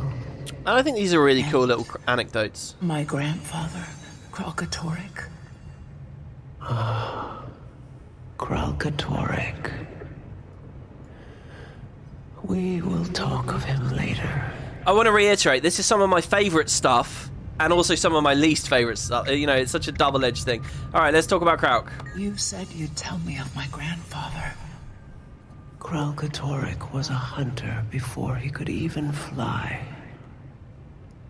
Life had only just begun to form, and already he was stalking it. As an adolescent, he'd go out alone, and each night, I feared he wouldn't return. He was so young, fragile, stubborn. But each evening, there would be a gift, a fresh kill. And then he'd retire for the night, without a word. That's when I first began to notice the change in Zaitan. I love all these mini cliffhangers as well. And it's like, oh, do another meta to hear the change in Zaitan. I think these last two I did not have on my previous series. We read these on Wiki. Yeah, by the way, in a way, they've kind of just moved the goalpost. They can now talk about what created Sue-Won, why she was there in the mist, get more into the mist itself. But you see how this all moves us away from Tyria, and it invalidates Tyria as a setting. That's the point. Even if you start speculating about Sue-Won's parents, cousins, whatever, if we go to the gods, if we go to all that stuff, the humans' original home world, it's all taken us away from Tyria, and that, I think, is a big problem, and I never would have ever asked for a story like this. Anyway, so can you ask Sue-Won about Zaitan? What change did the you see drinks in are on me Zaitan? tonight. This is going to be the mother of all celebrations. Was dead. Jormag first drew my attention to it. But they had already developed their own fascinations. They were all changing. As if some last piece of them lay dormant, and one day awoke, forming who they really were. I think this is... Until they were strangers to me. And too often at each other's throats. And my own. This is brilliant. This really gives me... We have so little power over what our children become. I love the... One morning, they were gone. Oh, God. Fucking covering this game. You just never know if there's more dialogue. I love this thing of, like, the vastness of time, the impression you get there. But then I hate that next line where it's like, oh, you never know what your children will become. The story they have written here is that she is a terrible mother. She is monstrous. And they just hand-wave all of that. I think that's so... That's so disingenuous, because that's not how they want me to feel. They want me to feel sad about the dying mummy or whatever, but that's not how I feel. And you can't, like, it's just so sneaky and great. I really hate that next line. Oh, we can't control what our children become. And I remember having an explosive rant about that last year. But Zaitan as well, I think, is a bit of a mistrick in that specific little conversation, because Zaitan, with the fascination of death, Zaitan plugs into the story, the debate about the merits of mortals and stuff, and the value of mortals and whether we should let the cycle perpetuate. That debate, that's what the game's really about. Zaitan plugs into that beautifully as this thing that tries to bring them back, and, you know, like, that's so cool. But Zaitan's dead and gone and was the first dragon we dealt with, and I wonder whether this line here is them acknowledging that or trying to evade that. I don't know. Next one, and it's going to overlap with more Logan dialogues, but can't help it. Can you ask Suwon about being a mother? It was foolish, really. I realized that I wanted to be a mother, Aureen. To feel that connection. It seems you hadn't. For a while. But fond memories are harder when they're buried by what might have been. Instead, all I became was a mother of pain, anguish. Even here, she mourns the 5 dead children. Even him mourning just the death of the dragons. Your doing. Yes, it was. We're all pawns in our own way. You wanted. Oh, it's just so bad. This love, to be loved. I suppose it's why I focused on mortals. Maybe I could be a better mother to them. Oh yeah, you really focused on them the past 20 years. Or, sorry, 100 years. To talk of love in the face of all that occurred out there. Yeah, it is, and yet you did it anyway, didn't you? Now, please, leave me. Sleep may offer some respite. There's just nothing truly evocative, compelling, or earned about anything she's saying there. And they hang that. That's like the note. I think that's what they think is like the beautiful last point, the pang of tragedy in the story, and I just don't get it. The problem with Guild Wars is I get no outlet to express my view on it. It's very authoritative, you know, like, this is what they're saying. I'm supposed to believe in this. I'm supposed to feel sad about this. You know, that's how it's directed. And it feels too authoritative, because I don't have a moment where I can press F and have my ferocity response saying, well, I think you're a murderer, blah, blah, blah. I don't get to pipe up and tell Aureen that she's got the wrong picture or whatever. I really think it's a very gross... We've got Void blowing up again. I see it too. Oh, God. Like a black storm. Run! Alright, there we go. The quarry. Get back to the quarry. Oh my god, the timing on this is actually so unbelievably perfect. The Void's returning. What's going on? Oh my god. So we enter the instance. You see? Whoa. Look how well planned out that was. Void inside Suwon. She's regained control of herself. For now. She'll be in her sanctuary. It's where she feels safe. How are we going to draw her in range of the extractors? Leave that to me. I'll meet you there with Suwon. More baffling, insane decisions here, by the way. They're about to give us a cutscene that shows all of Tyria is falling to the void now. And again, as a final moment of this story, I kind of like this idea that this is the last island of reality. In fact, I wanted to mention this in my HTCM video. I love that thing of, like, the whole world is void now. It's all destroyed, except this edge of the platform, you know, that you can fight at, and that's it. And I really like that idea, like, conceptually.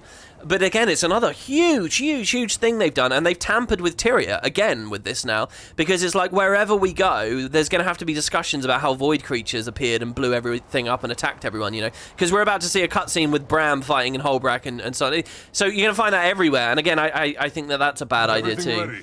Extractors are primed. These ley energy readings, they're impossible. Science is the art of finding possibility in the impossible. This will work. Yeah, it is very Nightfall-esque.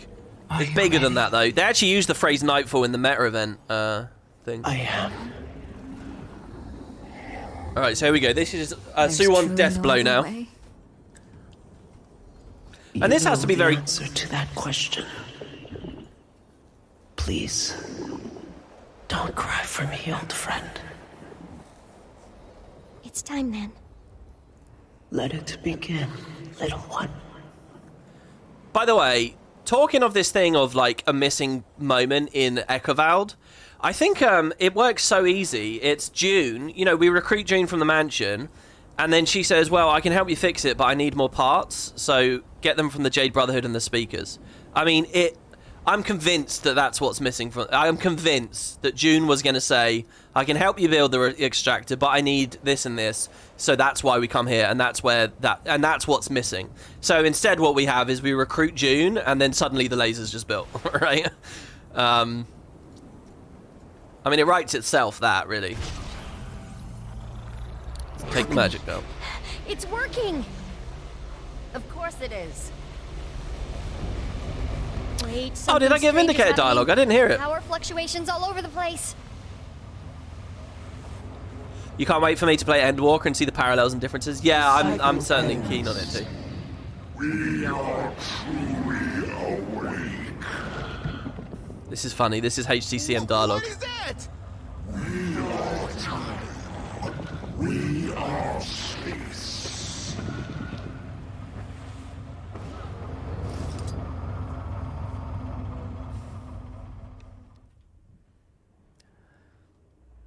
Did we have a look at the new teaser image? Yeah, just a minute ago.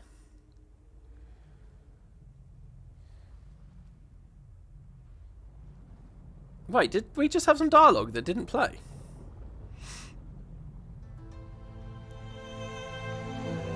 Again, all this music and stuff, again, this just feels like more...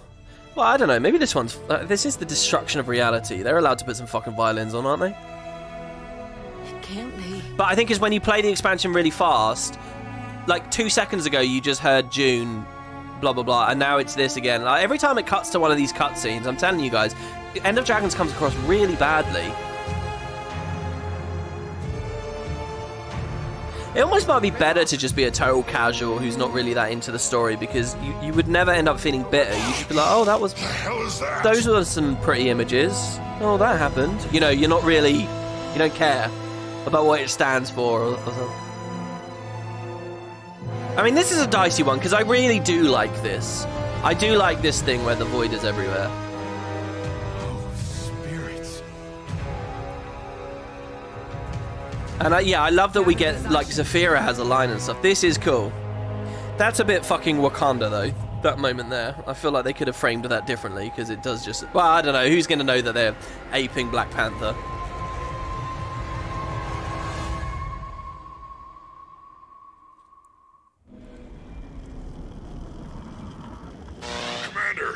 Whatever mess you've gotten yourself into has turned into a real cluster fudge for us over here. Same in Holbrook. It's something huge. Whatever it is, it's here too. I'll do my best to contain its spread, but we need to strike it down, quickly. What do you say, everyone? Up for slaying one final dragon?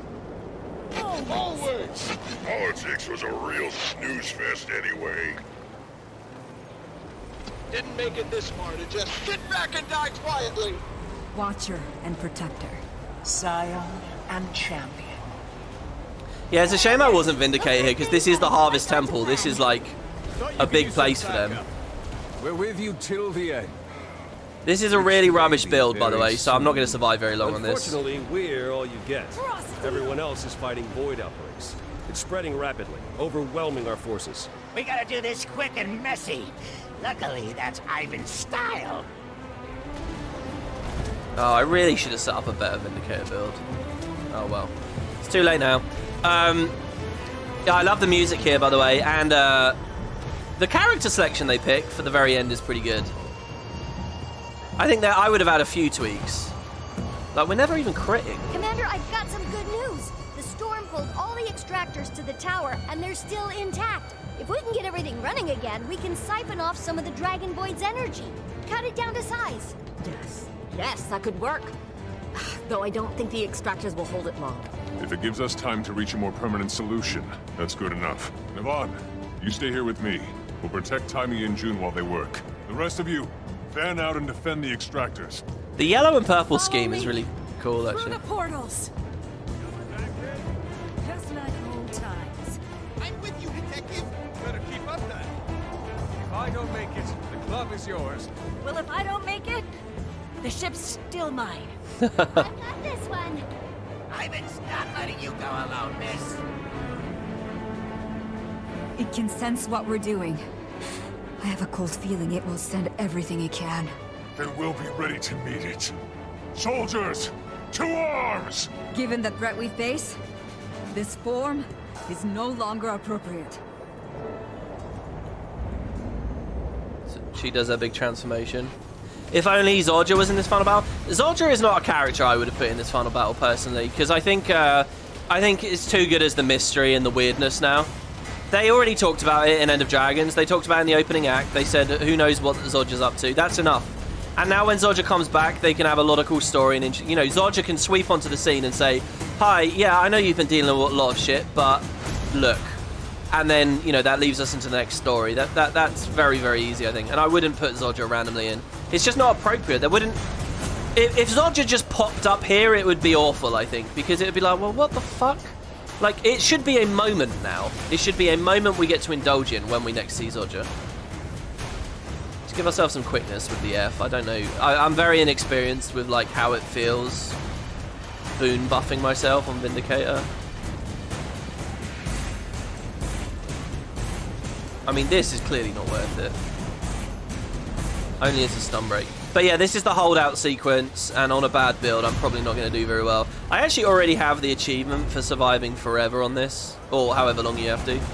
But they're just going to keep getting worse. And I like this as a combat sequence, by the way. I think this was a really good move in the X-Pack.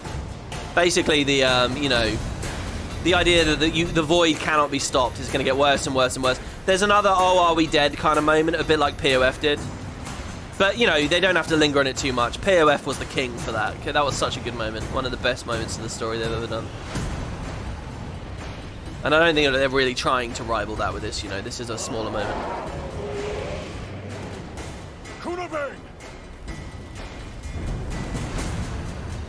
God, the F2 just feels so unsatisfying. Did Kunavang just die? Yeah.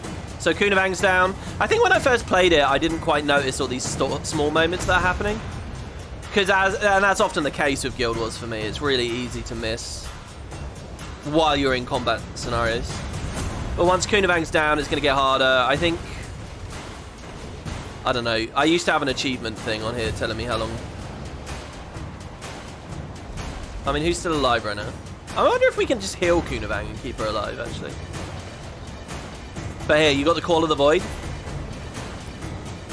The Void is eroding my very essence. Each stack cuts my max health by 25%. And they get stronger, and there's more of them, and... Yeah, all different varieties from different dragons. Tell me you have things under control. This isn't over. It can't be over. The game here is to die. We're just waiting to die, basically. Thornheart, half in the ground? Oh, well, you've been forced to die here. Sorry. I don't think I can hold out much longer.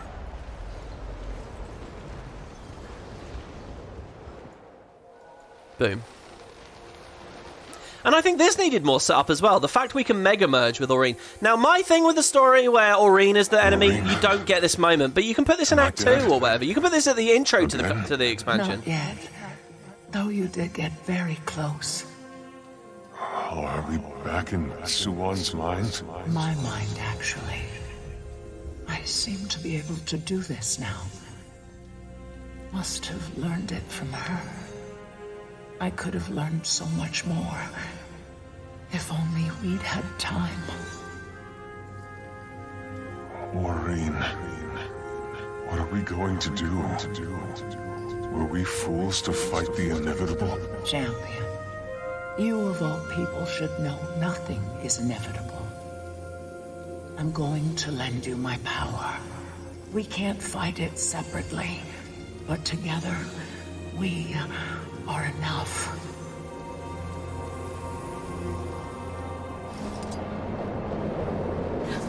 I can't. Sung, I failed. I failed you. We did everything we could, June. It wasn't enough this time. As we float down like an angel. There's some stuff here that's pretty good. Commander, look at all the you're dodges. alive. Holy shit. And you're glowing. I thought you were dead. I thought it was over. I thought so too. But it isn't. We get the Aurene weapon. Kunave, can you hear me? I can. I'm here. How did you... Ah, I see. Scion and Champion have become one. Yes. It's the only reason we're all alive. Commander, we managed to get the main terminal back online, but the Dragon Void swamped the rest. Have we lost anyone? No, not yet. But it isn't looking good out there. They need your help. Do I get a combat break? I really want to use my big tonic. Please let me break combat just once before the end. Ah, well, we'll see. Yeah, so we do damage on dodge, and we get 1 million dodges and 0 cooldowns and stuff here, so this should be pretty fun, to be honest. Yeah, but wait, where am I going exactly? Oh, we just climb up here. We're just going to walk up. Oh, that's a shame. I can't tonic. Maybe I'm not allowed to tonic, actually, anyway. Yeah, I think there's another version of this, though, where... Oh, that's cool how the... Your efforts are futile. Join us. Be liberated from your fear. I thought when I landed on that, it sunk down a bit. I hate to admit it, but that thing's starting to make a lot of sense. Jormag is the master of lies. Don't listen to a thing it says. You wound us, Master Asura. So, Good. Oh, good. I like that little bit of dialogue. I have a friend who actually quit this expansion. Genuinely didn't play it all year. Stopped because the more he played it, the more he hated the story. Like, he thought it started strong, but it got worse and worse and worse, and he quit here in this instance because... First it bugged on him, so it bugged and he quit. But he hated this instance, this moment, because that voice, the Void speaking as Jormag, he couldn't stop laughing at. He thought it sounded like a quaggan, and it blew... I don't actually agree with this necessarily, but it blew his mind... Oh, the little fields have gone away. It blew his mind that ArenaNet would ever do a voice like that. He just couldn't believe that this was supposed to be the epic conclusion, and it sounds like you're fighting a quaggan at the end. He found it that comical. I didn't have that moment. You guys can see my first experience of it. Commander! But I'm yeah. glad to see you. Something's different, though. You change your hair? Aurene lent me her power. We need to retake these extractors. Holy shit. The thing is, though, I need to put modifiers, other stuff up, really. What just happened? Commander, now seems I like feel stronger. Commander, you just sucked void straight through your skin. And you're glowing brighter. I think there is something, by the way. This thing where you combo with Aurene's good. I would have loved the phase where we're fighting with Aurene, though. Like, she's flying around, like, rampaging. You know, like how in Season 4, in Corner, you're fighting, like, undead, and Aurene will come down and siege them every now and then. I feel like a moment like that would have been good here at the end. And also a moment where we get to use the combo ability together. They went with this, but I sort of feel like we missed out on a bit. By the way, the glowing eyes. They should do an infusion for those glowing eyes. Oh, maybe not, actually. Enough with the crazy infusions. Boom! That was certainly effective. Aren't you tired? I will set you free. One dragon down, only 4 to go. There you go. That "Aren't you tired" dialogue is so good in We need CM. to get the extractor turned on before it sends reinforcements this way. Timey, June, we've taken back the first platform. The extractor needs to be powered back on manually. You can do the honors, Commander. You know, you're on your 100th, 200th pull of the battle, and Jormag speaks every time at the start, "Aren't you tired?" You know, you start the fight, and immediately it's like, "Aren't you tired?" And it's like, "I am tired. I won the kill. I'm tired." And I think they did that knowingly and deliberately. It's so good. But yeah, the quaggan voice thing, I don't know. Also, I've got a little theory that they probably originally designed HTCM to be like Story here, where it's different platforms each time. Like a platform builds up with Void, you kill the dragon, and then you jump to the next one. Like Zero style, there's like a gliding or jumping thing. But then they cut it out eventually. I just feel like the CM was made for that as well, but it's much more simplistic. But it will hit capacity. Well, not the CM, minutes. just the strike We mission. need to get them all online. The Dragon Void will fight back. Gorik, Rama, stay here and protect the extractor. But the result is that this story mission actually has a lot more cool spectacle and stuff than the strike does, and I think that's a bit of a shame. The strike's got its stuff, it's got the ball sliding, but, you know, it's not the same. I apologize. For what? When I roped you into my venture, I didn't realize preventing the end of the universe was in the job description. When hasn't it been? Touché. So, yeah, they do... Gorik and Rama's an interesting pairing, it's alright, because like, these are the characters at the very end. Here we get Saida and Kanak, which, again, they're more of a comical duo than anything else, but... they didn't really have anything to do with it. Like, this is another thing. Do you know what's going on here, right? If you're available for a bit of dragon slaying, we wouldn't object. They've got these characters, right? And what you want is the right characters synced with the right dragon, you know, to... you know, evoke as many happy, nostalgic feelings as you can. Holy fuck. Oh my god, I'm gonna die. No Primordus. Oh, that probably isn't even a one-shot here, actually. No, that covers a lot more of the platform on this one. Because we're on a Jade thing instead of the Harvest Temple. But, what do they have for Primordus? What do they have? Bram and Ryland. Bram is not in the cast. Ryland is gone. That's it. So they don't have anything. This is amazing. I love how many jumps I can do. Just in a row. I should at least weave a couple of twos in. Attack the beast, Commander! Oh, that was cool. Oh, no! Oh, I almost thought I was going to fall off there. Oh, we should do the final move every time at the back of the platform, because that just looked too good. Oh, there is the sliding orb. It does slide. Oh, fuck. What are all the extra projectiles I'm getting? Was that 1,000,000 damage, Greatsword 2 I just did? We all get out of this. I'll make you a ribbon. You're so thoughtful, Commander. Timmy, I'm ready to fire the second extractor. Oh, good, because the first one's nearly full. I'm just casting rainbows everywhere, waiting for this to recharge. Ha! That's two, Commander! Oh, we're small again now. Things are getting real weird around here. Just saw a tree turn inside out. Half the blood keeps floating upside down. Little reference to the blood. Oh, the keep. That's not the citadel. Is something happening here? As I do the fight, am I getting voided and getting bigger because I'm absorbing it? I'm getting stronger the more void I take. Is that what's happening? And then I lose it all. By the way, the music. They're putting the music for each Elder Dragon. Really good. I don't know, but I read on Wiki that that was a patch later. Originally, this was all just Su1 music. But that, again, that might have only been in the stripes. Not long for this world. I suppose I'll be seeing you again real soon, Captain Tread. Wait, you're not giving up, are you? Don't give up. The Commander's here. The Commander? Why, it is you, Commander. So who have we got this time?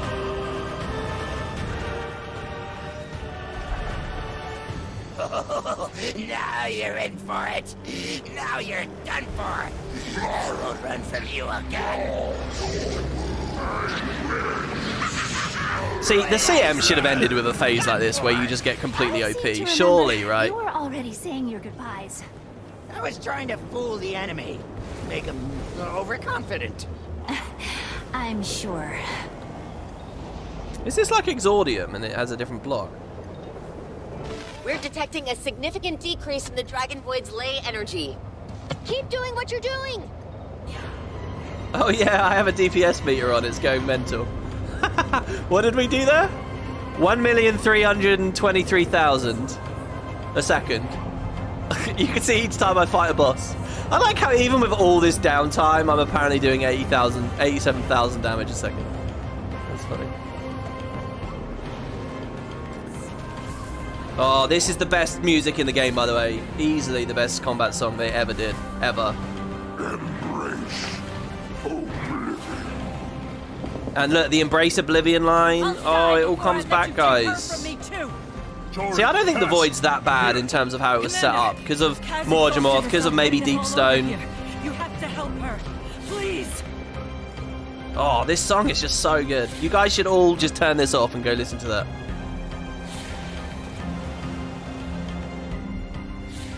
The Morgemorth boss music. I actually have a combat soundtrack on my second channel, WP2. And I think the final song on the soundtrack, the very last one I put, was this, because it's the best. I can dodge the shockwaves. There's going to be 3.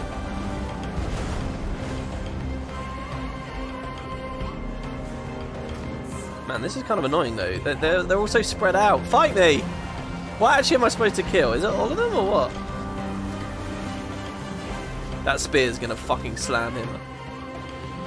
Oh, it wasn't actually that much damage. Is it because the spirit doesn't get my stats? That's an interesting thought. If you bring in MM in here, do the minions get I guess they don't, right? I'd assume not. What is this? Is this me rezzing Casimir?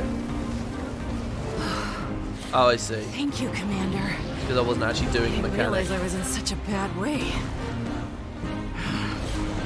Time to send this thing back to the oblivion it loves so much. We're out of endurance. Oh.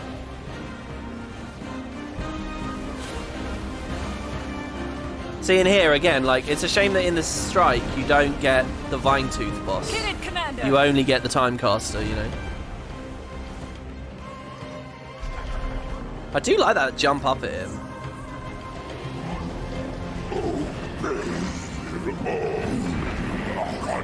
Kaz, you okay? I'm okay. I'm okay. When this is over, you and I are going somewhere boring. No one to answer to. Nothing trying to kill us. That sounds perfect. See, I don't like dialogue like this as well, because it feels like there are no stakes. I get this is supposed to be kind of a victory lap, sort of. But I don't think we're there yet. I don't want to hear the characters sassing around and talking about how, oh, we're going to go on holiday, before it's even over. Do you know what I mean? Like, sarky quips. This is not the time for them, you know? And I feel like that's... I don't know, that's always been a bit of an issue with the character writing in this franchise for me, I think. But, not this franchise, this game. But these two are a good pick for the Morgemorth fight, definitely. Just one left to go, Commander. And my favourite, it's Zaitan. If Zaitan had a strike mission for the glory of Tyria, he would have everything. He'd have a well-built-up story, he'd have scale and scope, you know, there was an actual war, and armies taking him down, and supply lines and all that, the spectacle of the airships. All he's missing is a decent actual fight. Not much. That's the only thing Kraukatoric has on him. Going to need to ask for whatever is See, and there's no A-bombs in the CM either. Oh, there are A-bombs, I'm telling a lie. Not big champion ones. We need to retake this last one. It's our best chance to strike it down. Then let's strike it. We repelled the power of death once before. We can do it again. See, and yeah, I think Zaitan just fits into this plot very well. God. Oh, can I dodge his fear? I wonder if it would even do the fear. It's funny, you don't even see any of these mechanics in story. You don't see anything. Like the fact it's dropping puddles there, that's going to teach me about a one-shot, is it, in the CM? Help. No. Go with the commander. You've still got a Dragon Void to slay. See, and Logan and Kaith are good picks here. They might have been tempted to put Kaith on the Heart of Thorns. Timmy, we've done it. It's definitely We've better. taken back the last platform. I know! Scanners are picking up the final influx of energy. Then there are no more preparations to be made. It's time. Commander, ain't doing so. And Ritlock at the end, great choice. Oh, no. We're overrun. We almost have it. Don't surrender. He's obviously not even here. Why am I saying that? We are all. Is it just us? We are nothing.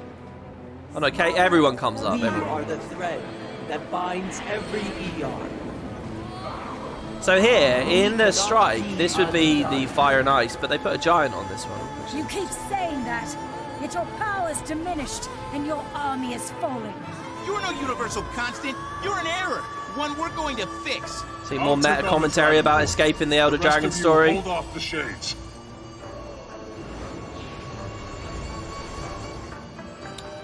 Maybe I'm killing them too quick.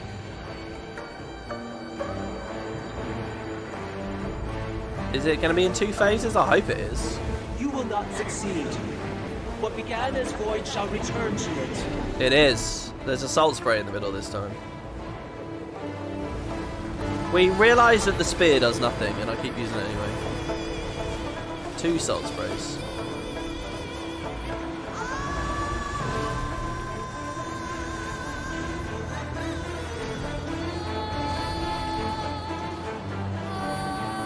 And again, if this was like Void Aurene here, or I mean, you can have Suwon at the very. I don't think they could do both.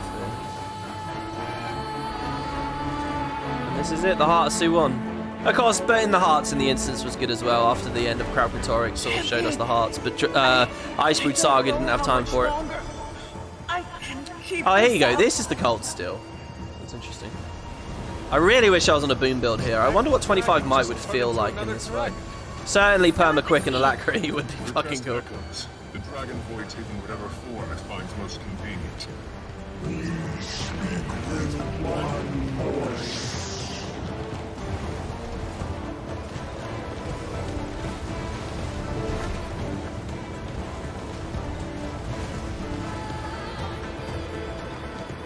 I wonder what story mode, just without any of these buffs, would feel like. It'd be totally doable. Solo, on certain builds.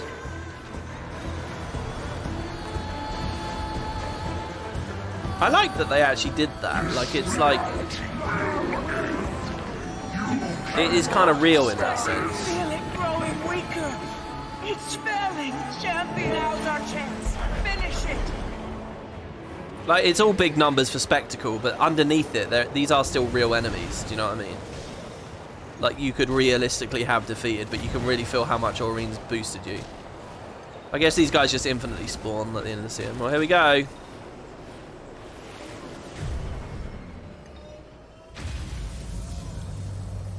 Feels so much better as a big-ass Norn. When I was a tiny little Asura, none of these animations felt as good as they do here.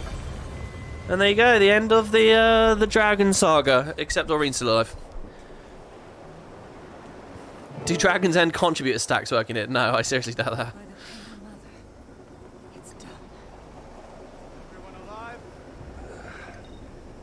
Mostly. That would be a fun achievement. Well, a really fun achievement. We were talking when we were doing HTCM about, like, what other cool... A little less flashy than I was a few seconds ago, but back to normal. What would be a cool thing that they could do, since the achievements basically sucks, Voidwalker. And I think, by the way, I think one of the ways that might have been designed is the idea is, you know, people do the stealth to blow up the mobs. Maybe what ArenaNet were expecting is you'd like aggro control the mobs somehow, and then kill the mobs, clean them up in the amalgamate phases. And that's why, like the heart phases, and that's why Voidwalker is what it is, because they anticipated the strats would be pushing the orb, killing the stuff, but also dealing with ads then, and then maybe that's why the title makes sense. But anyway, how things landed, the title's a bad thing. Well, a cool mechanic that goes on in HTCM, which I didn't even talk about in my video, is if you stand in the void, you eventually become an enemy, and you become immune to certain attacks. You, like, flip to the other team. And I love the idea that the fight was designed differently, where you have to slowly void your own team members as it goes along, to like avoid certain things, and gradually you're all becoming voided until at the end of the fight there's only one player left who has out of the 10 who has resisted the void, and that's going to be the guy that ends up killing Suwon. That would really play into like the story idea of the void is taking over everything. Like your characters are team swapping as it goes along. That would be so cool. And then the title could be like everyone voids really early, you know. The fight would have to have different layers to its design, but that would have been fucking amazing. As it stands, the way it currently works is there is the potential to team swap and become an enemy, get voided, but it doesn't mean anything, it doesn't do anything, and it's a real shame because there's something beautiful underneath there. And that what I'm talking about there, it genuinely is a very cool idea, but we never saw.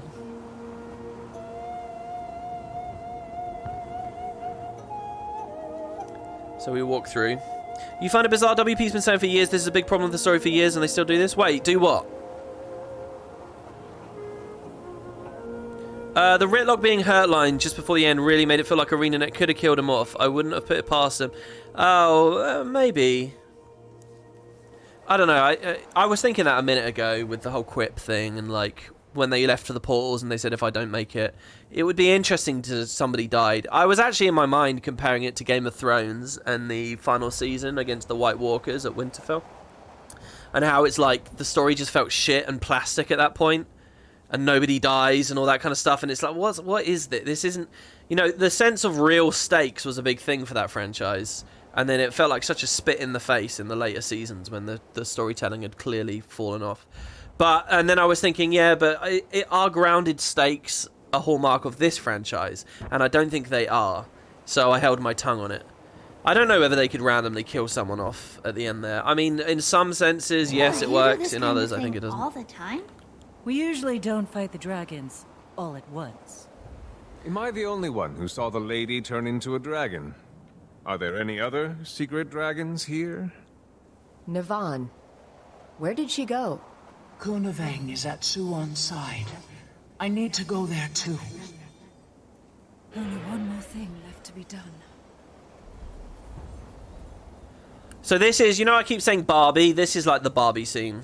It's all very pink. It's all very bright. It's, you know, this is... Ridlock, Zafira, has anyone heard from Bram? I'm here, Commander. I had my hands full of shadow monsters last time you called. But they're gone now. Vanished, clean into thin air. Cleared out here, too. So maybe this isn't a big deal. And here. Does that mean it's over? Almost. Maybe the void only started popping up in places where elder dragons were near when they died or something. Maybe it was a very brief thing and they disappeared. Maybe it doesn't have to be a big topic every new expansion we go to. And in a way, you know, ArenaNet did really well with the tidal wave impacting Canthor while we were off screen, so maybe they can spin good stories out of it. So maybe it's not a mistake. I might be being a bit of a bastard there when I shouldn't be. I don't remember being forced to walk this slow before. This feels really off the pace. But I'm not manually walking. It looks pretty. I mean, yeah, it's very saturated. It's just, we're in and out so fast. It was only 2 seconds ago I was fighting the void, and this is... I mean, to be fair to End of Dragons, there is a very long ending. I think, very long. We get this whole scene, and then you get the whole Arborstone scene, and then you get the whole Dead End Bar scene, and then you get all the post-release quests about Marjorie's sisters. There is a long ending. I will do that. Farewell, old friend. Wait, please. Give me a moment. I'm sorry, Suwon. I'm sorry for failing you. You did not fail. You made time. Time enough for everyone to come together. For a solution. Without your part, this world would be undone. Do not waste time with regret. I'll try. Yeah, get advice from the bastard. Thank you. Suwon. Sorry, or should I say God? I mean, Suwon as a creator of all of Tyria is just so... why? Why? And it's not a pitiable character, and you want me to... Can I confess something, little one?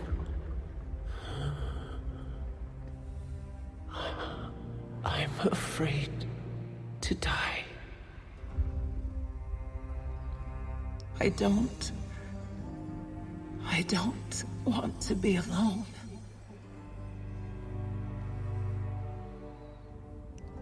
I once thought loneliness was our burden. Then I met you. Your kinship with the mortals. Cherish it. I do. I will. And what is this as well? This is just... I wish I could pause this so much. I'm going to dream now.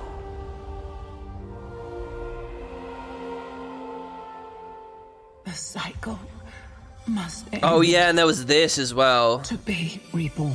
Sorry, I still hate this line a year later. I don't know how are we in a cycle and then how has it been reborn?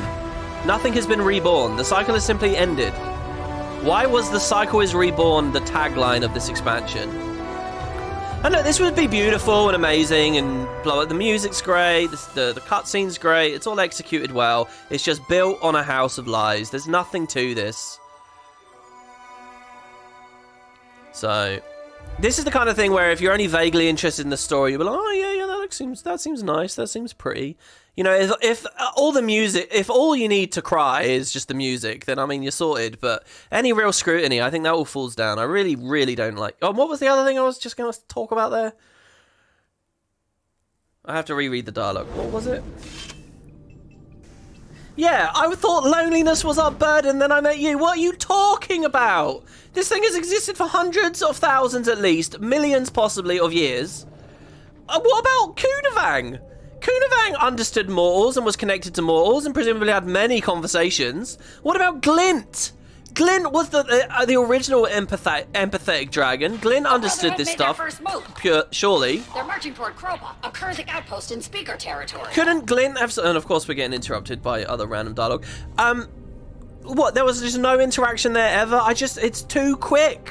You can't do that story. They barely knew each other. They've only just been communicating. I really... And this is all because all of this would not be there if they had just killed Aurene instead. God, this must be hard watching. If you like this story, this must be difficult watching, mustn't it? Surely all I've got now is a little echo chamber of people who are not in the... because everyone else would have tuned out. Surely. Excuse me. Alright, anyway, nice ending scene here. Lots more dialogue. Oh, sorry. Christ. Not just here, but everywhere. Yes. The dragon cycle is ended. So the void's gone then? For good? Not quite. It wasn't lying when it said it was a constant. However, with the world's magics back in balance, it's no longer a threat to us. I guess that means there's no need for a Dragon's Watch, huh? Unless you need watching, Aurene. This is good. I hope not. But you might want to keep an eye on me just in case. Sort of. A strange feeling.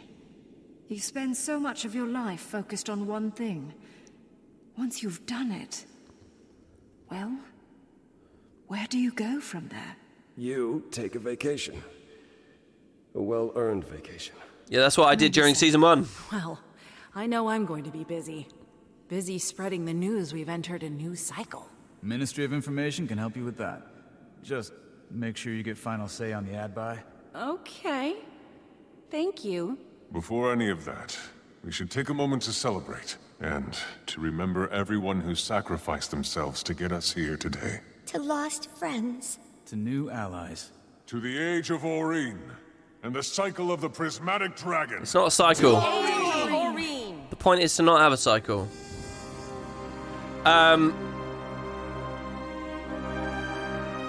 Yeah, it's interesting to me they hint at the evil Aurene story there. A little there. Because, like, why do it later? Why? If you're going to do it, why didn't you do it at the appropriate time? I don't... We'll see. Maybe tomorrow's patch is mind-blowingly good, and it's like, holy shit, they can really pull off some good stuff here. Good storytelling was sacrificed to get us here. Yeah, and then there's that question. Should the Dragonstorm have happened? Should Champions have happened? Should the Icebridge Saga have ended this way? Should any of this happened? Need any of this have happened?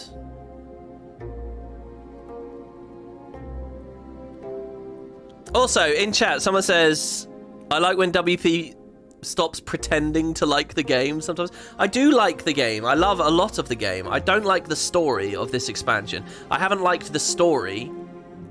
I've been wobbly on the story since season 1. Then there have been some glimpses of amazing stuff. There have been some real highlights for me, personally. And then I've been very wobbly on it since Dragonstorm, and I think rightly so. And I don't like the story of End of Dragons or of End of Dragons or Dragonstorm. I don't like the story. But the game is a lot more than the story. I still like the game.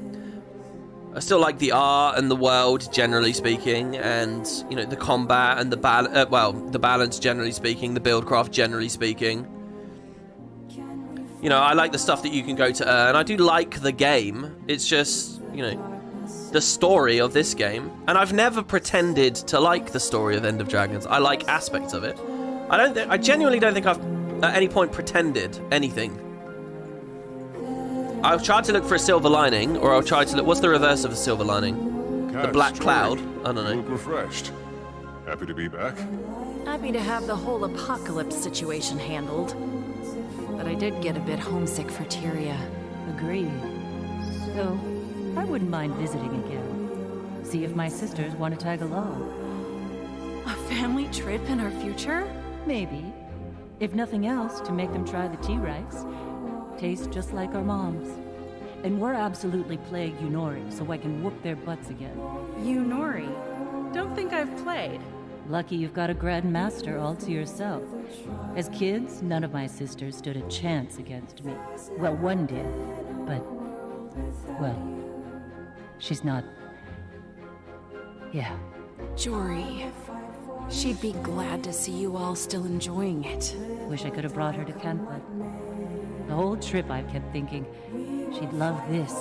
See, I don't remember. Isn't her spirit in the sword? Isn't her spirit in Marjorie's greatsword? I swear it is. In a way, maybe she did make it to Kentha. Well, also through the magical artifact. Let's not forget we are playing a fantasy franchise where stuff like that should be of note. And obviously, Marjorie gives it up in the post-game quest, which is not going to be in today's video. By the way, I think it's this song. I'm going to ask Cossage in chat. Anyone can do it, though. This is the song with the lyrics, right? That really fit if it was Aurene that died. What's this song called? I assume that the lyrics are on Wiki. Is there a Wiki page for this song that we're currently listening? I'd love to read those out.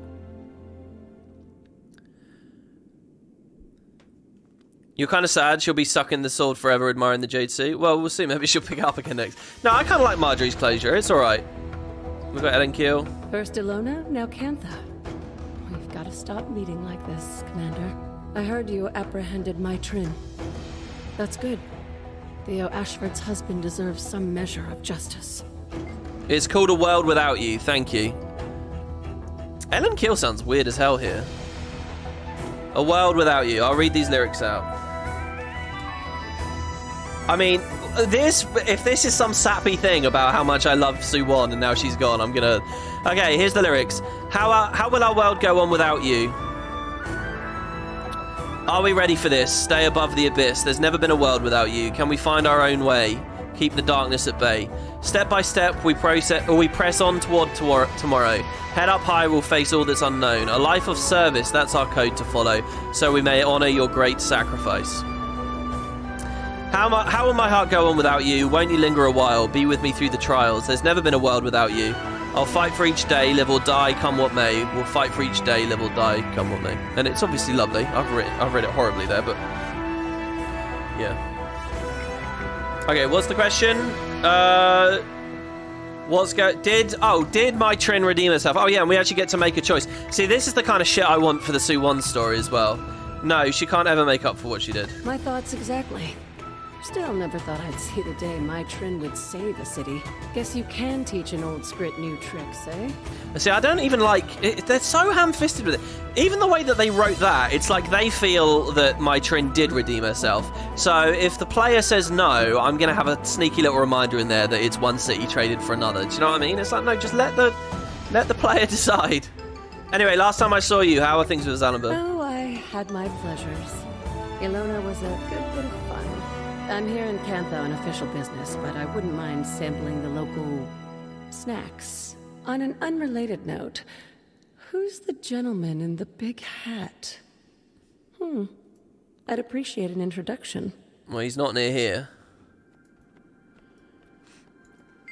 Casimir, did you need something? Excellent work. I'm not going to do all of these. We did these last time. I'm not going to do every single one of these. Let's just go to the dead end bar, because we have the proposal scene as well. But yeah, just random talk. I can't remember if there's any fascinating lore bombs or anything from any of these characters. If someone's desperate for me to speak to at least one person, say it now, because I'm going to leave. Here's her family, of course. June's probably good to speak Commander, glad we both made it to the other side. Do timing? I'll confess, for a moment I thought we were finished. We would have been if you and Timey hadn't brought the extractors back online. Backups upon backups. What will you do about Jade Tech without Su-1? Well, first we need to assess... This will be tomorrow. This is what There are tomorrow's too all many about, really. unknowns. The ideal solution would be finding a way to infuse Dragon Jade without the presence of an Elder Dragon. If the thaumaturgical ecosystem allows that, then great. We'll also explore the possibility of alternative power sources. Demon magic. Timey's lending her mind, and I'm promoting Yao to head of R&D. Don't tell them yet. Finally, Oreen's agreed to help in any way she can. For the time being. There's a long road ahead of us. But together, I really think we can pull it off. Okay, I'm just going to be very clear here. I think tomorrow's patch will open with the issue that Dragon Jade is running out. People are reliant on it. But a pocket of Dragon Jade has been found in the Jade Sea. And it's like, oh, cool, well, let's get that. And it's going to turn out that this Dragon Jade is... It's like, why is that there? Because Su-1's... Like, what's going on? And it's going to be because of Kanaxai mist influence, something like that. And it's going to turn out to be bad to have used it. Similar to the End of Dragon's story. I think that'll be the opening gambit. I think that'll be what kicks off the next stuff. Do you have any other thoughts about Su-1? I took Su-1 for granted. She was fascinating and selfless. The world lost someone irreplaceable. Selfless? Today. Like, It what are you speaks to her talking heart that about? She abided my ideas, even the reckless ones. She stayed in the reactor to protect us all. Oh, sorry. We were talking about Mai Trin. No, we were talking about Su-1. Yeah, stayed in the reactor to protect us all. I like how both Su-1 and Mai Trin stayed in the reactor to protect us all. That's funny. What do you think about what Mai Trin did? I'll never be able to repay her for saving the reactor and everyone in Kaineng. I always knew she could do something great. Wherever she is, I hope she found some peace. She'll be the next Rev Spec, right, guys? I'll do Ivan and I'll do Timey because that's what people have asked for. Ivan, what are you up to next? Not return to piracy, I hope. Ivan's blood is pumping. Who knew it was even more thrilling to prevent destruction than it was to cause it? No, Captain Trin, well, she showed me there was a better way, and I plan to stick with it. I've got a ship now, and it's fitting. I use it to make some of what's wrong, fix some of what's wrong with the world. Got a bunch of the new cast. Kanark, I'm so sad. Kanark is so uninteresting now. But some of my favourites. I'm going to speak to Logan, because I still like Logan. Kick a void beast right in the face. Timey. Commander, I was just telling Timey about our adventures. Learning from the monks in Xingjie, investigating the void like crack sleuths, tracking down and stopping... Anka? Gorik, I've got something I need to say, and I'm just gonna say it. I'm sorry for how I acted about... Anka. Well, she did try to destroy the world. You don't have to apologize. No, I do. The way I acted didn't have anything to do with her plans. I was... jealous. You were jealous? Of Anka? Yes, I was. Well, apology enthusiastically accepted. It's a little bit more of the love story. I'm sure we'll see continue to blossom in the next patch. Unless, I mean, they could still do the time... You know the whole Timey mecha leg thing? I think they could still do something good here. Following on my thought a second ago, Dragon Jade is running out. They found some that's inexplicably powered. Timey's been experimented with it. She's infused it into her new medtech legs. And then it turns out to be really corrupted. They can still do the thing. Do you remember the prevailing theory about Timey before End of Dragons? Was she'd take Jade Tech into herself and it would end up being bad? That could still happen. Like, literally still happen. You might even see they start to do that next patch. And then they'll snatch this love story away from us as Timey gets hurt or injured or killed or whatever. Not that I think she has to die. Can you believe it, Commander? The Dragon Cycle's over and it's all thanks to you and Oreen. We've been working with... And by the way, I love the idea of Timey dying or being lost in some way, just because I think it makes Gorick one of the most tragic characters. He's so aloof and fun and kind-hearted, and then Blish dies. And then, wait, who's the other person he lost? And then there's this Anka thing. And then Timey, like, everyone he loves and cares about gets ripped away from him. I like the idea of a Dark Knight story for Gorick, where he starts very aloof and fun, and then he becomes a bit grim. Yeah, it's edge, whatever, but I would like to see that kind of character development. We only ever see the reverse of that in Guild Wars, where they take edgy people like Kanaka and make them fucking comedic caricatures talking about casinos. Or, you know, Ivan giving up piracy, or Maitrin becoming a sad sack drunken loser. You know, that's all they do. God bless Bangar. Let's have Gorick become the Bangar of the Asura by killing Timey. Just have everything go wrong for him in his life. The Gorick saga, yeah. Can you believe the Command of the Dragon Cycle's over? All the blah, blah, blah. You've been working with June on how to keep the Dragon Jade charged? Mm-hmm. Can't very well have this whole place just go dark now, can we? Besides, I'm not ready to give up this suit. Hasn't changed any of the big things. Nothing will, and well, I'm pretty much at peace with that. But I didn't realize how much the little things were adding up. I've got more energy, I'm thinking more clearly.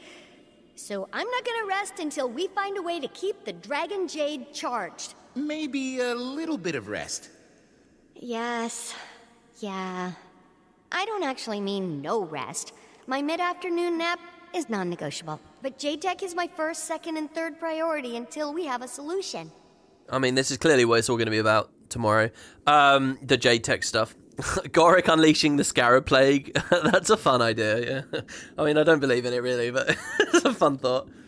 And by the way, I tell a lie, there was a character who had that reverse story.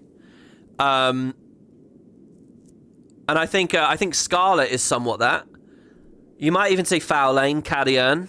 That's why a lot of the Nightmare Court stuff is so riveting.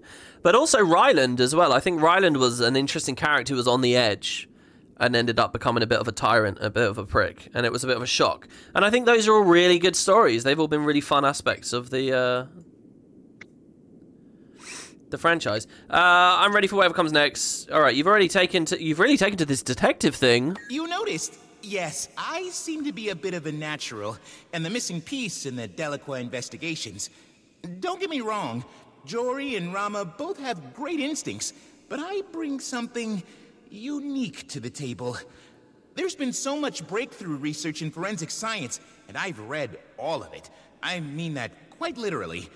So we're putting together what they know how to do with what I, well, know. Criminals of Tyria be warned. The Friends Detective Agency is soon to be on the case. No, I don't think Bram's a good example of that at all. Bram had a falling out with the commander, but he didn't start advocating for horrible stuff. I mean, he was still fighting the good fight. He just wasn't under our thumb. I really like that Bram story because I think it's quite subtle. No, I wouldn't really say Bram's in like a Scarlet archetype or like Ryland or anything. Commander, it's hard to... what was the worst thing he did? He just took matters into his own hand. Which is very Norn, really.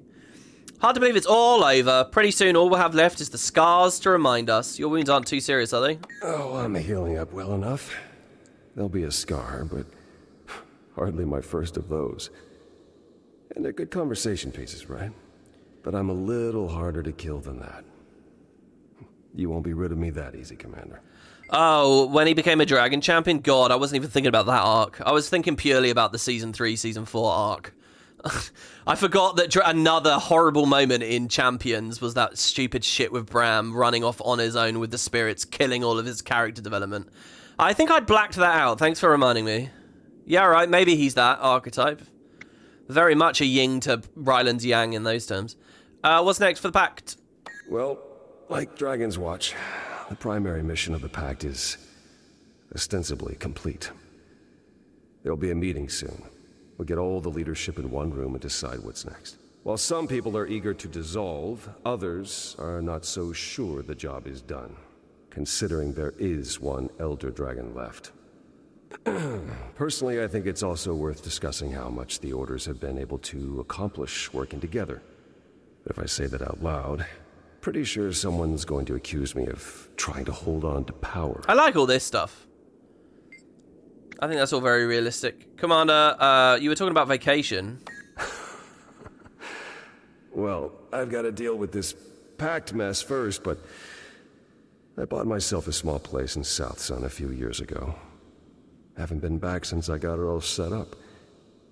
But as soon as things settle down, I should make the time. I do sort of see a Logan retirement arc, but it kind of depends on what goes on with the Queen. Feels like the end of an era, doesn't it?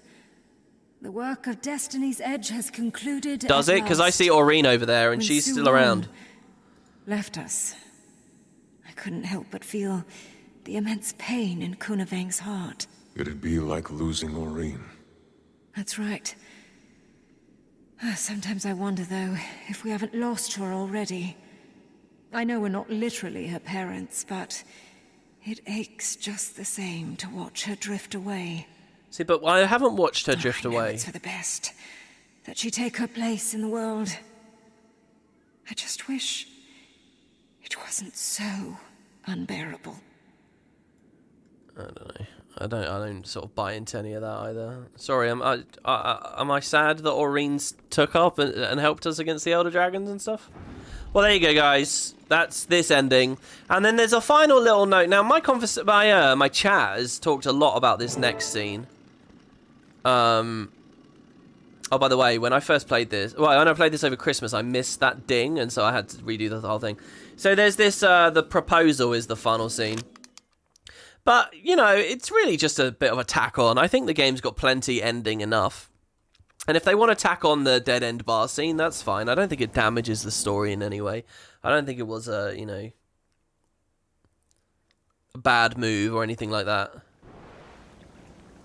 You can certainly make the argument, I don't care enough about Casimir and Marjorie to want to watch a really long scene like this. And I think that's fine. But I don't think the End of Dragons necessarily lost anything because it had enough other stuff. This was great as well, the weeks later thing. An invitation from Casimir.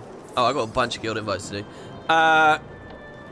There are slots in the guild, by the way. If you guys want to join Spud, since, you know, I'm playing it so much and talking about the game so much and whatever. And, you know, we have been running missions and stuff like that. You guys can send me a mail.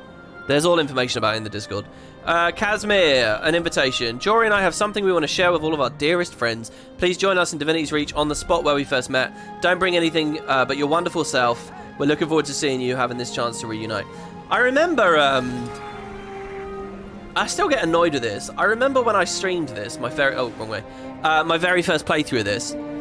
And I clocked that it was a proposal, but I was talking about other stuff.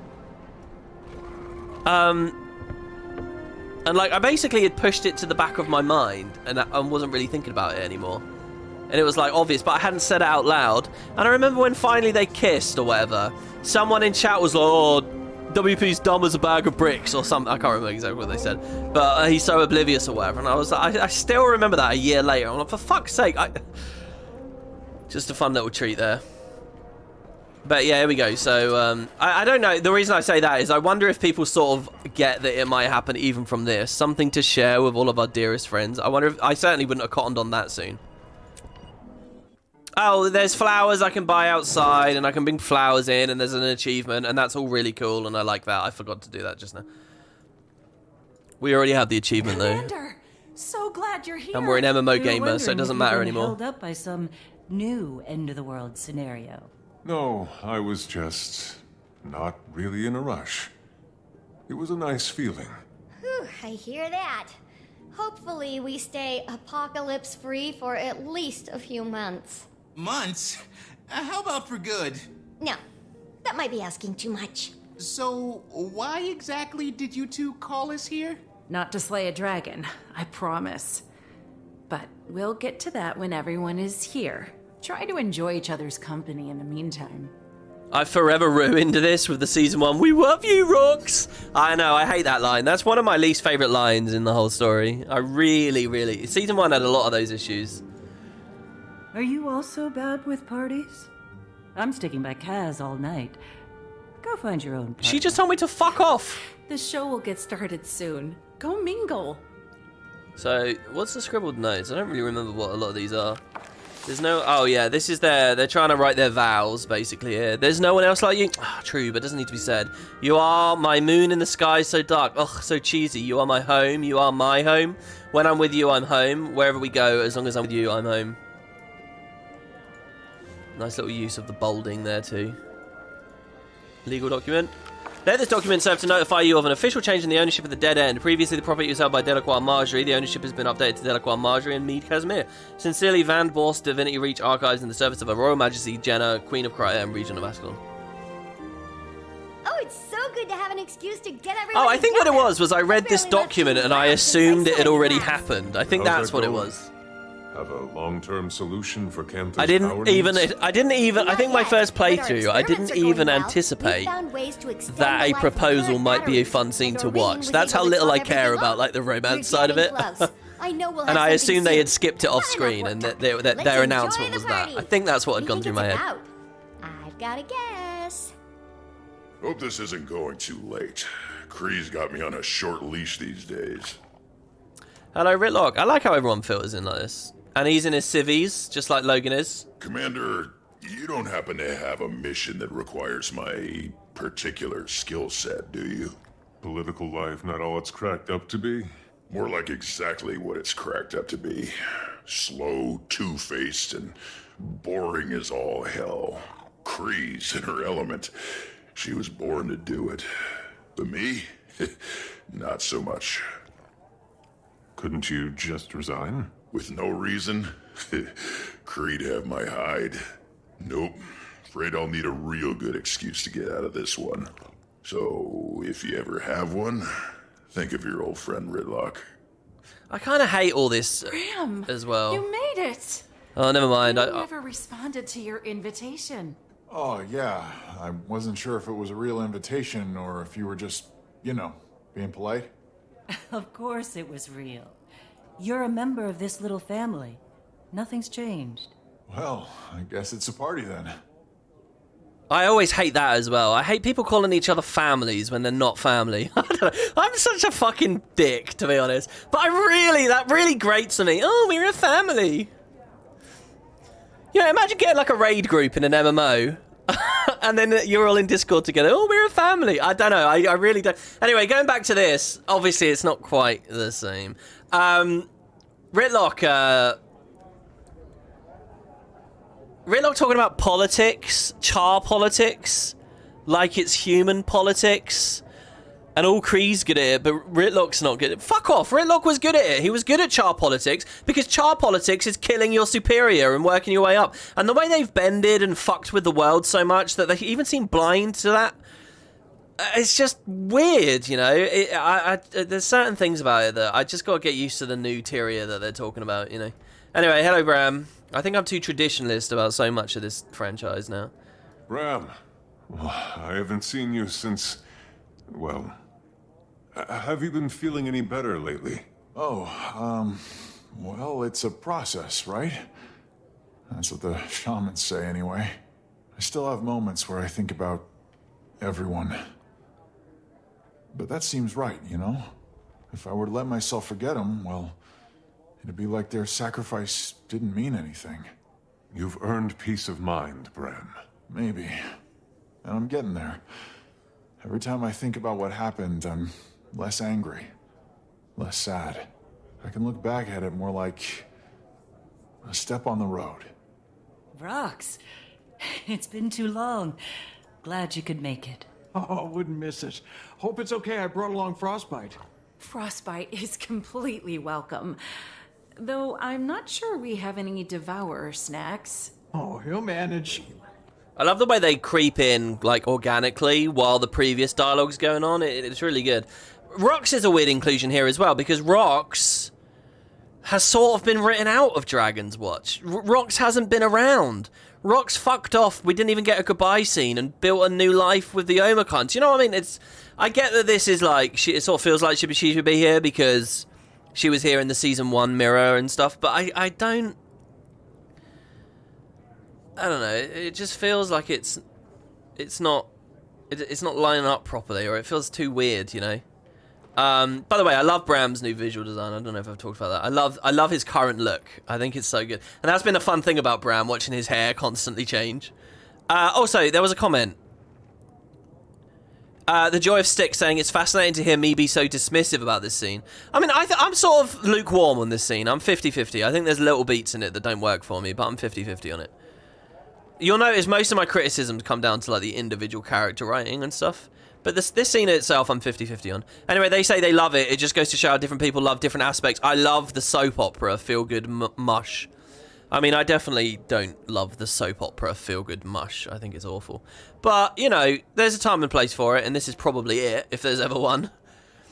And, yeah, I think it's... I'm happy someone said that in chat as well, because, you know, I think in these videos and streams, you know, it's such an echo chamber. I get to just go on and on and on and on about my half of it. I do want to reassure people, you know, in the real world, I am a little bit more tolerant of other opinions than it looks. But yeah, here's Rox. I appreciate some people get value out of this stuff. Rox. Or more, even more value. How's everything going with the Olmacon? Oh, other than that void invasion, things have been good. We're all enjoying peacetime. I've got a boyfriend. Oh, I forgot about this. Really? That's wonderful. Yeah, he's a life binder and about the kindest person you'll ever meet. I don't know what he sees in me, but he swears he sees it, and that's good enough. See, again, though, it's he's just excited to meet you and all, but I didn't want to crash Kaz and Jory's party. I don't know. Not too busy hobnobbing to slum around with us tonight? You wound me, Miss Delacroix. I could never forget the little people in my life. After all, it was betting on your adventures that brought about my good fortunes. And also, I really do like you all. The feeling is mutual. Since you're the last person to arrive, we can get started here any minute. My favourite line in here is when Logan's like, hey, Ritlock, want to hang out? And Ritlock's like, what? That's my favourite line. That's the most relatable bit of it to me. Well, if it isn't our local millionaire. Or is it billionaire now? You flatter me, Commander. But yes, my club is a smashing success. I've already delegated its day-to-day operations, and it's time for me to move on to my next venture. Which is? Not ready for the big reveal yet.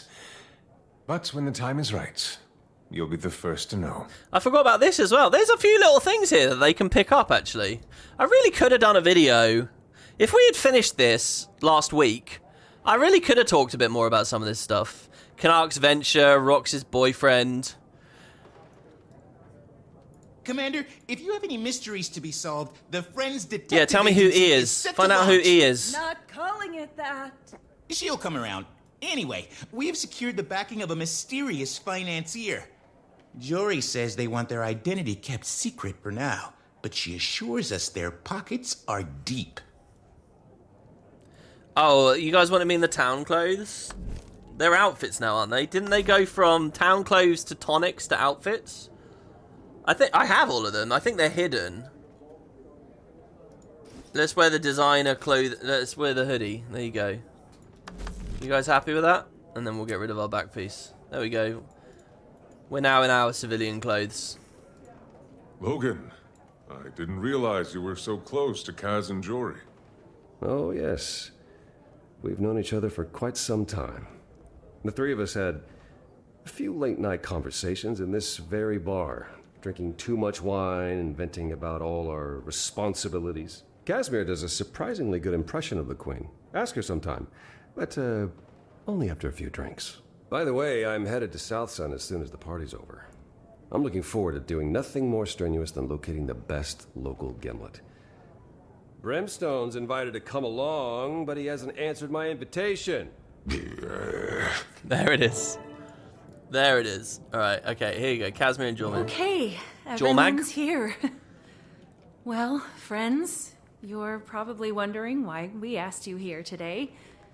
So much has happened in the last few years. There hasn't been much to count on. But Jory and I realized that through all that, there's one thing that's always been true. Something to look forward to at the end of every long battle. A face like a candle, when the whole world seemed dark. Jory, you've always believed in me, even when I didn't believe in myself. This life we live has taken us everywhere. But as long as I wake up and see your face next to mine, I'm home. So that's the line she why picked. I'm asking you here, in front of all our friends, to marry me. I like the music here as well. A life without you is no life for me. You stood by me through everything. Pulled me back from the brink more times than I want to remember. So that's why I'm asking. Will you marry me? Yes. I'm so happy. You two deserve this so Couldn't much. happen to a better couple. It's about damn time. Wait, didn't we all know that's why they asked us here? Which I of thought you it was actually, obvious. or did you both? I guess it doesn't matter. Congratulations. This calls for a toast. To Kaz and Jory. Okay, I'll tell you. And we had the wine New glass. That's good. beginnings With old friends. There may be no more need for Dragon's Watch. There will always be a guild. To Dragon's Watch.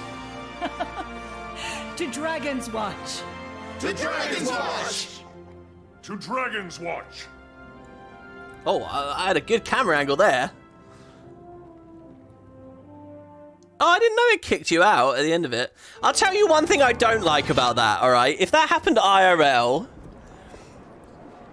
that's like a, you know, like a gender reveal party type thing. Do you know what I mean? It's like, can't you just... Clearly, the event already happened. Someone proposed to someone. It already happened. But what, they got together and went, tee-hee, oh, we'll get up on stage and we'll kiss in front of everyone and we'll ask each other. You know, they like planned it out or whatever. And I'm sort of like, oh, come on, you don't have to do that. You could just tell us. Do you know what I mean? Like, it's the theatrics of the thing.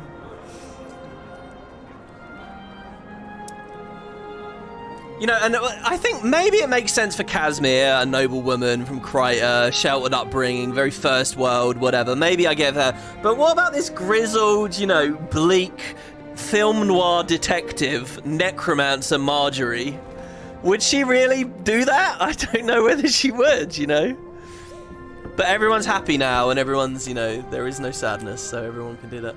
By the way, it's unbelievable to me how big all of our skins are when we're in the small armor. It just shows how huge the fucking greatsword and stuff is. It's just ridiculous. Yeah, Kaz is 100% that type, but maybe not Marjorie. I don't know. I just think if that was IRL, I don't know I know anyone that would do that. Do you know what I mean? I think people would just say, hey. Matthew Medina mentioned this exact thing. He didn't want to make it a big deal, and he didn't want to have tons of people being invited, and that's the purpose. That's the purpose of a wedding. So when they proposed the idea, tried adding more people, and he said no. Oh, really? What, to the dead end bar scene? I wonder what other characters were on the billet. Well, there you go, guys. That's the end of Dragons. That is the cycle reborn, apparently. As I looked around, I thought about how good it was to see everyone able to do the sort of normal things we've all been missing out on for so long. Life's moving on. The guild's moving on. I suppose I'll have to move on someday too. But to what? I don't know yet. I suppose I'll find out when I get there. So I'm guessing there'll be like a 16 on the list, right? Is my story still broken, weirdly? It is. I'm guessing there'll be a 16. I don't know what they'll do. But I don't think we're going to get another chunk. I think they're just going to keep going with it. Which is an interesting thought. Please promise more Guild Wars 2 live streams. Well, look, I'm not going to do that because I don't have any like strict schedule or idea. I kind of want to do a fishing series, but the thing is, if people aren't there in chat, if there's not like conversation, it's just going to be awful. Do you know what I mean? But I kind of like the idea of a fishing series. I will cover this next patch. Whether I'll be there right on patch release to stream it or whatever, I'm not sure. But if you're in Discord, should I tweet? I haven't tweeted for ages. I don't know, just keep an eye out, and hopefully I'll be there tomorrow, but we'll see. I definitely will cover it, and we definitely will see live videos and stuff of it. But we'll see what we're doing. I haven't fully planned it out yet. But they have it, and the next patch is tomorrow, so let's think. 1 year later, what are my thoughts? I think many of them are very much the same. I think it's fair to say that I'm pretty uninterested in the Guild Wars storyline now. I think it's pretty fair to say that I think a lot of the emphasis is not where I really care for it. I think the stories are still too short. Every little bit helps. I don't think the Elder Dragon saga ended well. I think they did the best that they could, but the plan, the big ticket plan, was a shit show. It was an abomination. And how well can you work when the big plan... You know, I think all the little moments are really, really well executed in End of Dragons. I think there's a lot of brilliant stuff, you know. You leave the prison cell, you see the logo as we sweep through Vista-esque style. You know, I think a lot of the backstory and things that they wrote were really good. About the tidal wave, about what the Aether Blades have been doing. I think Anka was extremely well realized. I think a lot of the stuff about the speakers and the Jade Brotherhood was all really cool. I think even Minister Lee was pretty good. Oh, we missed a really good line in Arborstone where they're like, oh, Minister Lee's in jail, wonder what will happen next. By the way, he liked dogs. It's weird how fascists can like dogs, isn't it? Which is another bit of a ham-fisted thing. But generally speaking, I think a lot of those small moments, a lot of those ideas were really good. But the big ticket concepts they went with were awful, and I think unearned and uninteresting. And the best thing I can say now is thank God it's over, except it's not because Aureen's still there, so who knows what the fuck. Tomorrow, we'll see. If tomorrow is lengthier than a normal Living World episode, I have high hopes for the future. If it's not, I think it's... I don't know whether I'll ever be that into the Guild Wars 2 story again, to be honest. On the level that I used to be. Because, I mean, what is there to indulge in? There's just going to be mini X-Packs where we go to new areas of the world and deal with those stories, and then we're out again, you know? So, if these quarterly patches are really, really nice, then I think there's still a lot of hope for the future. But aside from that, they're just going to be, you know, fancies. They're just going to be indulgences every now and then in the mini X-Packs. If they're not doing big, broad, overarching stories... But it also comes down to the characters and which ones they pick to go forwards, you know. I think with the right cast, I could have a lot of fun with this game. But yeah, and for Guild Wars really for me is a lot of the other stuff. I'm much more into the other stuff with the game now at the moment. But yeah, overall, I mean, well, how do you sum that up? How do you put a number? How do you put a review on a story like this, on an expansion like this? How do you do that? If you've watched this and listened to my commentary, you get the vibe, I think. You get the idea. And we're off to Guild Wars 2.5, as Will said in chat there. That's a good description of it. You sent me the music video for the credits song, re-release. It released 2 weeks ago. Really? I'll have a look at that. I'm not going to play a random video on stream. I don't know what's going to be in it. But yeah, that's interesting. 6 out of 10? Yeah, but if you look at the 6, there's some 10 out of 10 moments in the 6, and there's some, like, 1 out of 10 moments in the 6. It's like, how do you average it, you know?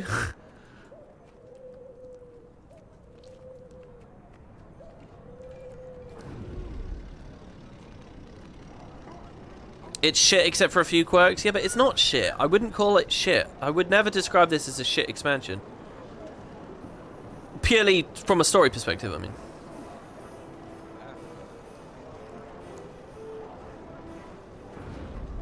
Compared to Core, it's shit, yeah. They've never done an expansion as good as Core. In terms of, like, scope and stuff. I mean, story, POF had a hell of a story. In terms of specific moments. They escaped Ascalon right before... If POF just didn't run out of steam in the Desolation, it would be a hot contender. Yeah, Core has its own issues, but at least it has scope. I mean, yeah, I don't know. I'm sure if I just finished a Core playthrough, a Core story, I don't know. You guys have seen, if you've watched me for years, if you're long-term fans, you'll know how I get when I play through Core. You'll know where the conversations go there. It's the same shit. It's just on different topics, you know. It's whinging again, just about other stuff, you know. I'm just I don't know.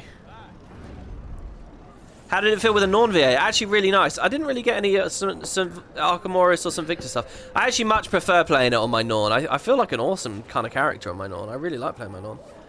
My Asura's voice, I'm not too into anymore.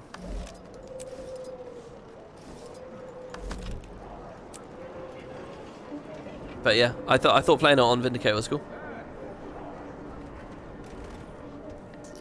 After all my recent videos of thinking about the future, quote, positively, I mean, yeah, I think there's a lot of space for good stuff for the game. The story, I think I'm pretty underwhelmed by. We'll see what they do. Tomorrow's a big day. I wonder how I'll end tomorrow. Will I be captivated and enthralled and excited about the future? It's just that thing of Su-1 making everything and it all having been around the Elder Dragons. Somehow it just feels like there's no magic anymore. There's no magic about the history of Tyria. There's no real revelations. Maybe that's wrong of me. It's definitely wrong of me. You don't know how they could live up to the hype tomorrow? Well, just slam us with something good. Come at us with something good. Have a clear idea. Prove that all this Dragonstorm, End of Dragons stuff was worth something. There's something at the end. There's something next. For Arkham Morris and Victor, you need to stand in certain cities AFK while invoking them, and they'll have map-specific dialogue. It's just like, sure, yeah, I guess you just stand around for long enough.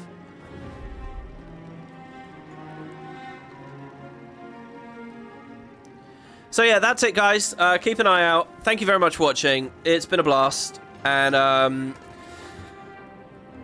yeah, I'll see you tomorrow. If not for a live video, then at the very least just for a regular-ass patch update review type thing. Or, you know what, I might do a trailer review as well. That's something as well, since it's all coming at once. I mean, what value is that now? I mean, that's all dead and gone, isn't it, really? So, we'll see, we'll see. You guys can obviously see my discussion about that earlier. Thank you all very much for watching. I'm excited to go and read the comments on that other video about features for Mini X-Packs.